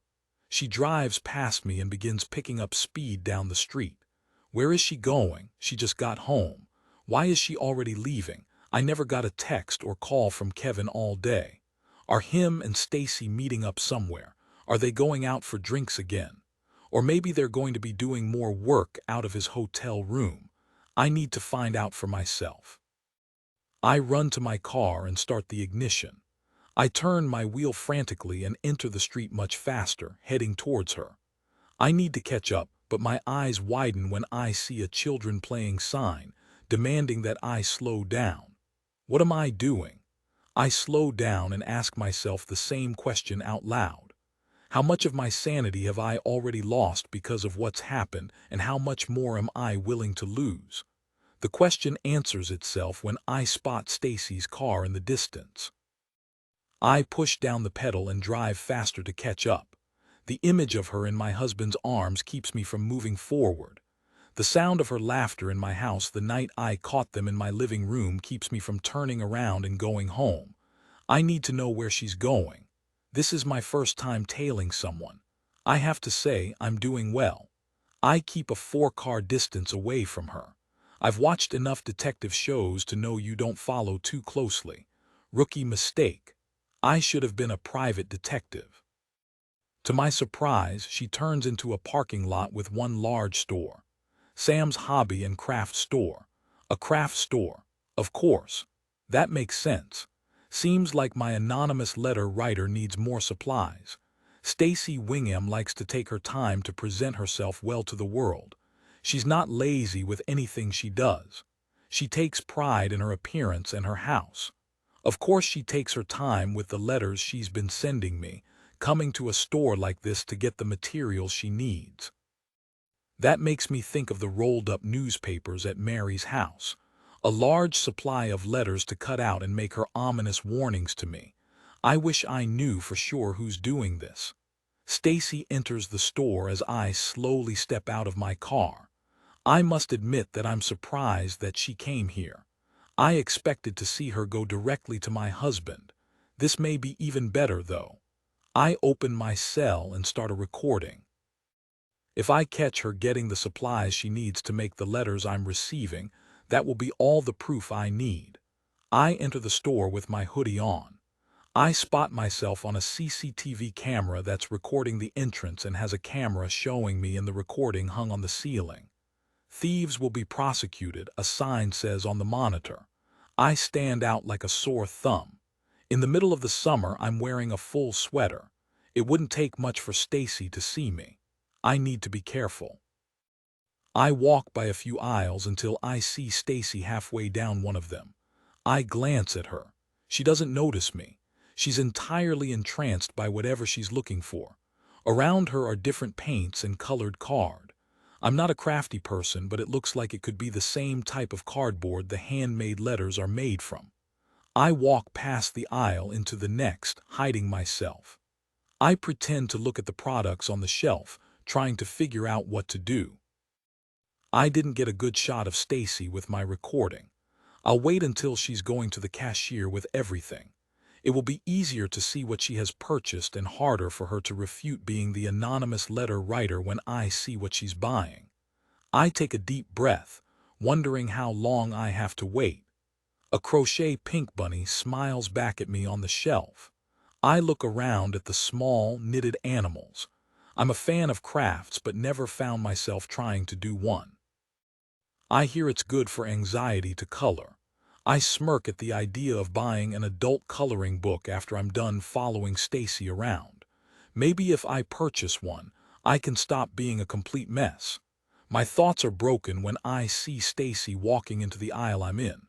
I turn my head immediately and look at the pink bunny as if asking it to help me not get caught. I glance at Stacy getting closer and know I need to get out of here. I turn to make my escape. Josie.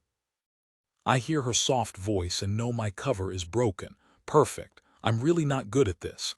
I imagine what would happen if I frantically ran away like I did when Kevin spotted me. Somehow, I imagine it won't work out as well. I pull off my hoodie and look at Stacy, managing to put on the best acting performance I can manage. Stacy, what are you doing here? She lets out a laugh. Just buying some craft stuff. She looks at the pink bunny in front of me.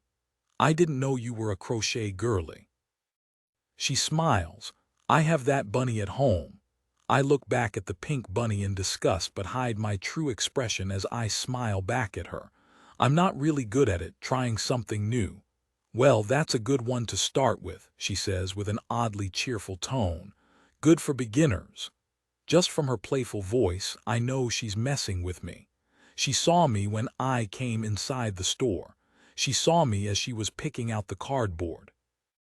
There's no reason to pretend anymore, and in fact, I don't think it's possible for me to fake another smile to a person who's ruining my life. Why? I say to her blankly. I drop the charade. My smile drops as well. All that's left is my rageful eyes that are nearly on the verge of tears.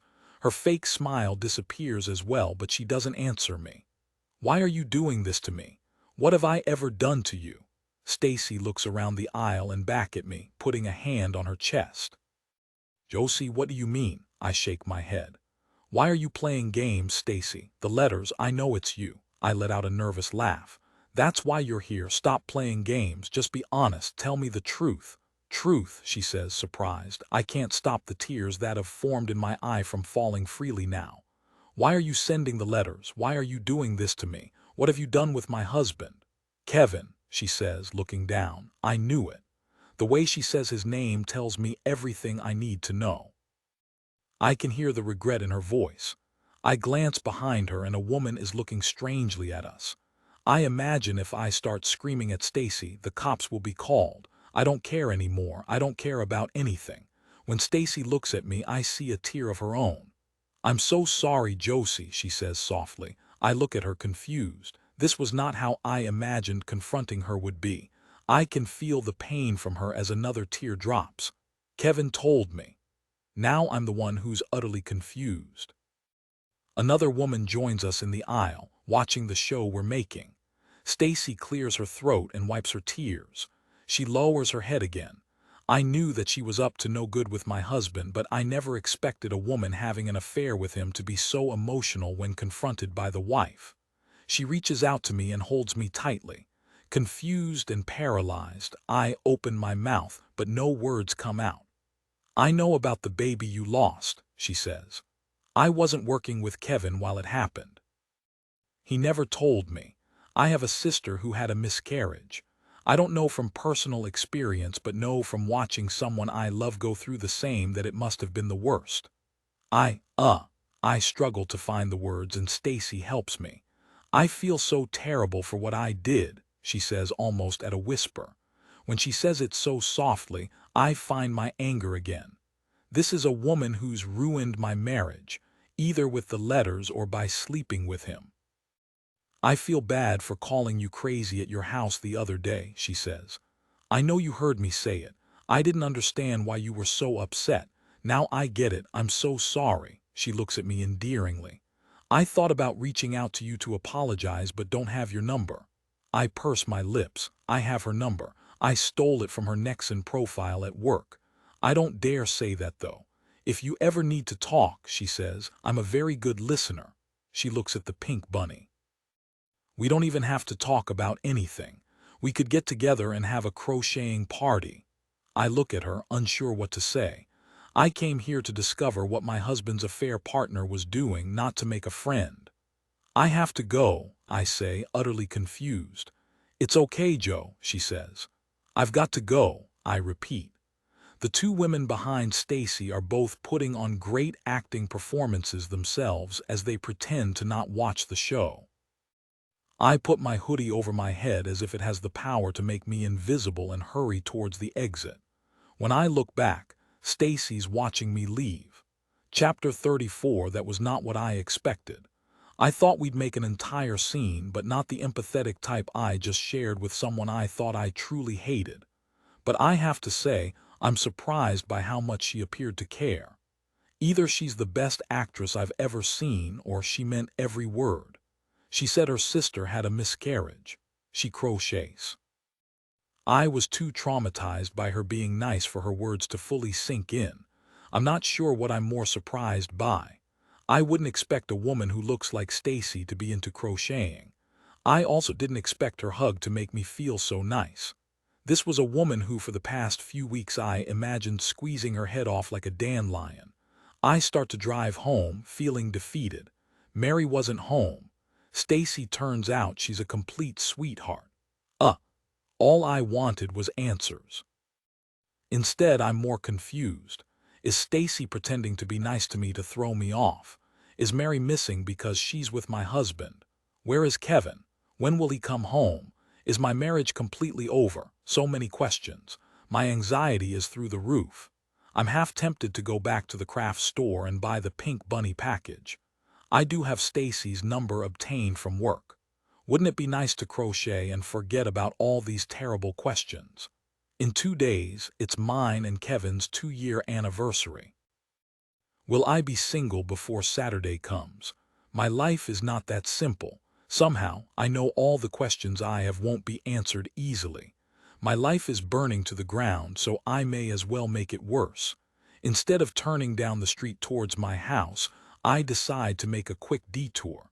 What happened to Amber the other day was my fault. I didn't report the letters to the police. I didn't do anything I should have. I let my curiosity control me. If I wasn't so stupid, maybe my friend wouldn't have been assaulted. As I get closer to her house, I find some relief knowing this was one address I didn't have to illegally search at work. I've only been to her house once, months ago for tea after work. It was when we were first getting to know each other and a few days after she graduated training. It was a little awkward switching from being friendly at work to being friends in the real world. I'm glad we made it through that awkward transition. It helped that Amber has the gift of gab. If I run out of things to say, I can always count on Amber to figure out how to continue a conversation. Her general temperament is cheery, a very positive woman. It was part of the reason I was happy to develop a friendship with her.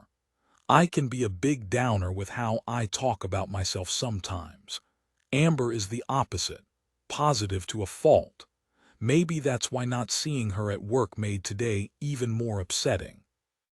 Obviously, she wasn't there because of what happened to her. I park on the street and look at her front door a few houses down. I step out of my car and grab all the letters on the passenger seat. It's time I come clean to someone about what I've been hiding. I don't know how Amber will react to finding out that the anonymous person sending me letters is the one who attacked her. I can't let that get in the way, though. She needs to know. I walk up her porch reluctantly, like a kid about to tell their parents about something they did wrong. When I knock on her door, it doesn't take long for Amber to open the door with a smile.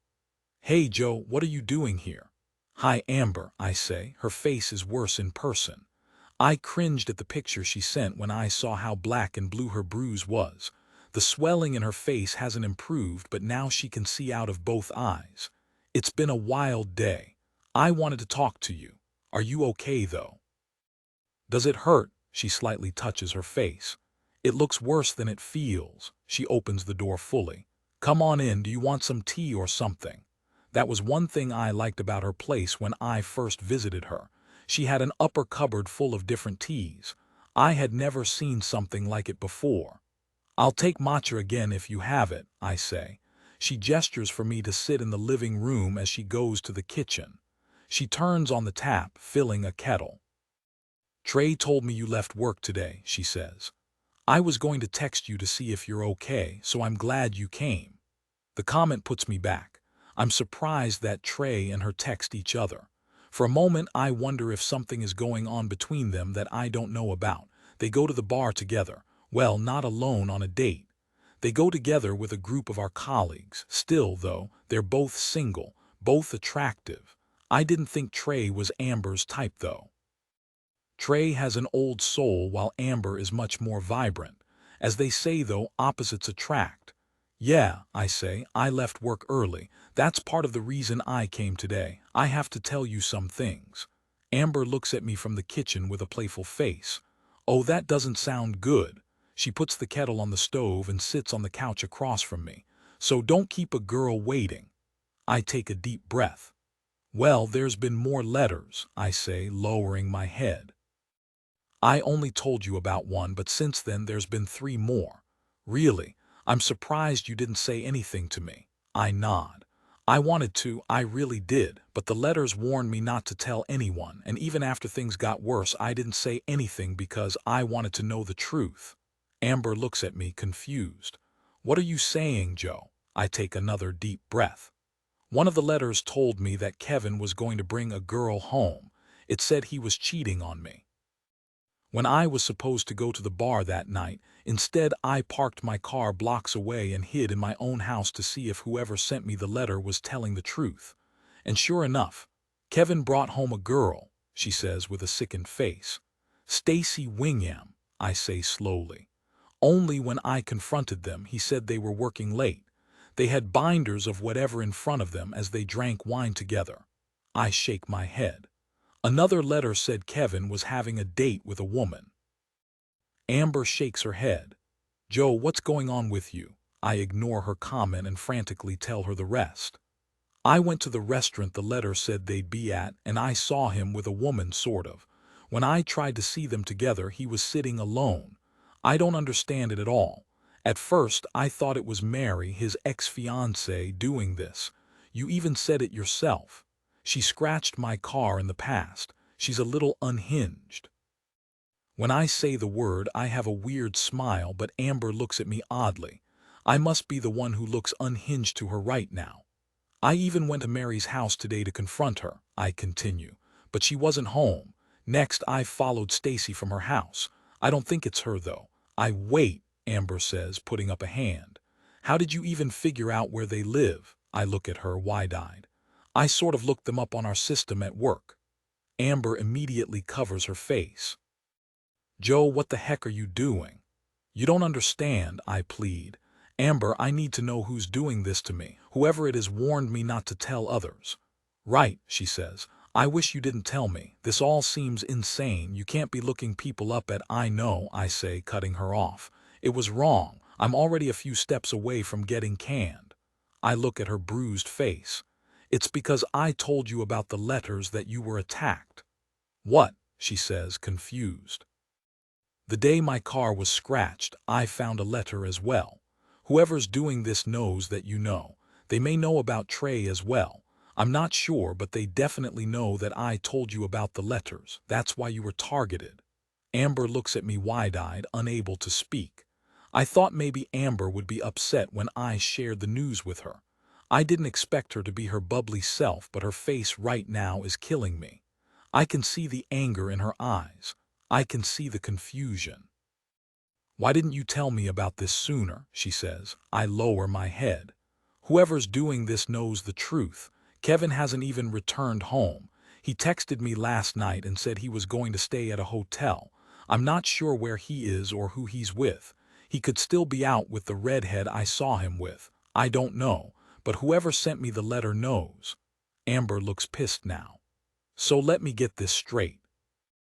You didn't tell me that I was attacked by your stalker freak, or whatever you have going on, because you wanted to find out more about what your husband is doing behind your back.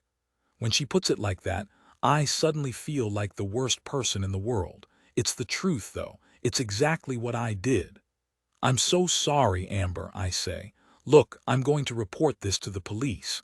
We can go together. I open my purse. When I do, one of the letters flops out onto her couch and I collect it quickly, taking the other 3 out. I have the letters. We can go together. We'll tell them what happened to you. We need to figure out who's doing this. The kettle on the stove starts to whistle. Amber doesn't respond. In fact, she's not even looking at me. Her eyes are glued to my purse and what's inside. Peeking out is the can of bear spray. "That's just for protection," I blurt out. Amber looks away, unable to meet my frantic gaze. I don't know what to think right now. This is a lot. I zip up my purse as the kettle starts to shriek in the kitchen. "Amber, I never thought you'd get hurt. I'd like you to leave," she says, cutting me off. Chapter 35. When I opened my front door, I could collapse to the floor immediately. What a day. What a roller coaster ride. I likely complicated things at work. I actually used our system to track down my husband's ex-fiancée. I likely lost my best friend and apparently made a friend of a woman I assumed was having an affair with my husband. When I step inside, it's pitch dark except for a little light coming from the kitchen. I'm surprised when the drapes are closed. I don't tend to shut them when I leave. I don't like the idea of Q being alone in the dark. That's another thing. Where's Q? She's usually the first to greet me when I come home. She's like a giddy child happy to see me. That's something that makes Miss Q so unique from other cats I've had. Most of the ones before her kept to themselves, only coming out for temporary snuggle times. Not Q, though. She's all about that constant attention. "So where is she?" "Q," I say to the dark. My heart stops when I don't hear her. In my crazed state, did I not shut a door properly? Is she outside? Last time that happened, I spent the entire evening trying to find her. From the kitchen, I hear her meow and I let out an audible sigh. I close the front door behind me and thankfully Q brushes up against my leg.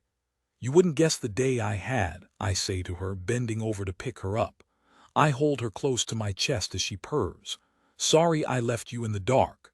I kiss her head as I cross the living room. I'm about to turn on the light when I hear a noise in the kitchen. It sounded like a chair moving. They're here. I know it. My heart sinks. "Hello," I shout. "Who's there?" When I don't hear an answer, I drop Q. Is this why Mary wasn't at her home today? She was at mine the whole time, waiting for me to return. I quickly unzip my purse and grab the bear spray. "I'm calling the cops," I shout out, taking a step towards the kitchen. That's when I see him. Kevin has a wide grin. "Surprise," he says playfully. I immediately hide the bear spray behind my back. "Kevin," I say, confused. He's sitting at the kitchen table with several lit candles illuminating the large pot of pasta in the middle. "Got home early," he says. "In fact, we're all done at work. We finished the project. I have next week off too. I'm giving the team some much-needed time off, so I made us dinner," he says with a wide smile. My mouth drops and I feel a tear welling in my eye. "I don't know what to say. I didn't think you'd be coming home. I wasn't sure you would come back home ever." He lowers his head. "I know." He stands up from the chair and slowly wraps his arms around my waist. "I know it's been hard. I know these past few weeks have been hard on us. Now that work will be lighter, I can focus on what matters, you and me. I've had a lot of time to think about us." "You have," I say. I nestle my head on his shoulder. "I feel like I've been losing my mind. All I want is you, Kev. There's just so much going on. I don't know where to start." Kevin takes a step back, a wry smile on his face. "Well, let's start with why you're holding a can of bear spray behind your back." Chapter 36. He looks at me confused and I place the bear spray on the kitchen counter. "A lot's been happening," I say. "I haven't felt like myself." "I know," he says softly. "I feel the same." He looks at the bear spray again. "Seriously, why did you have a can of bear spray?" I take a deep breath and sit at the table. "It smells really good, Kev." I let his actions sink in. He finished the big project. No wonder Stacy came home earlier than expected. It makes sense now. "Talk to me, Joe," he says, sitting across from me. "What's happening here?" I let out a sigh. "I'm scared. I've been so scared, anxious, confused." "Why?" he asks. I glance at him. "I saw you the other day with a woman at Amore. You didn't see me." He looks at me strangely. "You were at the restaurant." I let out a nervous laugh and he looks even more confused. I must come off like I'm completely psychotic given how I'm reacting. My husband gets off work early and surprises his wife with what looks like a delicious dinner, only to realize how crazy the woman he married is. For a moment, I think about not telling him. I'd love to fill my plate with the lightly tomato-sauced carbs Kev made just for me. I'd rather enjoy the special meal. Afterwards, we could make love. Enjoy our anniversary this weekend. Instead, I'm going to ruin it all again. I ignore his question. Who was the girl you were with? He lets out a heavy sigh himself. Joe, I don't want to fight with you. I have no clue what you're talking about. I went to that restaurant and ate alone. I went to the hotel alone. I'm not cheating on you. I've never cheated on you. I don't understand why you're like this. He covers his face and slams the table. I came home to make up with you. I jump from my seat at his explosiveness. When he sees that he freaked me out, he softens his voice.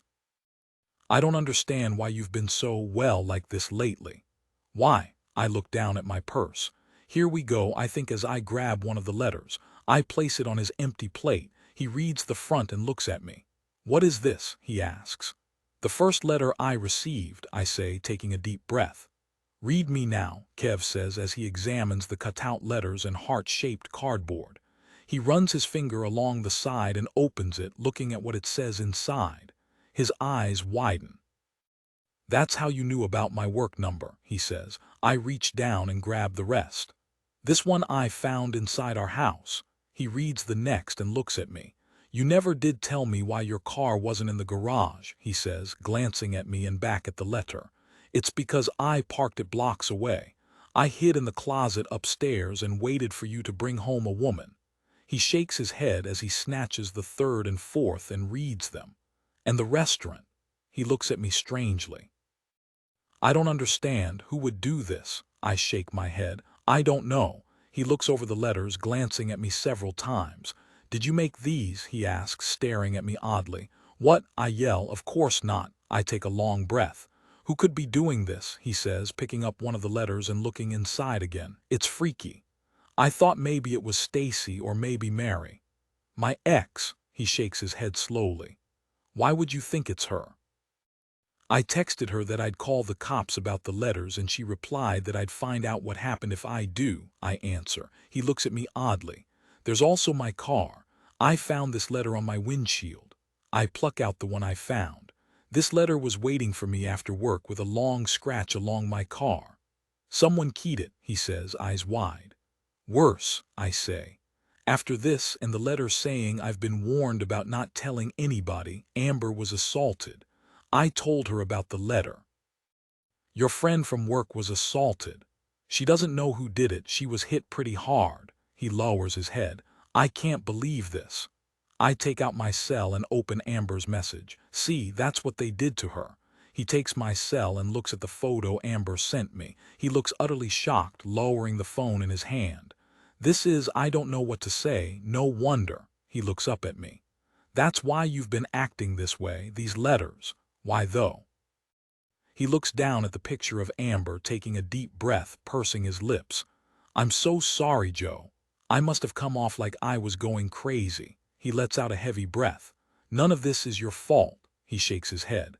I thought this was all because of, well, you know, what happened. I didn't understand. I still don't understand. I look at my husband and the wonderful meal he made for me. I think about the effort he put into all of it, yet still part of me questions him. Is he telling me the truth? A tear wells in my eye as I look at him.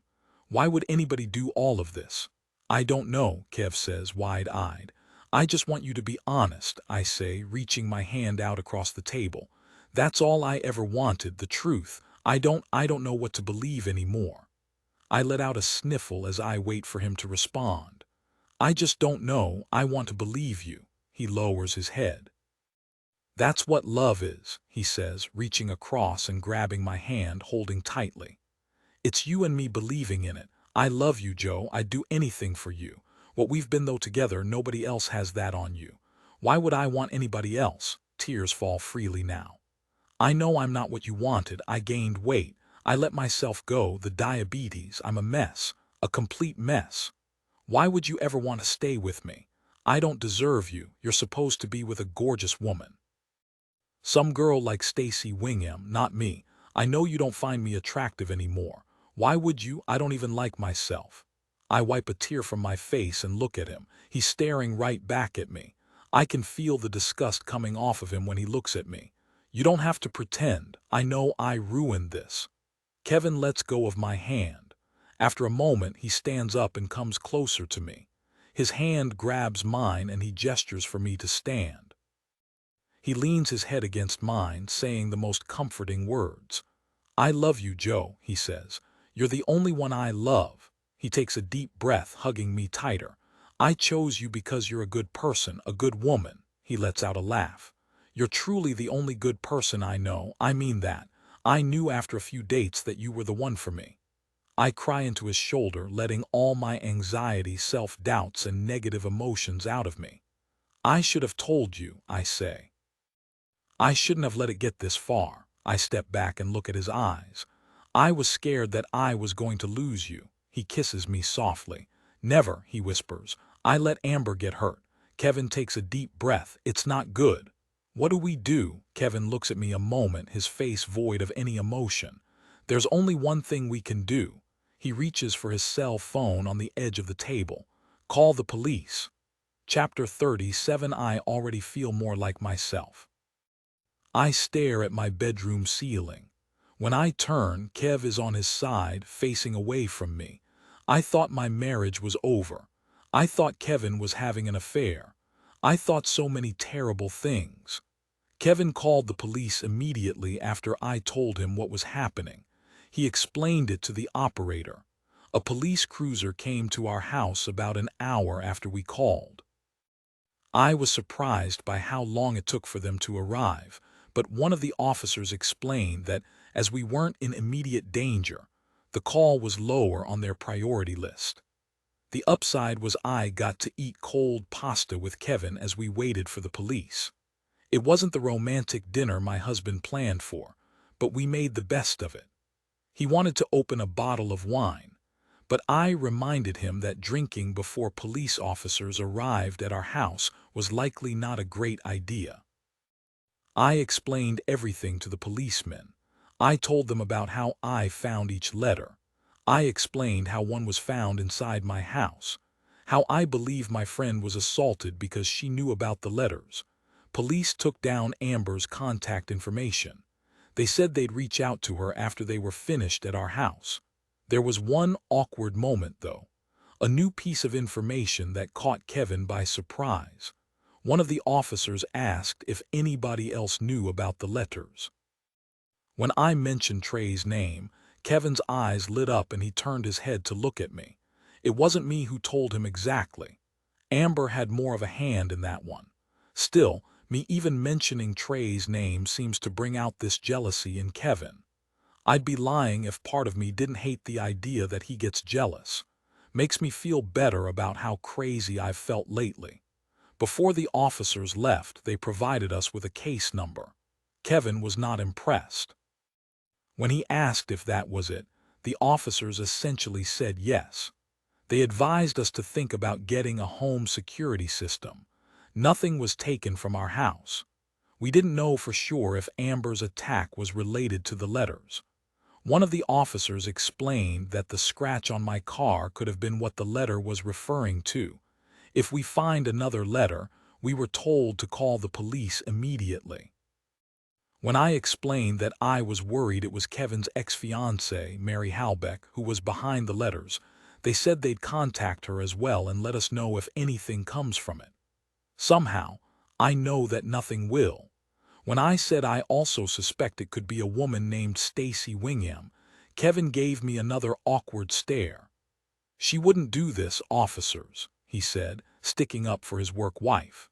He didn't have a reason as to why it couldn't have been her. But Kevin pointed out that I don't have any evidence to support it being Stacy either. The police officers left soon after. I felt like I was nowhere closer to finding out who's been messing with my head the past few weeks. I look over at Kevin, laying in bed. Despite all the scary things happening in my life, I feel like I have my husband back by my side. As if he could feel my gaze, he suddenly turns and looks at me. His soft eyes meet mine, and he caresses the side of my face. "Whoever's sending these letters," he says, taking a deep breath, "is trying to ruin us. It's good to know I'm not the only one thinking about the letters. That's the only reason I can see why they're sending the letters to you. They want us to turn against each other. They want to break us." He smiles at me. "That won't happen, though," I smile back. "I know. I should have told you last week when I got the first letter." I shake my head. He grabs my hand. "With everything that happened tonight, I didn't tell you my surprise. I wanted to tell you during dinner." "Surprise," I say, letting out a laugh. "What is it?" He smirks at me. "Saturday's our anniversary. You didn't think I wasn't going to do something special for you, did you?" I let out a deep breath. "I'm just happy we're here in this bed together, but I like surprises. Do I get a hint about what it is?" He laughs and moves closer to me under the sheets. He brushes his leg against mine. Soon after, he climbs on top of me and moves the hair from my face. "Maybe," he says, playfully biting my ear. With each nibble, I feel my body aching for him. When I feel his manhood against me, I know he's thinking the same thing I am. "I'll take this surprise any time," I say with a smile. He kisses my neck and my body trembles. "This is just foreplay to the surprise," he says playfully. "I booked us for the weekend at the cabin, our special place." He kisses my neck as a wave of ecstasy escapes me. "Perfect," I whimper. I was hoping he was going to tell me. I'm not in a state where I could handle any more surprises. Chapter 38. I'm in my cubicle, but today is different. I'm smiling and can't wait to get off work. Kevin's home today and next week as well. He told me he's going to get the car packed so that when I arrive home, we can just leave for the cabin. In our first year when we went to the cabin, I felt how strong our connection was. I felt so loved, mostly because we made love and a lot of it. We barely took our hands off each other on our first-year anniversary at the cabin. If last night is any indication of how the next few days will be, I know our second anniversary will be just as great. My heart flutters at the thought of it. Plus, the cabin has all the amenities of what Kevin loves most in life, besides me. There's a large shed in the backyard with a canoe. There's hiking and fishing rods. A beautiful stream is only a short walk away. It's his oasis. With it being right on the lake, I love sitting outside with a good book. Plus, it will be mostly just us in the area. The closest neighbor is a 10-minute drive away. Kev told me how the owner is a huge gun and hunting enthusiast. He gave Kev the code to his gun locker in case Kevin wanted to hunt and needed to store his weapons. All I have to do before having a much-needed dream weekend with my husband is get through the rest of this workday. That's not as easy as it may sound. Already today, I've had 2 bad calls and it's not even lunchtime. The first man actually called me the C word. That one shocked me. I've heard plenty of bad words, but the C word is a first. The second bad call was much tamer but still frustrating. Amber's at work today. I saw her this morning walking to her cubicle. I'm sure she knew that I was behind her, but she didn't look back to greet me. I wanted to say something to her but felt bad. Obviously, she's still upset. It may take some time to heal that wound. I wanted to find out if the police went to her house to talk to her like they promised they would. Did they speak to Mary as well? I called the non-emergency police number and provided them with the case number earlier today. I was told there were no updates. The woman on the phone wasn't able to confirm or deny if the officers spoke to Amber or Mary. I requested a call back, but was told it could take a day or 2 before they can provide one. Perfect. A strangeress been leaving anonymous and threatening letters at my house, and it feels like nothing is being done about it. I went over the conversation I had with the officers yesterday in my mind. There's a chance the policemen are right. Amber's assault may not be related to the letter I found on my car. Isn't property damage enough of a consequence? This weekend getaway is exactly what the doctor ordered. Not just for my sanity, but my marriage too. It's odd how quickly things can turn around. The other day, I sat in my cubicle worried that my entire life was in flames. Today, everything feels like it's on track again. I realize the stalker I have, the person sending me letters, doesn't control my life. They don't dictate what I do. I can't believe I played their games for as long as I did. Kevin is quite concerned, though. In the morning, we had breakfast together. Actually, Kevin made me breakfast. Usually, he's the first out the door and last to come home. I could get used to having a lot more sex and eggs in the morning. Unfortunately, I know he will only have a week off from work before a new project will start. He tells me it won't be as hectic as the one he just finished. Before I left for work, Kevin talked about getting a home security system like the officers recommended. I'm convinced that the person who wrote the letters didn't break into our house when they left the second letter. I must have left the back door unlocked. Kev and I don't have a key outside hidden under a rock or anything like that. There was no sign of forced entry. The big and only question left is who's been doing this to me? Who's been doing this to us? It's easy to forget that the letters impacted Kevin just as much as me. It made me question our marriage. It brought our relationship to the edge. I open a browser on my computer to look up the area Kevin and I will be staying. It's only a few hours away. We'll likely get there late tonight, but we'll have plenty of time to enjoy our anniversary tomorrow. When the browser opens, several news articles pop up on the home screen. Apparently, a large bank stock has gone up 20%. There's an article on how eating more vegetables helps you lose weight that I consider clicking on. I'm about to type in the search bar when the title of an article catches my attention. Another Calgary woman missing.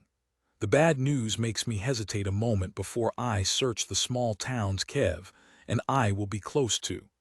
I don't want to read about terrible things happening to others today. This weekend is all I have on my mind. Kev loves spending as much time outside as possible when we go to the cabin.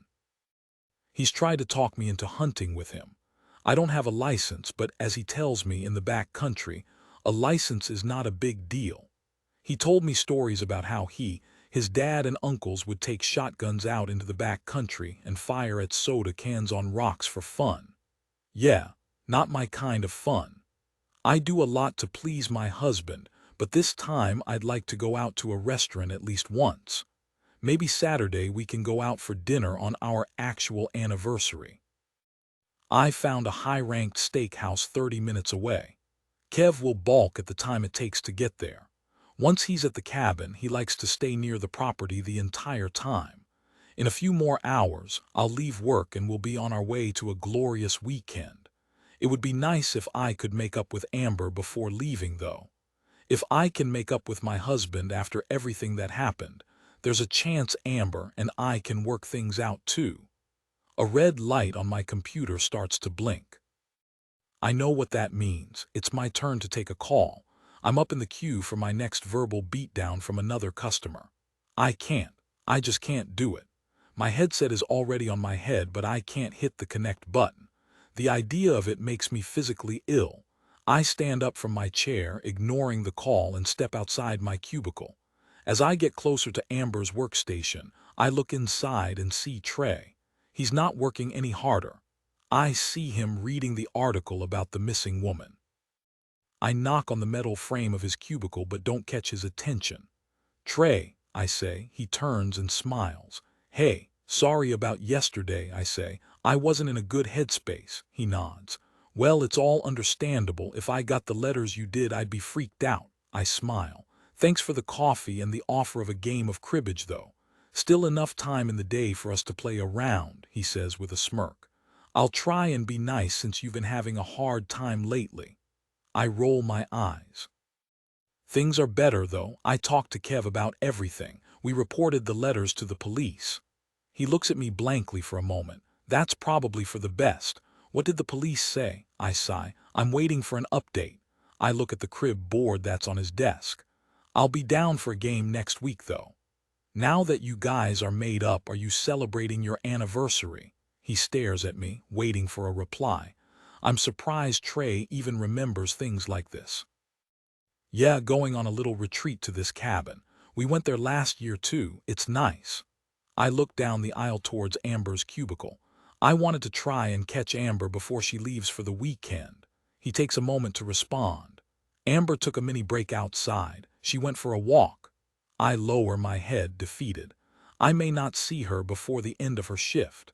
Amber likes going for walks on breaks, especially after a bad call. She says the movement helps get rid of the negative energies. Usually she'd pull me aside to go with her, but not today. I manage a thin smile. Well, if you see her, can you let her know I came by? Of course, he says with his own grin. See you next week, I say. See you, he says before turning his chair. When he does, a red flashing light appears on his monitor. He tilts his head to the side and sighs, reaching for his headset. I nearly laugh out loud at our shared misery as I head back to my cubicle. I imagine I'll have another flashing light of my own waiting for me when I return. When I get close to my workspace, I realize what's waiting for me is much worse. Mr. Dunstro looks at me with an aura of discontent. Josie, he says with a calm and stern voice, I notice you're in the queue for a call but missed several call attempts. I managed to put on a fake customer service greeting. Happy Friday, Mr. Dunstro. Sorry, I was just in the bathroom. It's a little white lie, but better than dealing with his wrath. He shakes his head. That's why I saw you in Trey's cubicle. He lets out an audible sigh to ensure I know how upset he is. Mrs. McNeil, you know that you're on a performance plan. Now is not the time to ignore your work. That's not what you're paid to do. I take a deep breath. He's right, of course. I'm sore I catch myself before I finish the sentence. I've worked here for years. I've put up with the misery. I hate customer service. I hate putting up with the customer's abuse. I hate how much we charge for electricity. I'd be upset too. I hate how little support employees get from management like Mr. Dunstro. How many more years will I dedicate to a place that shows so little dedication to me? Josie, Mr. Dunstro says in his calm yet intense way, please return to your cubicle. I need to see that you're being active with the call volume we have. Like I said, I can't listen to another word from him. I quit. He looks at me confused, so I help him understand. I won't sit in that chair. I can't. I'm leaving right now, Mr. Dunstro. He watches me as if I'll change my mind. Taking out a small bin from under a lower cabinet, I fill it with a few of my things. He won't have enough time to call Tracy from security to walk me out at this pace. Chapter 39 work didn't go as planned. It's odd. Today's the first day in a while where I felt happy. I was more present than ever, and maybe that's what made it nearly impossible to be physically at work. As I drive home, it hits me. I'm unemployed. Not exactly the best news to share with my husband before we start our relaxing weekend away. The upside is I'll be off work next week with Kevin. It will be nice to have more time together. More than likely, it will hit me that I have no job and I'll start immediately looking. In fact, I imagine starting the search at the cabin. I make a promise to myself that I won't let my explosive decision impact our time this weekend. Hopefully, it doesn't ruin anything for Kevin either. He won't be thrilled. He makes a good salary, though. We don't have much debt either except the mortgage. I hope it won't take me too long to find employment. I'm starting to realize that impulse quitting probably wasn't the best idea, but I couldn't take it there anymore. At Nexon, most employees only last a few months. I managed to work years there. In retrospect, I should have quit a long time ago. There's going to be a transition period, but I'm sure I'll be okay. I have a strong work ethic. I haven't been without a job since high school for longer than a few weeks. Nexon Power is the only employer I've ever rage quit. Plus, if I could put up with Mr. Dunstro for as long as I did, I'm sure I can handle anything a new employer throws at me. I sigh, thinking about Amber. If I text her, I'm sure we can talk about things. There's a lot of coworkers I'll miss. That's the only thing that kept me working at Nexon for so long. The work was frustrating. Management was a pain in the rear. Although most customers that called were easy to work with, that 10% of nasty calls made the job unbearable. I think of Trey. No more playing cribbage at work. No more surprise coffees. I'll really miss that too.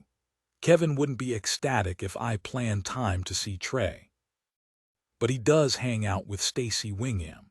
After my last encounter with her, I'm finding myself liking her more. If Kev got to know Trey, there could be a friendship there. I park in the garage when I arrive home. When I open the front door, I'm immediately greeted by the Missy Q. She nettles against my leg. I pick her up immediately and kiss her furry face. Looks like I'll be home a lot more for the next little bit, I say with a smile. Can you help me find a job? She looks up at me and I know she doesn't care about any of that. She just wants one thing. I start to pet under her chin and the side of her neck.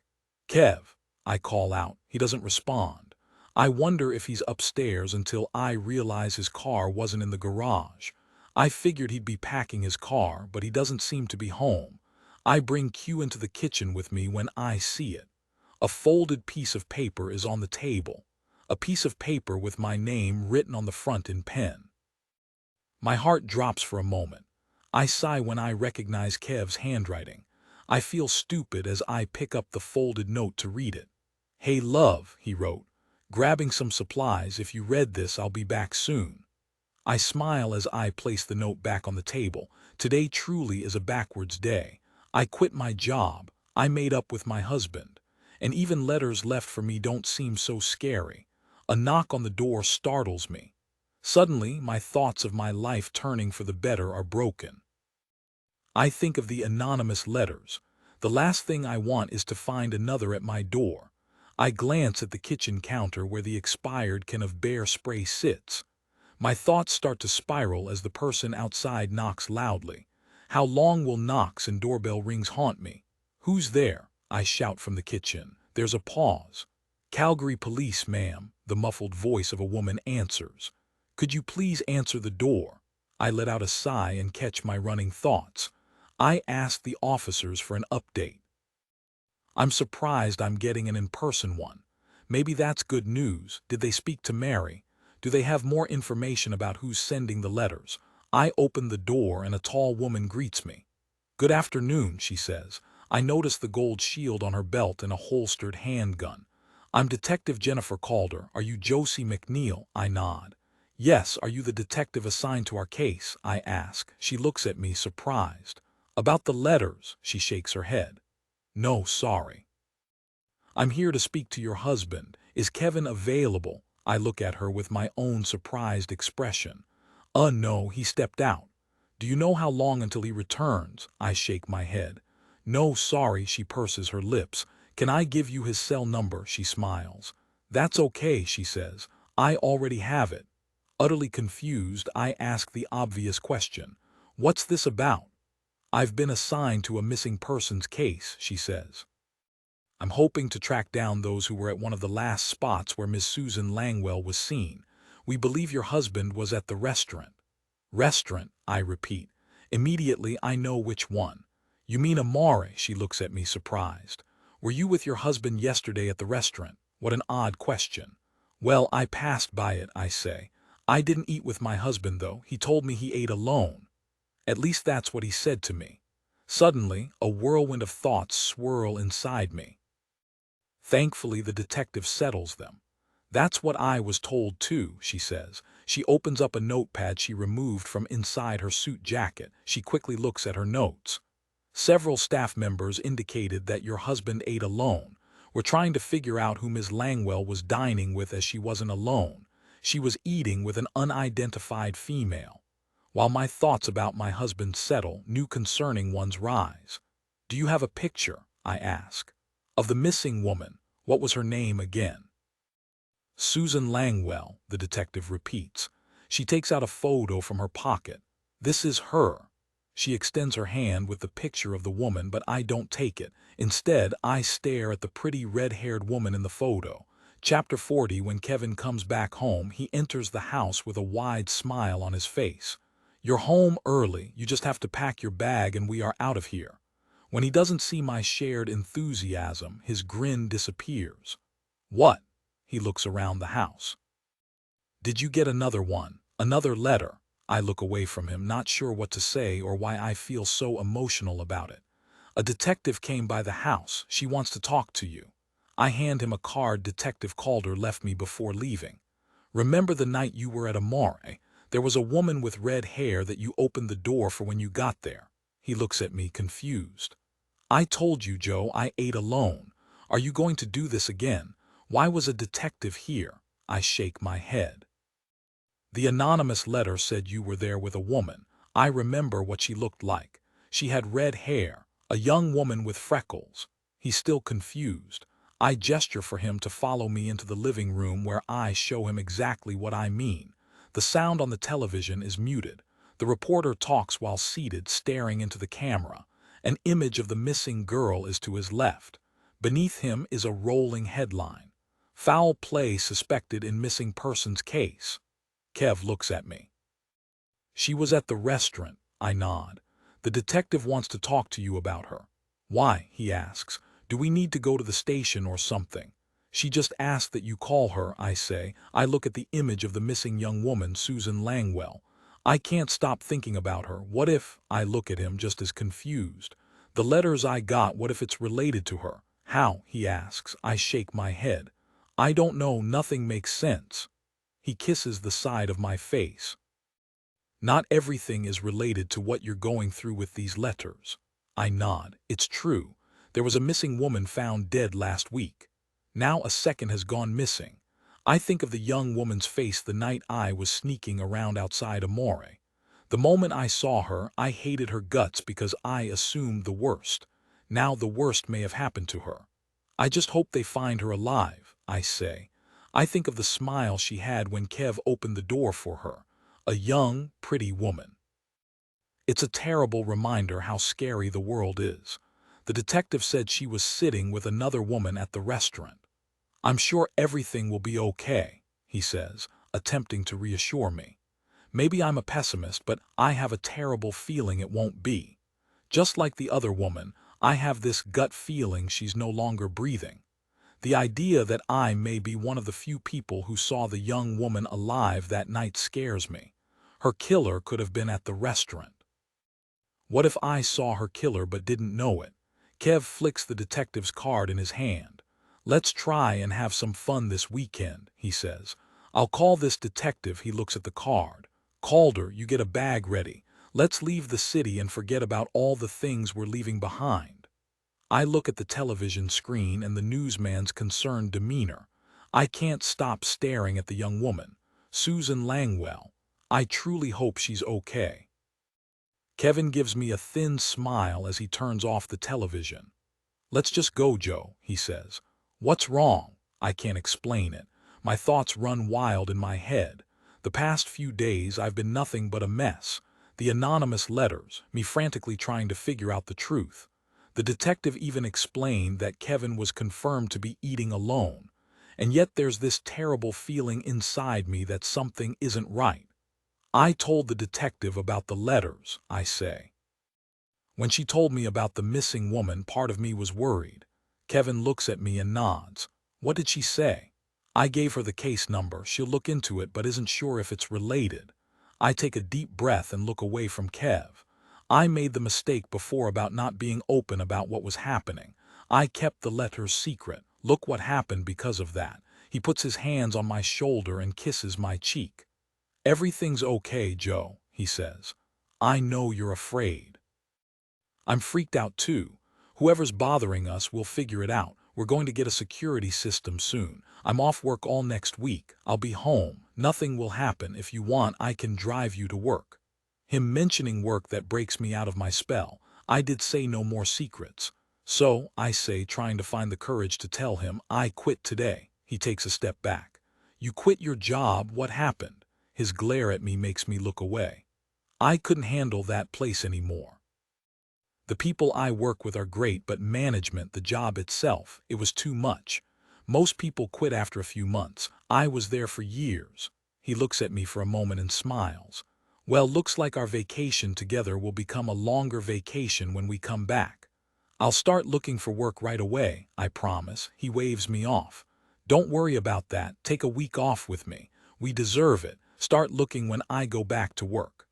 I smile and he kisses me softly. Okay, so how about you go pack that bag? I smile. Fine. I'll call this lady and after that let's hit the road.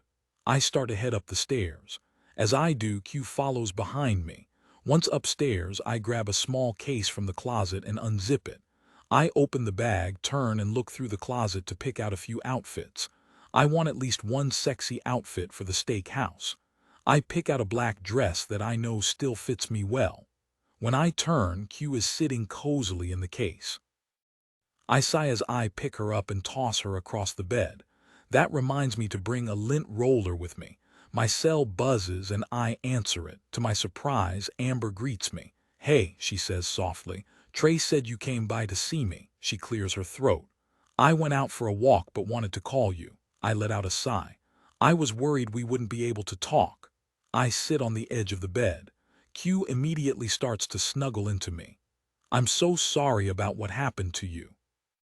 After I found the letter, I should have told you. I'm okay, she says. I mean, it still hurts, but I called to let you know that you and I are okay. I know you've been going through a lot. The letters must have been scary, not knowing what Kevin was doing, him cheating on you. Well, we made up, I say. I can hear her audibly sigh on the phone. After everything you found out, I'm not trying to tell you what you should do, but aren't you worried you're being played again? I don't think so, I say. I even spoke to a detective about it. She confirmed Kev was eating alone at the restaurant I followed him to. Detective, she says. When I think about what I'm about to say, it's hard to comprehend. I miss having a boring life. Netflix, pizza, snuggling with Q, and sex with my husband. Sign me up for that type of life. This has been way too much excitement. Have you heard about the missing girl, Susan Langwell? Amber says she's read the headline. She was at the same restaurant the night I was following Kev. I received a letter telling me he was at a moire with another woman, so I checked it out myself. I actually saw Susan that night too. What follows is an over-the-top enthusiastic "what" from Amber. This is all too much, Joe, she says. I know, I say. I told the detective about the letters. She's going to talk to the other officers who came to our house last night. Kev doesn't think it's related. I sigh. That reminds me, did you get a call from the police? They said they would reach out to you. They came by late last night, scared the crap out of me. They didn't have any updates, I guess, I ask. Amber confirms they didn't give her any more information that I didn't already know about. The police said they would contact Mary and Stacy too. There's a pause on the phone. And any more letters? None, thankfully, I say. It's been a few days too. Now that I've called the cops, maybe I freaked them out. Amber lets out a sigh of her own now. So you and Kev made up. I smile. We did. He came back home. We're celebrating our anniversary by going to a cabin. We're about to leave, actually. There's a pause before she says anything. So long as you're happy, Joe, that's all I care about. I've put my friends through a lot lately. Amber has been my shoulder to lean on through all of this. Have fun, she says. I'll see you on Monday. You didn't hear? I ask. I assumed everybody would have known about me quitting by now. I guess I wasn't loud enough with Mr. Dunstro. Well, I sort of quit. Amber lets out a laugh. Now I need details. The look on Mr. Dunstro's face was priceless. I laughed too. As I go over the juicy details, Kev walks into the room. He doesn't hide his discontent due to the lack of clothes in the case. Chapter 41, the first 2 hours of the drive to the cabin are easy. As the road continues endlessly, our conversation starts to die down. Kev drives the whole way. I try to get him to switch with me, but he protests. He's always like that. He tells me I drive cautiously and says I have mild road rage. I'd never heard of that term before. He explains that it's enough to curse to myself and get riled up at other drivers, but not enough to give one of them the finger. I'm aware I'm not the best driver, but I'm not as bad as he jokes. But he says if he wants a fun date with me, him driving ensures I won't be so upset. So, he says, glancing at me, have you thought about what you want to do next for work? I sigh. Not a clue. Customer service, I scoff. Never again. We pass a sign on the highway and Kev hoots. Not too far now. He leans over and kisses my cheek. I have to pee, he says nonchalantly. I laugh. Just pull over. You can technically do that anywhere. He shakes his head. What am I, an animal? I'm too bougie for that now. I require 4 walls to alleviate myself now, a room with potpourri. I smack his shoulder. What happened to my outdoors man? You don't just go outside when you're hunting. He smiles. That's different. I'm in the presence of a lady at the moment. I need to give you the illusion that I'm not some beast. After a few moments, Kev pulls off the highway down a dirt road. Gravel crunches under the tires as the tall trees on either side of the road close in, making the path narrower. That's when I notice it. A car is parked on the side of the road close to a hiking trail. A red sports car. My eyes widen as I look outside my window. I shake my head in disbelief at how my brain works. The car has a yellow thunderbolt along the side. The car I saw that night and the one in Mary's Facebook image didn't have a bright yellow thunderbolt. At least, I think so. I take out my phone and open up her profile again. What are you doing now? Kev laughs. Who cares what other people are doing with their lives on social media? Look where we are, he says, gesturing to the woods around him. Let's be present. I am, I say as I click on Mary's profile. There's poor reception in the area and it's taking forever to load. Kev laughs. Okay, have your fun on your cell, but when we get to the cabin, we make a pact. No phones, no cells, just us. He glances at me as I frantically open the picture of Mary leaning on the hood of her car. It's hard to tell from the angle of the shot, but from what I can see, there's no visible lightning bolt along the sides. Deal, Kev repeats.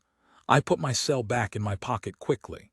Deal, I say confidently. Chapter 42, Kev pulls into the long, secluded driveway that leads to the cabin with a wide smile on his face. Surrounded by tall trees, he's completely in his element. The cabin is in the distance and beyond it is the sparkling lake that it rests next to. This place always gets to me, he says as he pulls up to the cabin. He's truly like a kid in a candy store. Maybe we can squeak in a barbecue and some paddle boarding. What do you say? With a smile on his face, there's no way I could say number. Kev loves to barbecue and I like to eat barbecue. That's a win for sure. I enjoy paddle boarding, but with the past 2 weeks I've had, all I want to do is relax near the lake and read a good book. That's when it hits me. I brought no book, of course. Last-minute packing, and that's what I get. Kev rushed me. I hate it when he does that. Last year when we came to the cabin, the landlord had a small collection of novels. Most were romance books with a half-naked man on the cover. Not my genre. I was surprised, given how macho energy the rest of the cabin feels, that the books available were so corny. I'm game, I tell Kevin with a thumbs up. Barbecue it is. And paddleboarding, he says with a smirk. He turns off the car and stares at me.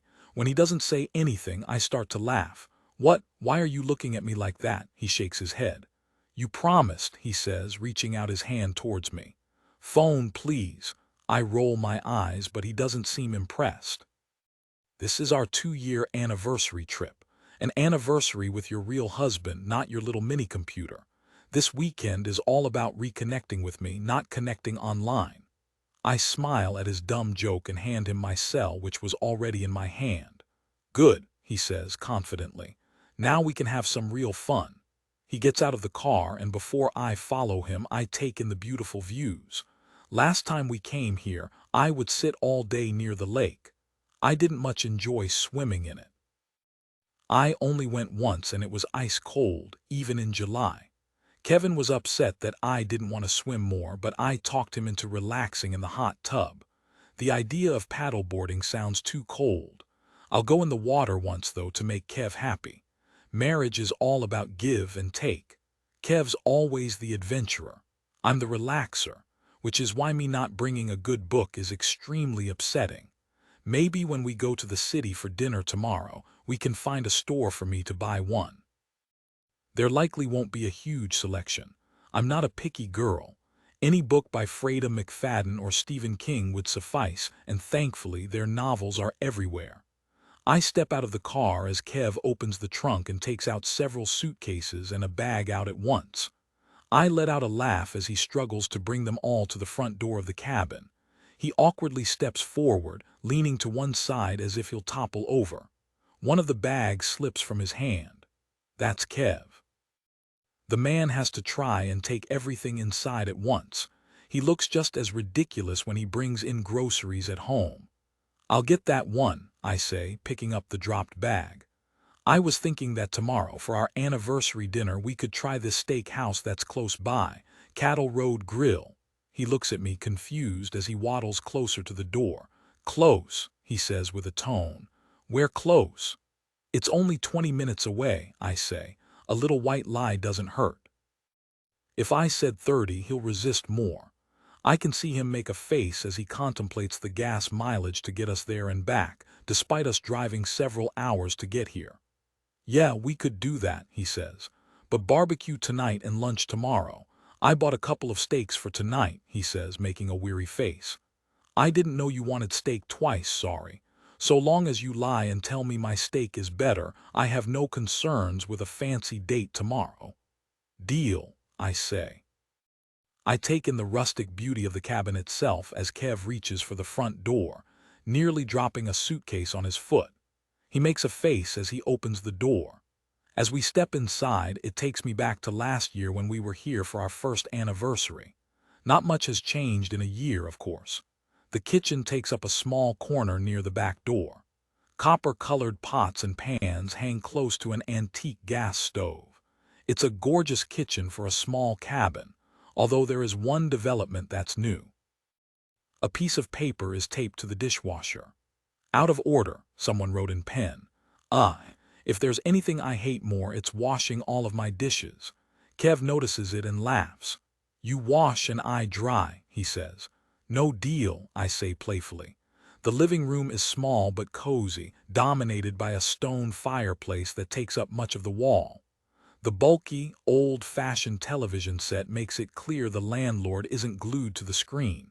Next to the couch is a shelf with a small collection of books.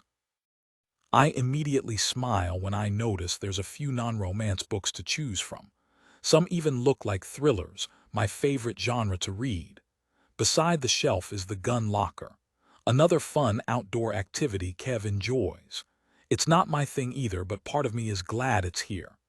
Last year, we invited the elderly couple that lives down the road, Henry and Laura Bismuth, for lunch outside near the lake. Henry told us a story about how the year before he saw a massive grizzly right near our cabin.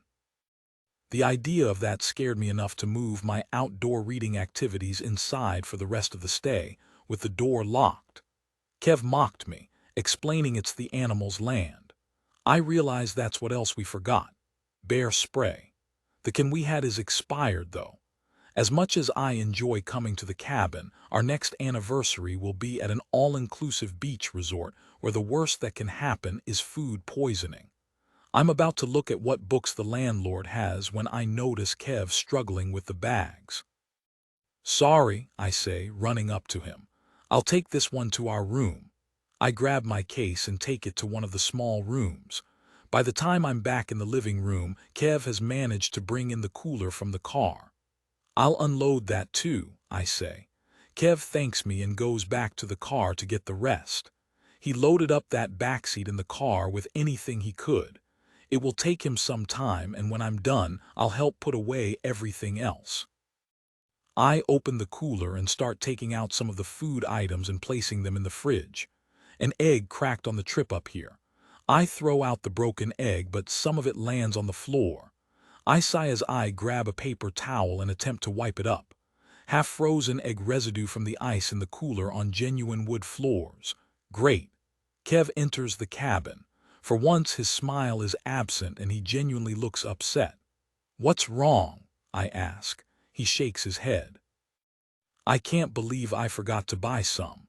He lets out an angry sigh. "Wood, I didn't buy any. The landlord always tells me to bring some. I checked the back, but they don't have any." I want to remind him that's what happens when we rush getting ready but don't. No big deal, I say. I'll pan-fry the steak. He purses his lips. We're only here a few nights, he says. We have to enjoy a fire by the lake tonight. It's tradition. He looks at the cooler. I won't go to town. It's too far. How about I go visit Henry and Laura down the road? They'll have some wood, at least what we need for tonight. Tomorrow we can grab some more in town. Sounds good, I say, standing up. It would be nice to see them again. I do truly enjoy seeing them. If ever there's a future couple I would aspire to be like, it's the Bismiths. With the wrinkle placement on the older couple, you can tell they've had a lot of enjoyment in their lives, full of bright smiles and loving times. They may be older now, but I feel they were a beautiful couple when they were younger. They had 5 children together and nearly 10 grandchildren. Last year, Laura mentioned another was on the way. I'm sure she'll show me all the photos of their newest grandchild when I see them. That's a lot of kids and grandkids, a feat that makes me a little self-conscious. I'd be happy with just one child. All of their children are older now, of course. Henry and Laura only summer at their cabin and have a condo in the city when the snow comes, which feels like it's nearly every month of the year in Alberta. That's okay, Kevin says. Stay here. If you unpack, we'll be able to enjoy the rest of the day more. He smiles at me. Someday, I hope we'll be an old happy couple like Henry and Laura, sitting outside, enjoying each other's company until dusk.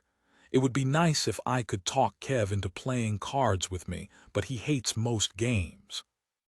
I find it more enjoyable when we don't play games against each other. He hates losing. He's a mild sore loser. Okay, I say. Well, say hi to them for me and let them know they should come over again for lunch. Maybe we can have them come by Sunday. Good idea, Kev says. He comes up and kisses me softly. I'll be back soon. He places my cell phone on the kitchen counter and puts his in his pocket. What happened to no phones? I ask. Here's not the place to be stranded on the road without one, he reminds me with a smile. Chapter 43, I finish unloading things from the cooler. I'm about to start setting up the table inside when I look out the window and take in the view of the shimmering lake. A picnic table is by the small private beach area. Dinner outside seems much more romantic. I bring some plates out with silverware on top.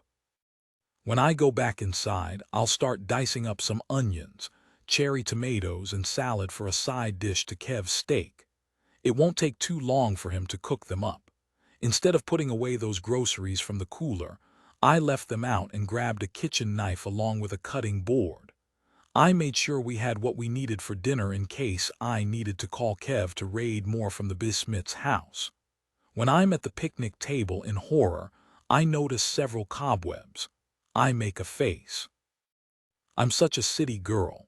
It's not that being in a cabin doesn't have its charm. I'm just used to everything being more sanitary. Last year, on our first anniversary, I loved being here. I'm not sure if it's because I just love being around my husband or the scenery, though. We've been through so much the past year with the miscarriage and with what's happened the past 2 weeks. I'm just happy to be back at the cabin again with my husband. Just a day ago, I thought my marriage was completely over. I look around the cozy cabin, and now I'm here. I hope this trip is just as relaxing and amazing as our first-year anniversary. Things will get tough in marriage. I know we'll have our ups and downs. All couples do. So long as we don't give up on each other, we can make it through anything. I take another moment to enjoy the view of the lake before placing the dishes down. I head back inside to start chopping what I need for the side salad, but the knife isn't there. I'm half in a daze, realizing I'm not paying attention. Maybe it's the views. I notice a roll of paper towels and grab it. I'll need backup to take care of those ancient cobwebs outside. I'm still annoyed about the knife, though. The landlord only had one large knife for cutting. Where did I put it? My mouth opens when I see my cell phone on the floor. The screen is cracked. Perfect. I let out a sigh as I pick it up from the floor. Just as I feared, it's not turning on. How did I manage to break my cell? Did I knock it off the counter? When I turn my head, I get the worst surprise of them all. Red paper is sticking out from behind the sink. My eyes widen when I see the heart-shaped letter with familiar cut-out words on the front. Read me now, here. They're here. I pick up the letter, unable to stop myself. Part of me wants to run and scream out the door and into the woods. Kev took the car with him. He'll be back soon. I just have to stay safe until then. Despite me knowing I shouldn't, I open the letter. I can't help it. I need to know what it says. The cutout letters mock me as I read its message. Happy anniversary. I feel frozen, paralyzed with fear. They knew I'd be here, but how? I've been waiting for this for a long time, a soft voice says behind me. When I turn, a familiar face grins at me, a knife gripped in their hand. Chapter 44, Amber, I say, confused. She doesn't answer. She continues to smile wickedly as she takes a step towards me, the tip of the knife in her hand pointed at my face. Before I can say another word, she slashes through the air towards me. I shout and step back, but the knife catches the end of my wrist. As my skin peels open, I shout again, still holding the paper towel. Instinctively, I grab a hanging pot and toss one at her. It hits her chest and she shouts at me, lunging towards me. I'm faster, though, and manage to open the back door. I run towards the lake, realizing as I do the fatal mistake I've made. There's no escape at the waterfront. When I look back, Amber's too close to get to the woods. All I have is the table between me and her. Thankfully, I've given myself a few weapons for myself. I pick up the steak knives and pocket one, gripping the other in my hand. As she gets closer, I grab one of the plates and whip it at her. I completely miss. As she nears me, I go around the table. She follows me and we circle the picnic table. I grab the second plate, this time feeling more confident about my accuracy at such a close range. What are you doing, Amber? I shout, the reality still not hitting me. The letters were you. Why? The wicked smile disappears for a moment. What we had was special, she hisses. He loves me, not you. Kevin, you idiot, she shouts, knocking the handle of the knife on her head. Her bruised face and intense eyes send a ripple of fear down my spine. I told you he was cheating, you didn't listen. I told you about the second phone, you didn't listen, you never listen, you're too stupid to see what was right in front of you. She tries to get closer. I move around the table, holding the much smaller knife in my hand, the plate in the other. He was supposed to leave you, she says. He promised me. Then you get pregnant and he changes his mind. How like Kevin, am I right? Well, that wasn't good enough for me. You were supposed to be out of the picture. So because he wouldn't do it, I thought I'd give you a little nudge in the right direction. She lets out a sigh. Do you know how many times I could have just killed you? The only reason I didn't was because of him, because he loves you. How could he love you? She screams as she runs towards me. I try my best to use the table to keep a distance, but I know she'll catch up soon. I raise the last plate in my hand and smash it down towards her. This time it strikes her shoulder, cutting her upper arm. Amber shrieks and stares at me, eyes full of rage. You, she shouts, seeing her cut skin. Look what you've done. Amber, just stop, I plead. She doesn't stop, she won't. I can see it in her eyes, she's going to kill me. Behind me is the house. I just need to get inside and lock the door and I'll be safe. I glance back to measure the distance. When my eyes meet Amber's, I know she realizes what I want to do. I run as fast as possible to the back door. I don't look back. I know she's behind me, knife in hand. Without seeing her, I imagine the knife right over my head, with Amber ready to strike me as soon as she's in reach. I make it to the back door, but as I shut it, Amber throws out her other hand. When I slam the door, it strikes her arm and she screams again. The door bounces back as she steps inside the house. Her one arm appears broken from the force of it. She doesn't seem to be in pain as she holds the long knife in the other hand and approaches me. Cornered, all I can do is fight. Suddenly, she stops. She lowers the knife and looks behind me. When I do the same, Kevin is standing in the living room, a rifle's in his hand. He's holding it at his shoulder, looking down the barrel. I don't understand why he's pointing it at me. "Kill her," Amber shouts. Kevin glances at her and squints at me. "No, Kev," I shout, but it's too late. Kevin pulls the trigger. Chapter 45. My body tenses until I realize what's happened. I wasn't hit. When I open my eyes, Kevin is still holding the rifle, only the barrel is pointing towards the floor. I look down and see what's left of Amber's lifeless face staring up at me. Her life's blood pools below her body in the kitchen. "Are you okay?" Kevin says. All I can do is look at the woman I thought was my friend. My mind is still trying to rationalize what just happened. "It was her," I say, still dazed. Kevin doesn't reply. I repeat myself as if saying the words again will help me make sense of it all. I look up at Kevin. "She says you too." When I look at Kevin, he purses his lips and shuffles the gun in his hand. "What did she tell you?" I look at him, amazed. "That you two are together." He shakes his head. "We were together. It happened a long time ago." "She said you were going to leave me," I say, still piecing it together, "so that you could be with her." "That's not true, Joe." When I meet his eyes, a chill runs down my spine. "None of it is true." "You cheated on me," I say. He lowers his head. "I did," he says softly, "a long time ago." He looks down at Amber's body. "She was crazy. It was a stupid fling. One night after we fought, I made a mistake. We hooked up. I could tell she was nuts. She tried to get me to leave you. I told her I wouldn't. We had just lost our baby. I wasn't thinking straight. We were fighting a lot back then." "It was more than once," I say. He shakes his head and takes a step towards me. "No, I'm telling the truth." "You knew it was her sending the letters, didn't you?" I take a step back, looking down at the blood touching the edge of my white sneaker. I quickly get out of its path. He looks at me sternly. "I thought it might be. I didn't know the Amber you worked with was the Amber I." He looks down at her corpse.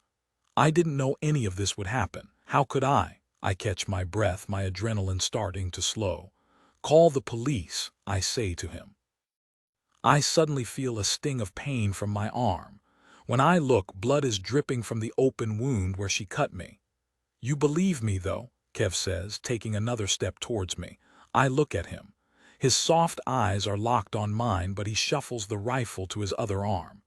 "Kev," I plead, "please call the police." He notices my gaze on the weapon.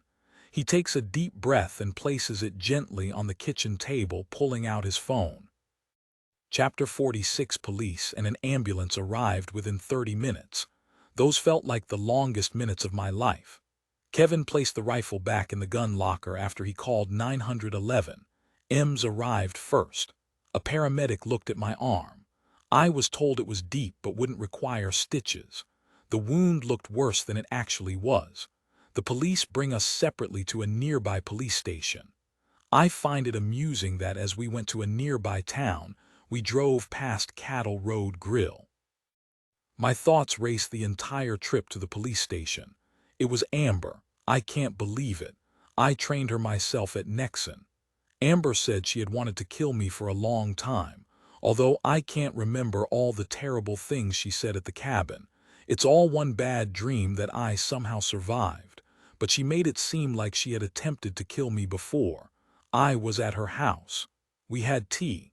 How many times had we talked in each other's cubicles? How many lunch dates did we have? The black eye. Did she do that to herself? She actually took that rock and struck her own face. Kev was right, she was nuts. And my husband, who's in the police cruiser behind me, lied to me. How many lies has he told? He said it was just a one-night stand. A one-night affair he had after we lost our child. How can I trust what he says, though? How can I trust anything he says? I sit in the back of the police cruiser. I feel like I'm being arrested. What will the police say when I tell them my story? Who will they believe? How many more lies will Kev tell? Kev is asked to wait in the hallway as police question me first. I tell them everything. I tell them about the letters, Amber's self-inflicted injury. I explain how Kevin saved me at the cabin using the landlord's rifle. When they're done, I'm brought back to the waiting area. To my surprise, Kevin isn't there. They must have taken him to another room to talk already. I sit in a chair and look at the clock in the room. It's getting late. But part of me doesn't want to leave the station. I feel safer here. I have a sudden pain in my arm and know the Advil the paramedic gave me before we left is starting to wear off. Amber, Amber. As I sit alone, I put more pieces together. Amber started working at Nexon Power to get closer to me. How long was she planning on hurting me? Why didn't she just kill me? She had the opportunity to, likely many times. On our walks at work, sometimes we would go on secluded trails nearby. How many times could she have murdered me and left me in a wooded area? How many times had she thought about murdering me? She could have done it at any time. Had she felt she got too close to do it, what stopped her? I think about Detective Calder from Calgary Police. She said that the missing woman, Susan Langwell, was dining at a mare with another woman. Could it have been Amber? I don't understand. A police officer enters the waiting room.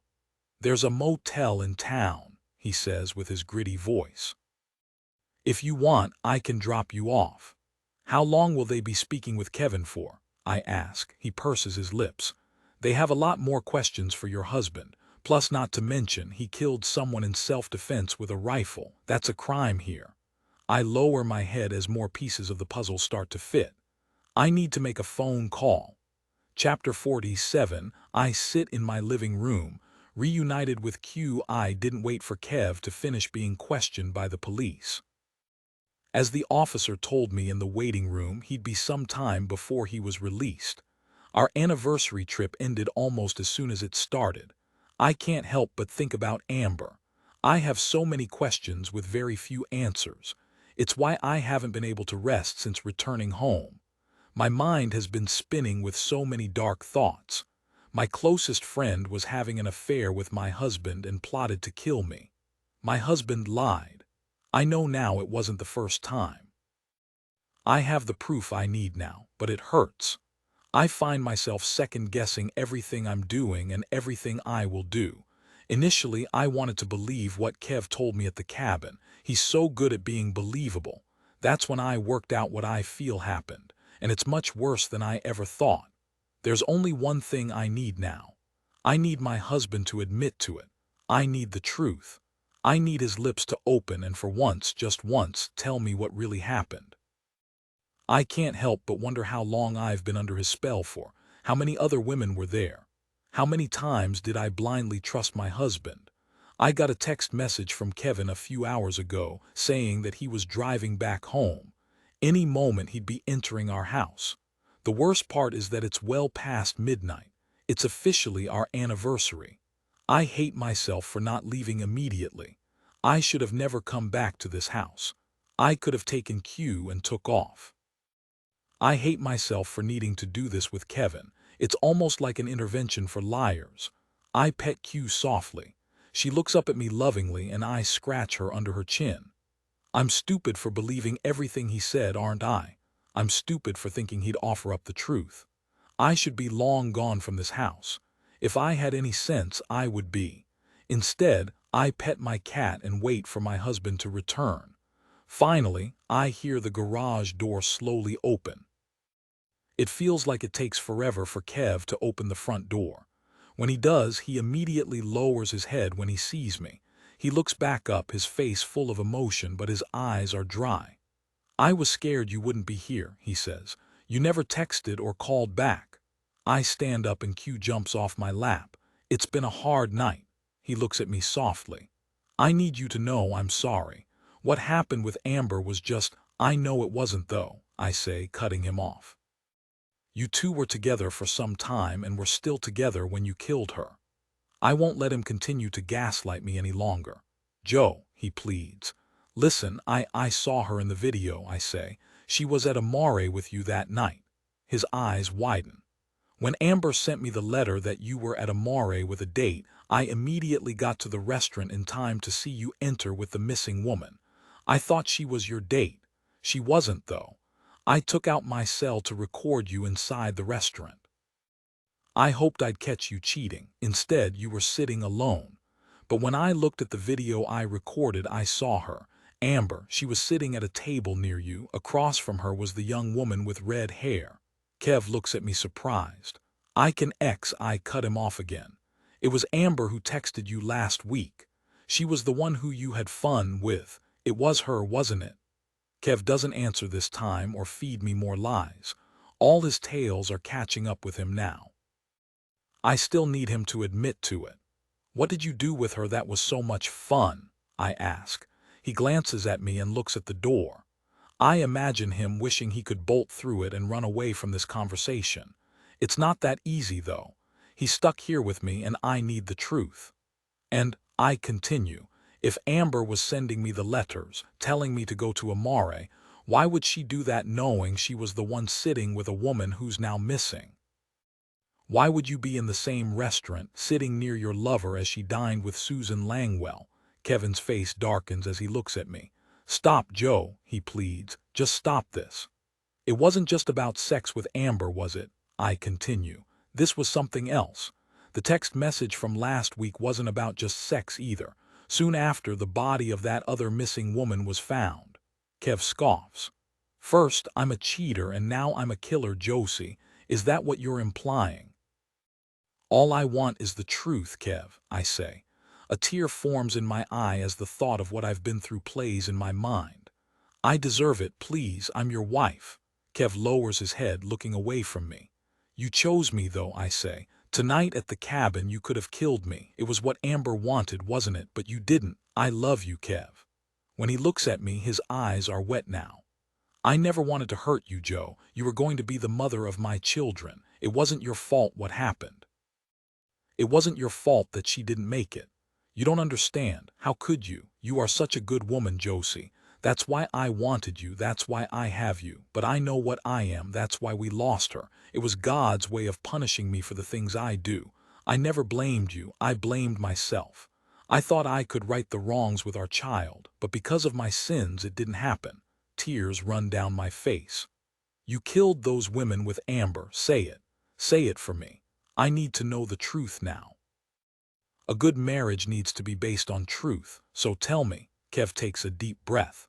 When I met Amber, I knew she was just like me. We connected almost immediately. We hunted together. We found our prey as a team.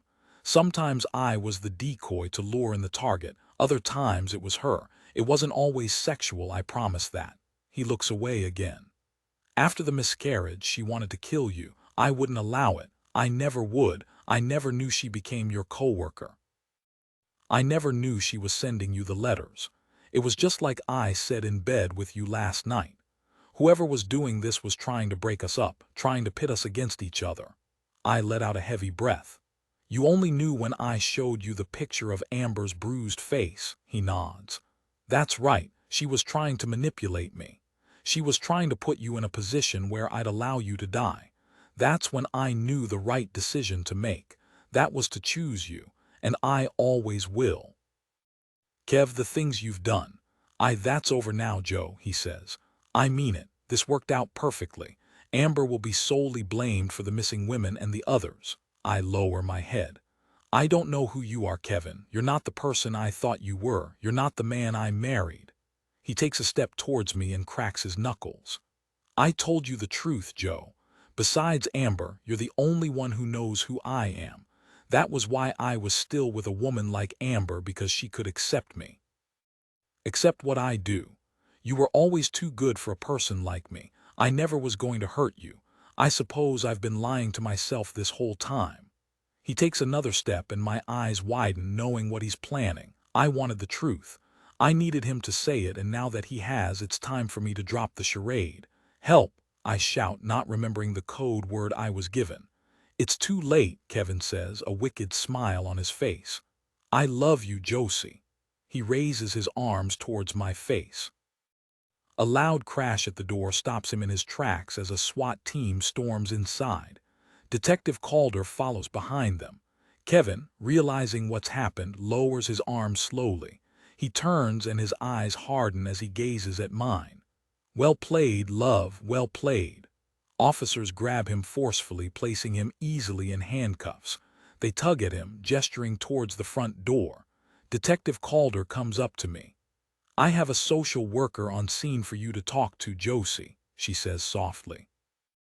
I listened to everything you said. I know that wasn't easy. I smile, tears still rolling down my cheek. I finally got the truth, I say. Kevin grunts and yells at the officer to not be so rough.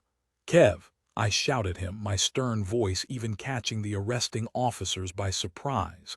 Kevin looks at me and his face softens as our eyes meet. For a moment, I see the man I thought I married. I want a divorce. Chapter 48. 3 years later, I watch the much older man plant his lips on the pretty young blonde woman.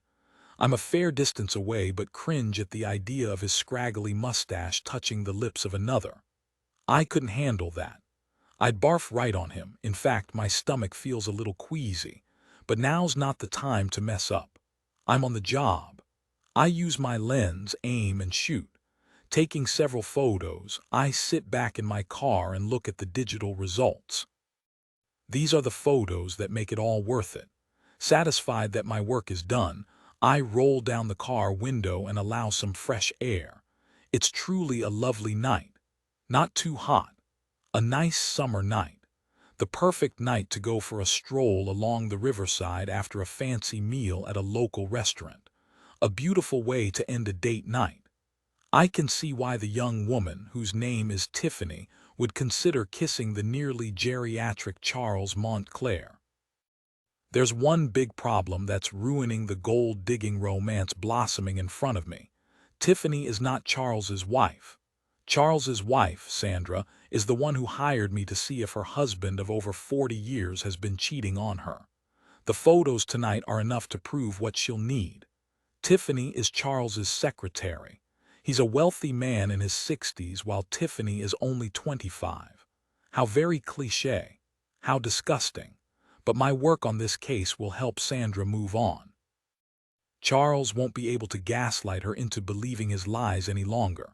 The proof I'll give Sandra Montclair is all she'll need to embrace the next chapter of her life. Divorce. It's a difficult chapter, no matter how amicable the two parties are. The Montclairs have adult children, so I'm sure that makes divorce a little less complicated. The problem for Charles is the very large amount of wealth he accumulated that he'll have to split with Sandra. I imagine she's in for one large settlement. Another satisfied customer. Sometimes I think about my old career at Nexon. I still miss the people who I worked with. I had a good group of work friends, some I'm still in close contact with. In fact, one I see every day. I take out my cell and dial his number. Trey picks up right away. "Hey," he says, "how's the stakeout going?" "Much better than I hoped," I say.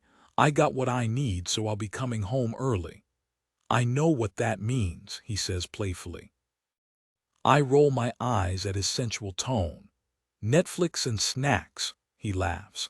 After what happened, it took some time for me to find peace again. Trey and I didn't start dating for more than a year. Fast forward and our 2-year anniversary from when we got together is coming up in a few months. How time flies. I was obviously a complete wreck after finding out my husband was not only having an affair but was also part of a serial killer duo. Every couple has their thing. Some play board games together, like Trey and I, others murder. Being with Trey has opened my eyes to what a relationship can be like. I used to think I had to be heads over heels to be with a man. He had to be drop-dead gorgeous. He had to check all these boxes on my list. Many of them were very superficial. I had a mix of complex emotions after finding out about Kev's affair with Amber. He picked a woman younger and more attractive than me. Oddly, it helped me realize how superficial I was being in my relationship with Kevin. I didn't give Trey the time of day because he didn't get me excited in the same way Kevin did. But I overlooked the best qualities that make Trey and me so different from anything I've had before. We trust each other. We have many things in common and the same morals. We love spending time together. Kevin and I had very little in common. Even my attraction to him seemed one-sided, given what he was doing behind my back. But he and Amber have a lot more in common than I did with him. They shared a dark interest in murder. They found the body of his ex-fiancée, Mary, in the trunk of her red car parked in the garage at her house. It was determined that someone had used her car for some time after Mary was killed. Kevin blamed Amber for the murder. He said she was jealous and killed his ex without his knowledge. He claimed Amber was using Mary's car. That made sense. I saw the red sports car near my house one night. Realizing I'm letting my thoughts run away from me, I try to stay in the present. "What are you up to?" I ask Trey. "Not much," he says. "Hanging out with Missy Q. I can hear the faint sounds of her loud purrs." "I'll be home soon," I tell him. "Love you," he says. I smile and say the same back as we end the call. I look out at the night sky and the beautiful full moon. Charles and his secretary are still kissing, which is putting a damper on the mood. I turn the ignition. Tomorrow I'll finish the paperwork and inform Sandra about my findings. As sad as she'll be, I know this is what she needs. It's what drove me insane all those years ago. Looking back, how Kevin gaslighted me hurt me deeply. The way he played with my mind cut the deepest. I truly felt I was going insane. It's one of the reasons I became a private investigator. It's hard to gaslight someone when you have proof that's irrefutable. That's what Sandra will receive. I remember that terrible day when I confronted Kevin, the night he was arrested. He had told me I wasn't so good at sneaking around. I wasn't good at discovering the truth. Well, turns out he was very wrong. It's a lot easier to blend into the background when the people you're following don't know who you are. When I was trying to discover the truth about who was sending the letters and what Kevin was doing behind my back, I found it exciting in a weird way. That was another reason why I decided to be a pie. Plus, if all works out well, I'll never have a boss like Mr. Dunstro again. I'm my own boss now, and I have to admit I'm very nice to my employees, which is just me. The publicity around what Kevin and Amber did helped me have a new career. The media loved the idea that I became a private investigator, helping others discover infidelity in their relationships. It boosted my newly started business straight from the get-go. I took advantage of a bad situation and gave it a positive spin. Kevin's situation only got worse, though. Life in prison without the possibility of parole. At least that was his initial sentencing. Now he's attempting to get a better deal. For years, Kevin used his lies to make the best life he could. Now he's using the truth to his advantage. What a complete psychopath. He and Amber murdered more than a few women. There were more that nobody knew about. Who knows how many people Kevin killed before I met him? The night he was arrested, he knew he was doomed when he found out our conversation was being recorded. He pled guilty in an attempt to get a better sentencing deal. It didn't pan out that way. Life in prison. But now he's telling authorities where some of the victims are buried. He's hoping this will help reduce his sentence. While the families of his victims are happy to find some closure, it's hard to see him ever reaching freedom again. Many times, I blamed myself for him and Amber's crimes. How did I not know I was married to a serial killer? Trey actually went out of his way to make a list of married serial killers where their spouse had no clue about their secret double life. I was surprised by the number of murderers he found. Only Kevin didn't live his double life alone.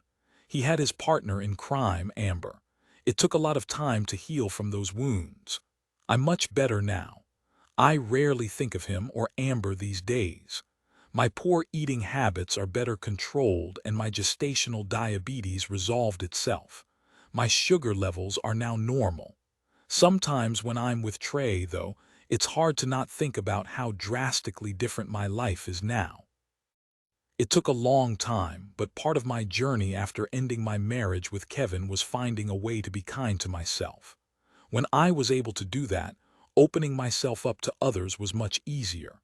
Trey was patiently waiting for me to be ready. When I wanted love in my life again, I found it in one of my best friends. But before Trey, I discovered how much love I had for myself. Epilogue: 2 years later, I lie in bed staring at the ceiling. Taking a deep breath, I raise my left hand and look at my wedding ring. It's been over 6 months since Trey and I married. I glance at my husband, who's breathing hard and sleeping on his side, facing the wall. Who would have thought me and him would be in the same bed, married? All those years ago, we met at Nexon Power. We hated the job but enjoyed being around each other.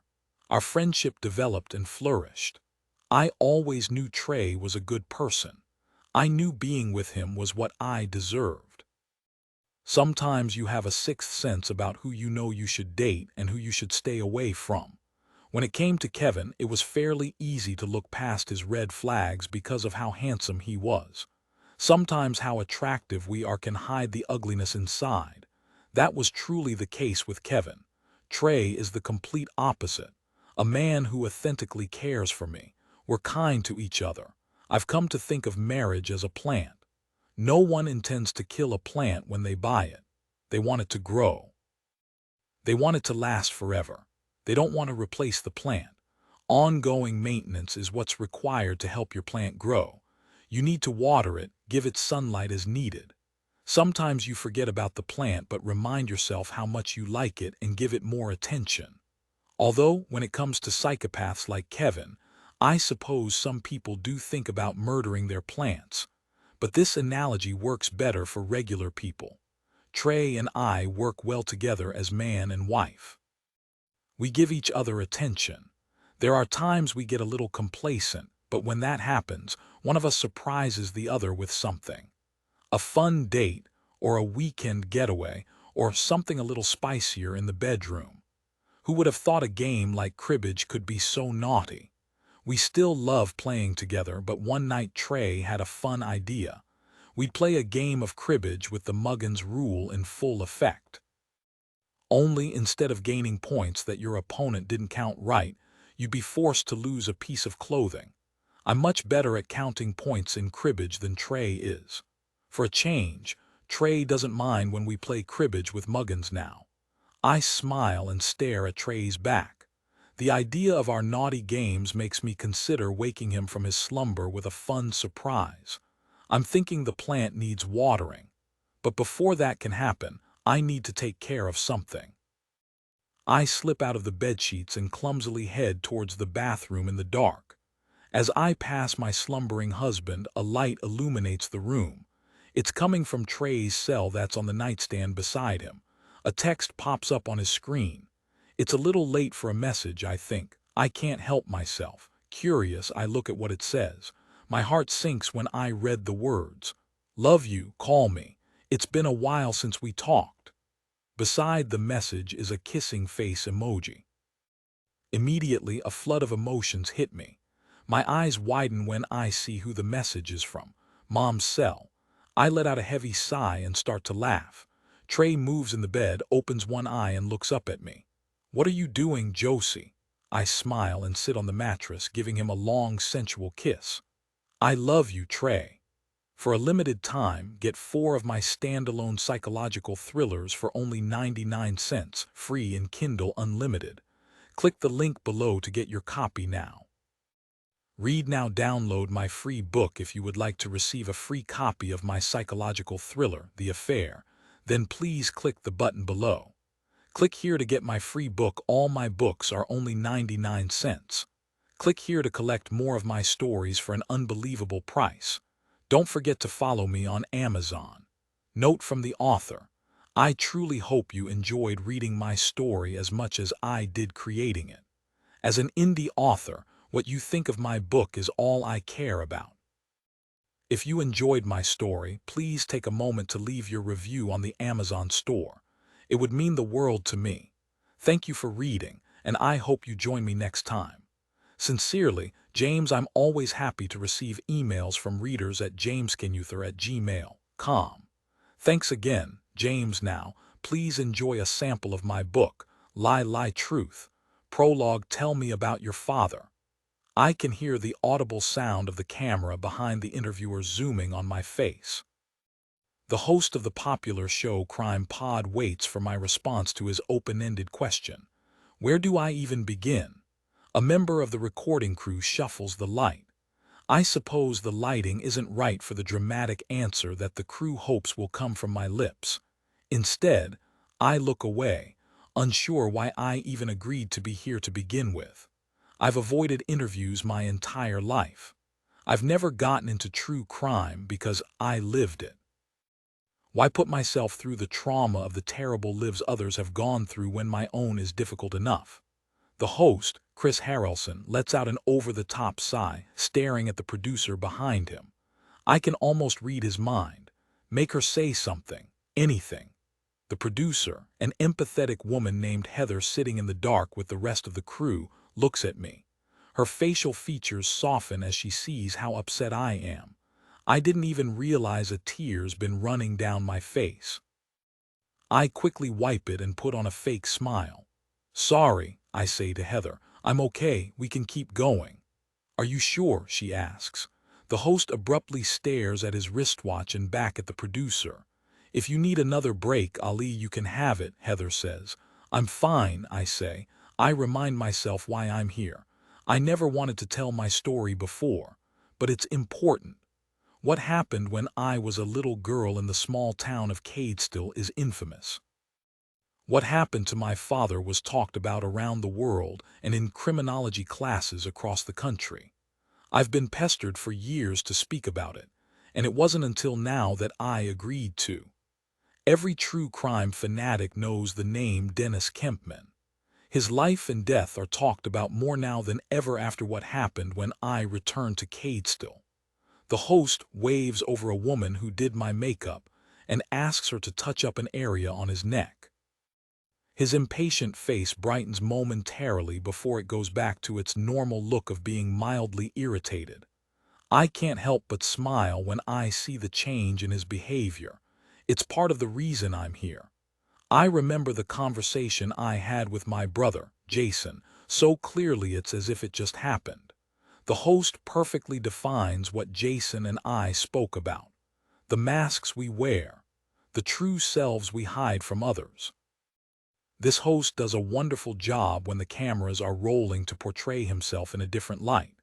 The producer gives me a wry smile, and I again give her confidence that I'm ready by offering a shy thumbs up. The host shoos away the makeup artist without thanking her as the crew begins filming again. Chris Harrelson's bleak face softens immediately, expertly portraying sympathy for the camera. "Tell me about your father," he repeats. Again, I can hear the camera that's aimed at me zoom in closer. Taking a deep breath, I can see Dennis, the man I called father, in my head. I remember the day he brought me to his house after him and my mother, Connie, adopted me. I can see me, the scared little girl, wondering what my life was going to be like with these two strangers. "Where do you want me to start?" I ask the host. "Wherever you want," he says. "We want to know your story. What was it like living with Dennis Kempman? What was living in the town of Cadestill during the Red Ribbon disappearances like? How did you feel when you found out your father was the main suspect? Tell us what happened when you returned to Cadestill over a decade later." The host clears his throat and takes a sip of water. His actions make me uneasy, and I try to find the words to respond. The host leans in, his face somehow softening more. "Are you okay, Ali?" he asks softly. At first I'm surprised that he seems so human towards me, until I realize the cameras are still rolling. I nod. "I am." The host leans back. "Did you always believe your father was a serial killer?" Chapter 1. Before the woman named Connie Kempman, who I would soon call Mother, sits in the front passenger seat of the car as my new father Dennis drives. The two share a smile as Connie looks at the back seat at me, her new daughter. When I look past Connie's endearing smile, I see Dennis giving me a similar look in the rearview mirror. His grin grows wider as we share a quick moment. My new brother, Jason, sits on the other side of the back of the car, looking outside the window. He's wearing a white cap backwards and looks more than bored from the long drive from Calgary to Cadestill. We haven't spoken much to each other besides him telling me his name. It all seemed surreal. Dennis and Connie Kempman dressed nice. Dennis wore a pair of khaki pants with a button-up white shirt. His short hair was combed perfectly. His face was clean-shaven, except for the pencil-thin mustache he had. His aftershave stunk up the car, but I wouldn't dare ask to lower the window to not suffocate from the smell. Every so often, he'd fix the dark-framed glasses on his nose as he drove. Connie had on a flowing white summer dress. Her smile was so infectious that even I felt compelled to give my own. There was an awkwardness in the air. None of us really knew what to say to each other yet. They didn't know, but I was terrified. Today I had a new family. I was adopted. But what if they were like the biological mother and father I was taken from? Dad had gone back to prison. I never knew why, but Mom told me he'd be gone for a while this time. I'd be a teenager by the time he was able to come back, and that was if he was on his best behavior. I was okay with that, to be honest. Dad liked to yell. Dad liked to shout. Sometimes when I didn't listen, he'd do more than bark. He was the complete opposite of my new dad. Dennis Kempman had nothing but a large smile on his face the day he picked me up in Calgary. After my dad went to prison, my mom said she couldn't care for me on her own. It was too much, she claimed. I found out later that it wasn't exactly her preference. The province decided to remove me from her due to the unsafe environment, as they defined it. Mom would typically heat up leftover pizza for lunch, but the day I was taken, there was no food in the fridge. A knock on our apartment door changed my life. A child worker asked if we could talk outside while a police officer spoke to my mother. That was the last time I saw her. At the age of 11, my entire life changed. "Do you like horses, Allison?" Connie asks me. She turns and looks at me again, her smile beaming as she waits for my response. "Kind of," I say. She nods. "Perfect." Just perfect. The Draysons, friends of ours in town, have two at their house. They live on a farm outside Cadestill. They give free riding lessons. Isn't that right, Jason? Jason looks away from the car window and matches his mother's gaze. When he doesn't respond, Connie rolls her eyes. He gets the hint. "Yeah, it's cool," Jason says. He immediately looks back outside the window. Connie smiles again as she looks at me. "Well, we'll take you to their farm someday soon. You'll love it." "Thanks, Connie," I say. "Mommy," Connie corrects me. "You can call me Mommy or Mom." My new father, Dennis, turns to her and the two share another quick look. "Or whatever, Allison, whatever you like." "Call me Ali," I say to her. "My friends at school call me Ali." I see Dennis look at me in the rearview mirror again. The wrinkles around his eyes make his smile seem more genuine. "Okay, Ali. I know this is a change for you. You can call us Dennis and Connie if you want. Whatever you're comfortable with." I nod and he looks back at me and his son. "Jason calls me Butthead sometimes, but I'd prefer something nicer." His son laughs and Dennis's laughter booms over him.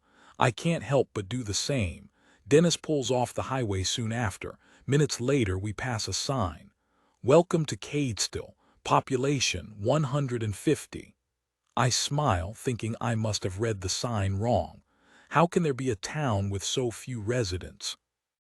The farmlands that we've been driving past become more wooded as we enter the small town.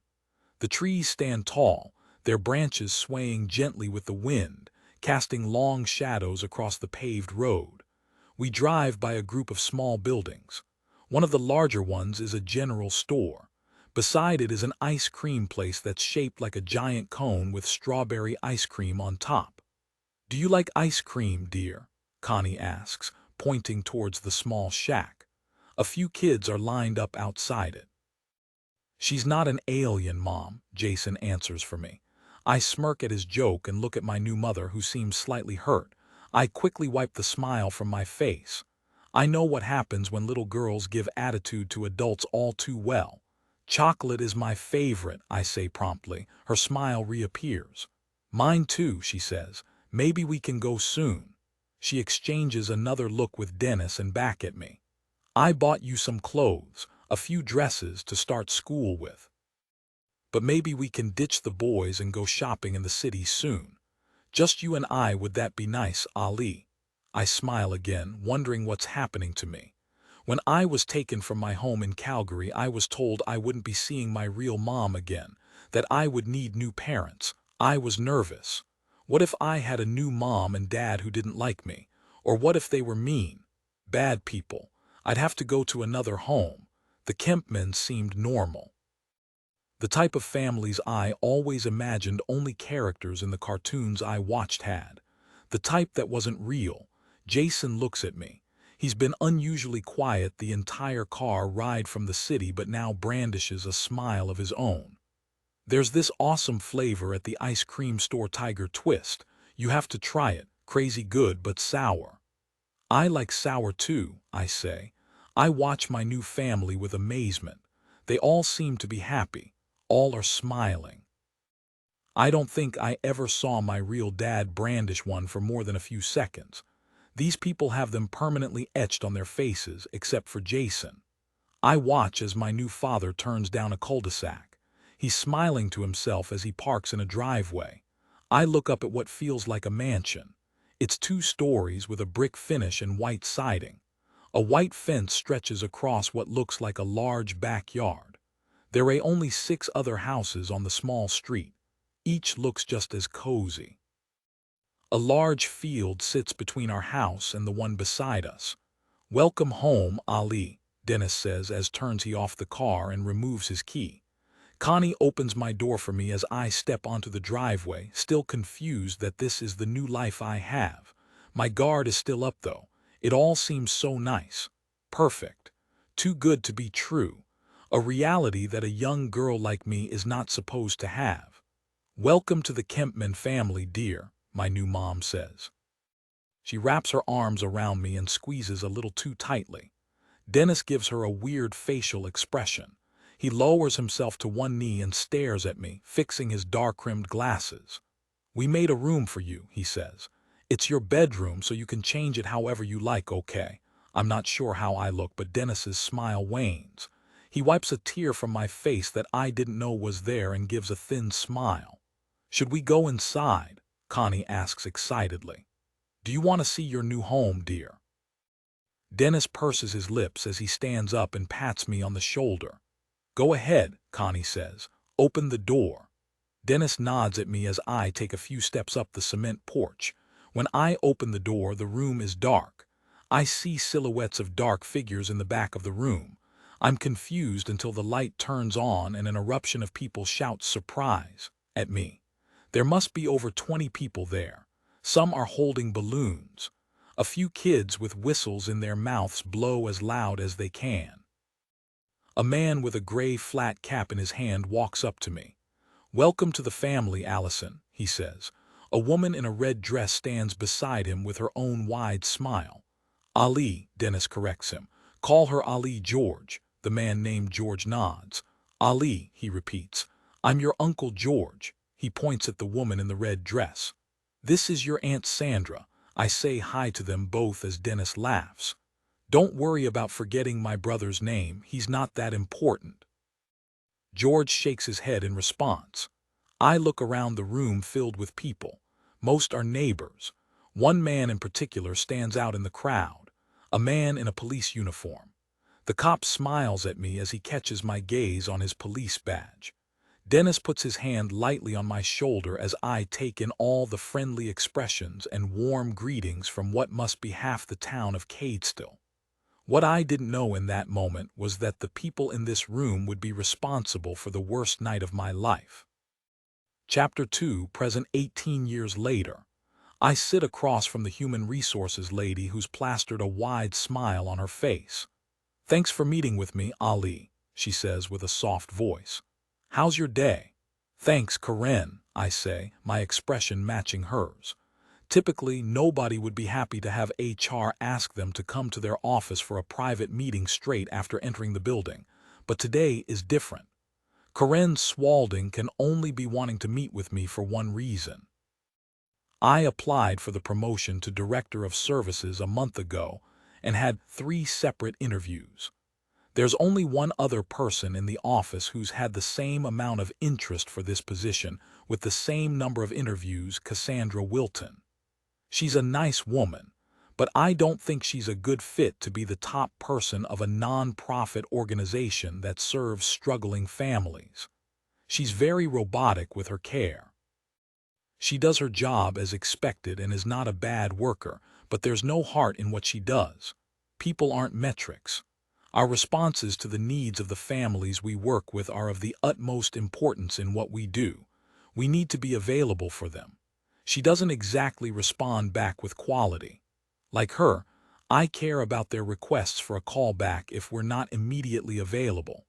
The difference between me and Cassandra, though, is that I come back with something of substance. I give them answers, sometimes ones they may not like, but I give them promptly with alternative solutions. Well, Karen says, looking down at her blank notepad, I wanted to see you regarding the director position. I'm not sure if it's the sudden break from her smile to a bleak stare or her looking away momentarily, but the positive energy that Karen tends to exude changes quickly.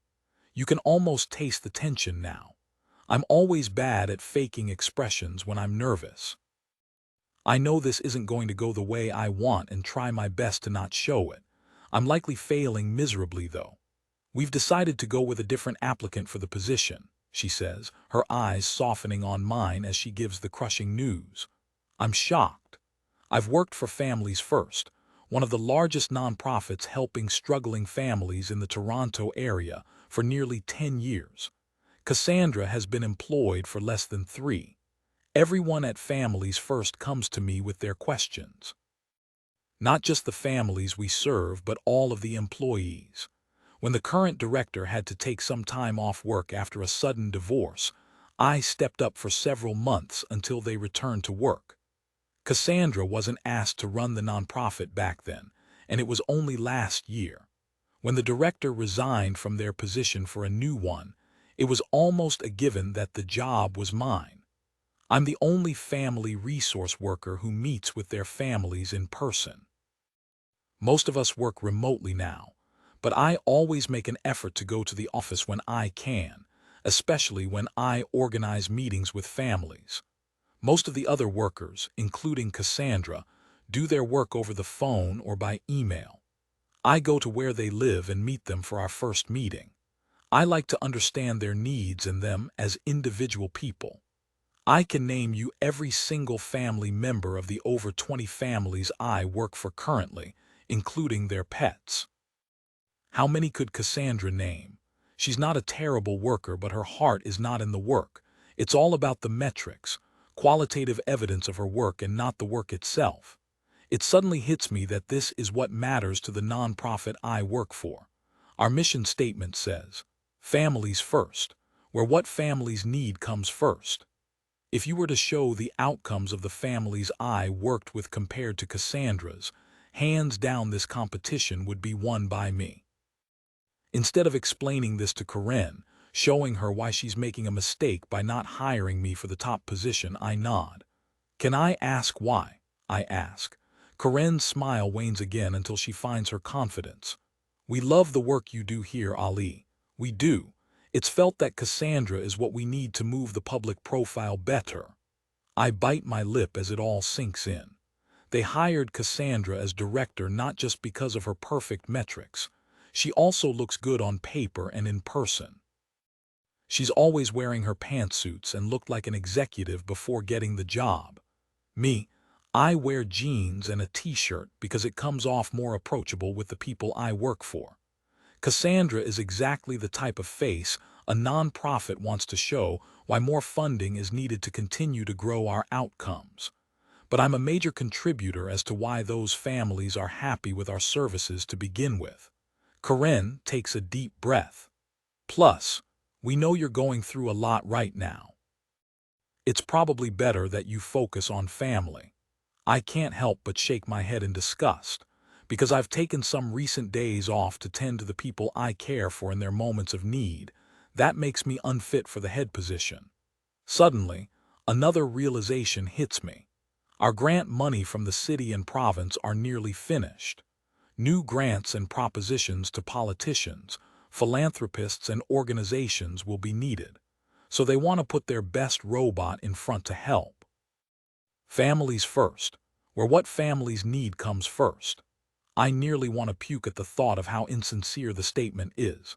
Money is what matters most to these people, not a leader who takes the work we do seriously, who passionately does everything they can to help the families who need it. The fakeness of Families First, a non-profit I've put a decade into, strikes me like a slap across the face. Looking at the fake smile on Corinne's face is making me even more annoyed. I understand, I say. I stand up, indicating that I'm ready to leave. No reason to stay in this room. I was hoping to offer you a new position, though, Corinne says. We want to make you the team lead of family resource workers. In the 10 years I've been here, we've never had such a position. All of us have our caseloads and answer directly to the director. It's a position we want to make for you, Ali, Corinne says. I turn to her. What would I be doing in this position? Corinne nods and smiles. Well, the rest of the team would come to you with their questions or concerns, and you would assist them as needed. You'd maintain and keep a caseload of families as well. You'd still meet with Cassandra together as a team. The position comes with a $2,000 pay increase. I almost scoff in response, but even I'm surprised at how well I don't immediately react. Basically, I'd be doing the same thing I am now, but with a small pay increase. Can I think about this? I ask.